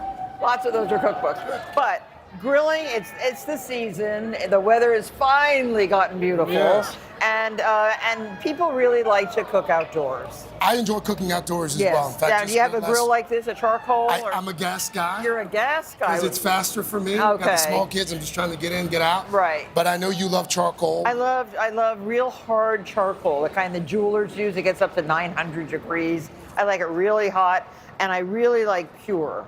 So I don't want to use any starter. Don't use those starter fluids. Okay. Start with, How do you keep your grates clean? Well, first, of course, put your grill away clean. Every time you use it, use a brush like this. Scrub that grate so it's nice and clean. Okay. You can use a little bit of oil on a piece of paper towel and a tong like this, and clean your grill. And then you cook. Now, this chicken has been cooking for about 20 minutes. You want chicken this is for the first recipe. You want the chicken 165 degrees. 165. You need your outdoor thermometer. Yes, you have your little instant read thermometer, and you just use that. All right, let's get cooking here, Martha. Okay, Let's so make this chicken. is chicken with green chili dressing. It is so delicious. Once it's cooked, you make a dressing of cilantro, zest of lime, juice of 1 lime, olive oil. And we can make this dressing ahead of time. Oh, yes, and you can set it actually gets better ahead of time. Some scallions, some serrano peppers. That's your dressing. That's pretty simple. And it's so simple. How long do you marinate? No, you don't marinate. This is cooked on the grill, just salt and pepper. Okay. And then you put the dressing on after it's cooked. Ah. And there it is. And everybody's going to have a taste. You're going to have a taste of this. You're going to love it. They're already tasting down there. Yeah. What's the verdict, Now, Carson Daly? What do you think? Oh, I mean, come on, Chicken, Martha. good. What can't you do? It's amazing. The next thing is the Korean skirt steak. That's the And now best. it's sort of like a skirt steak, but it is a short rib cut in the flank style. See this? See how beautiful I love this ribs. is? They're my favorite to Yes. cook on the grill, but So instead traditional of the ribs take long forever. ribs, yes, this is cut in the opposite direction, and boy, is it good. This is marinated, and the marinade is soy sauce. Not marinade. No, marinade. Marinade. Marinade. And it is rice vinegar, sesame seeds, white or black, soy sauce, scallion, a little bit of light brown sugar, and freshly grated ginger and garlic. Okay. You want to grate a little ginger? Yes, ma'am. How much ginger do we use? Well, you just grate it like that. Yep. You know, a lot. Go back and forth. Yes. And then you Don't be afraid, Melvin. Just grate it. I'm grating it. I'm grating it. Martha, is that enough? Yeah, that's good. And put that all in there. Yep. And then your short ribs go right in here. Those short ribs go right in here, and you put them on the grill. How long? I do this overnight or Okay. a couple hours before. So if you're a late night, if you want to come home and cook, Yes. these should be marinating overnight. What's the verdict on the short ribs? My favorite. It's a Really great good. wrap. There they are, all Very nice. marinated. Clean Plate Club. And then you just put these 3 minutes aside. I'll do that for you, Yep, Martha. you do that. I'll make myself useful here. 3 minutes aside. Oh yeah, nice and flat. All right. Yes, ma'am. And you can also use these protective gloves. These have a little bit of silicone on them. So if you want to pick stuff Look up. at Guthrie helping out there. That's Oh, right. good. Do the we salad. got a burner over here. 5 minutes aside. Oh, okay. We got about Okay. 20 minutes on this. Okay. side. The others, do it that way. Yeah. Yeah. That's I got pretty- there just in time. Pretty well done. Yeah. Mhm. And so this is served on lettuce leaves good. with kimchi and the wonderful fermented chili sauce. Do you like that? And scallions and cucumber. It's And really this good, is so delicious. That's how you serve it. All right, What so- do you think? I'm a big fan of Korean. And then ribs grilled salmon is my favorite because I love light salads in the summertime. And a grilled salmon, this is a salmon that's been overcooked. Not really. No, it's fine. That is so beautiful. Look how nice. Use one of these baskets for doing fish. Cooking fish can be a bit intimidating on the grill. I yeah, find but that it falls apart. Yeah, or- but this is That's why you have one of great those. basket. Yeah. Use one of your. This Yeah. is Martha Stewart basket. It is, but you can find these in other brands too. What's in the salmon salad, And really then quickly? Salmon salad is the salmon that's been cooked with a little bit of lemon zest. Always squeeze fresh lemon juice over it. Flake it up. You want to flake it up, or you can stir.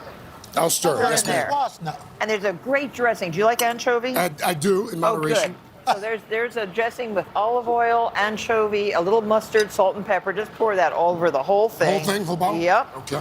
And then flake the salmon into big flakes. Al, what's the verdict? This is terrific. Delicious. It's like a Yeah, salmon and this niçoise. goes Where'd in you get here. these eggs, Martha? Martha, Those, thank you, those thank are you, eggs thank you. right Those are fresh. You can find all the recipes today.com. These are Martha /food Stewart for eggs. Martha's book. Yep. Today.com/shop.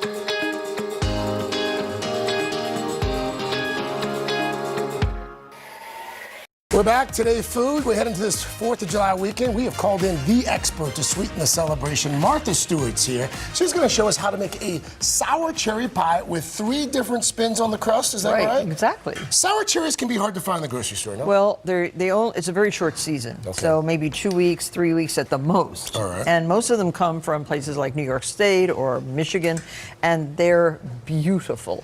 They're like little rubies, but you have to pit them. Okay. Because otherwise, your family or your friends will break their teeth. These have already been pitted. This is a silly little pitter. Okay, that is not the pitter you want. No, because there's a better pitter that I don't have with me, and it does multiples at the same time. So, This is but the aren't they Garnish good? Today Show pitter. We won't be using that. Okay. And so here is it's the pits, exactly. So this is the first crust with a nice fluted edge. Always make your pastry cold.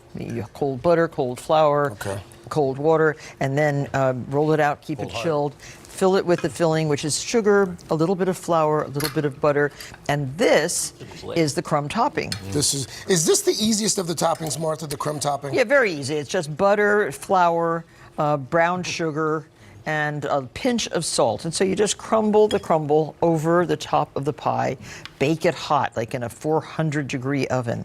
It is so good. I love a crumble. Yeah, isn't it great? Crust in general. Yeah, crumble, crisp, whatever you want to call it. But put a lot on because it really does enhance the sourness of those delicious cherries. Okay. Now here is a very cute topping. This is the solid crust pie. Okay. And this is you cut the little. If you have a round cookie cutter, you can do that. But you can also use a pastry cutter like that to cut the rounds. This lets the steam escape, and your crust will get nice and crispy. Do you have a favorite top, a favorite crust top? No, I make all of these. Okay. All You're of these. agnostic when it and comes now to this is the most complicated.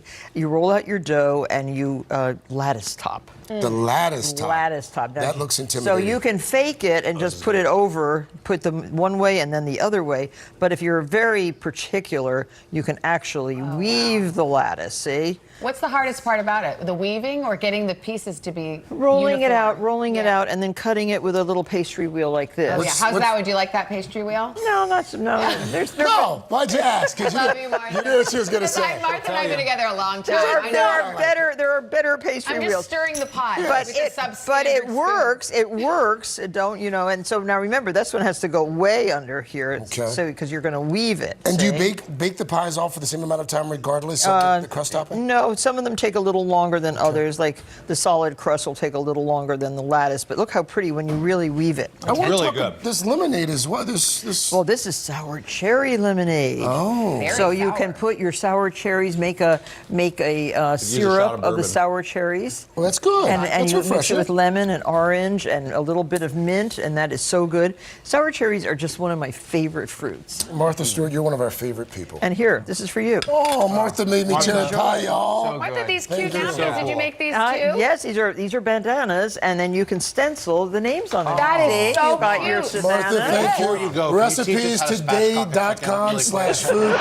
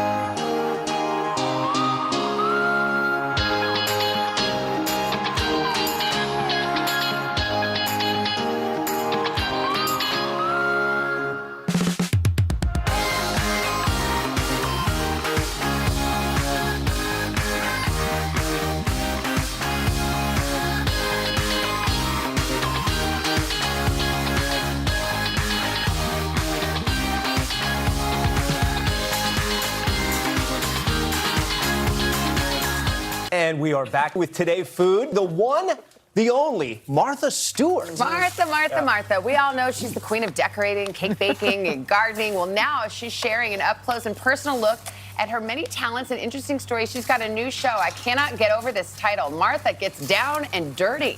Take a look. The best use of a chainsaw I ever heard, though. A couple was getting divorced, and they could not decide about what to do with their home furnishings. And the wife just said, okay, well, you take half of everything. And she went away, and her husband used the chainsaw and cut everything in half. So it's a feel-good show. Didn't bode well for the dog. Martha, good morning. You're out in your house out there in the country. We love it. So how'd you come up with this title? I mean, I think we knew you were down and dirty, deep down inside, but everybody else thinks of you as like the queen of clean. Well, I am the queen of clean inside the house, but out in the garden, it is kind of dirty. You're working in the dirt, right? Yeah. So it gets me a chance to just kind of be myself and show all the great gardening tips, how to grow things, how to cook things outdoors, and today we're grilling all kinds of fantastic sausages, which I know Al Roker would really like. And the guests on our show are fantastic. We have Kim Kardashian, Tiffany Haddish is a hoot, and there's some guy called Al Roker. Al Roker comes on this show too. Yeah. Yeah, I forgot because it was during the pandemic. But yes, we were talking about the rub. Yep, and he does a great rub. So barbecue rub. Well, they did say it was Martha Down and Dirty. Barbecue rub. Yeah. Well, Martha, tell us about these. The show's on Discovery Plus. Yeah. Okay. Tell us about these dogs you're grilling. Like, is there an art to it? Oh well, all kinds of dogs. You know, if you're going to have a grilling party, why not make it really interesting? Not just hot dogs, but special all-beef hot dogs, kielbasa, a Greek sausage we just found called lucanico. It's a combination of meat and oregano and lemon, and we have beautiful cheddar bratwurst. These are so pretty. And then, of course, don't forget the rolls. The rolls have to be beautifully buttered. Before you put them on the grill, and make sure you don't burn stuff. Yeah. You know, Al Roker, he's also a proponent of not burning stuff. And if the flame is up high like that, just move the stuff or spray it with a little spray bottle. But get your rolls nicely, just slightly charred.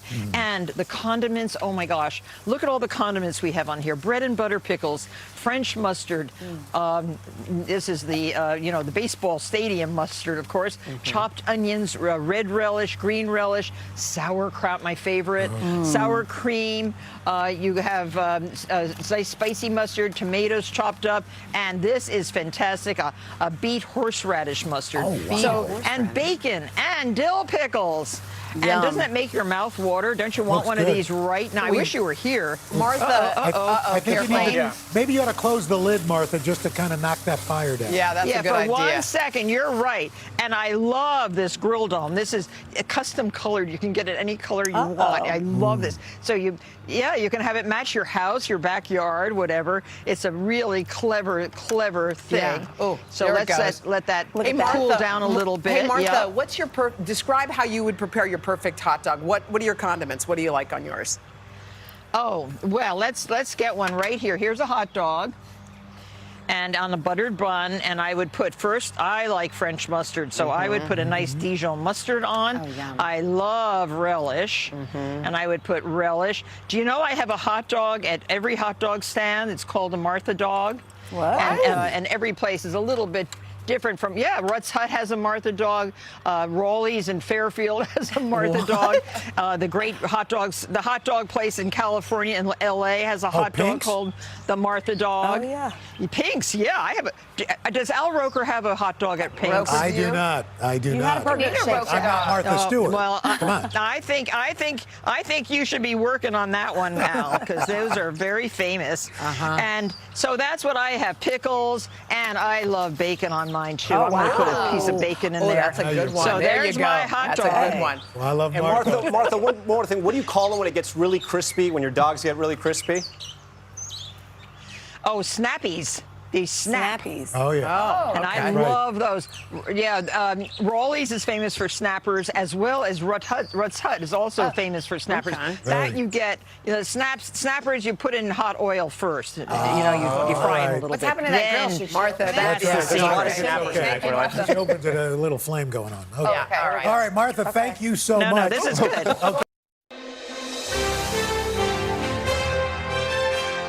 Our guide this morning, the one and only Padma Lakshmi.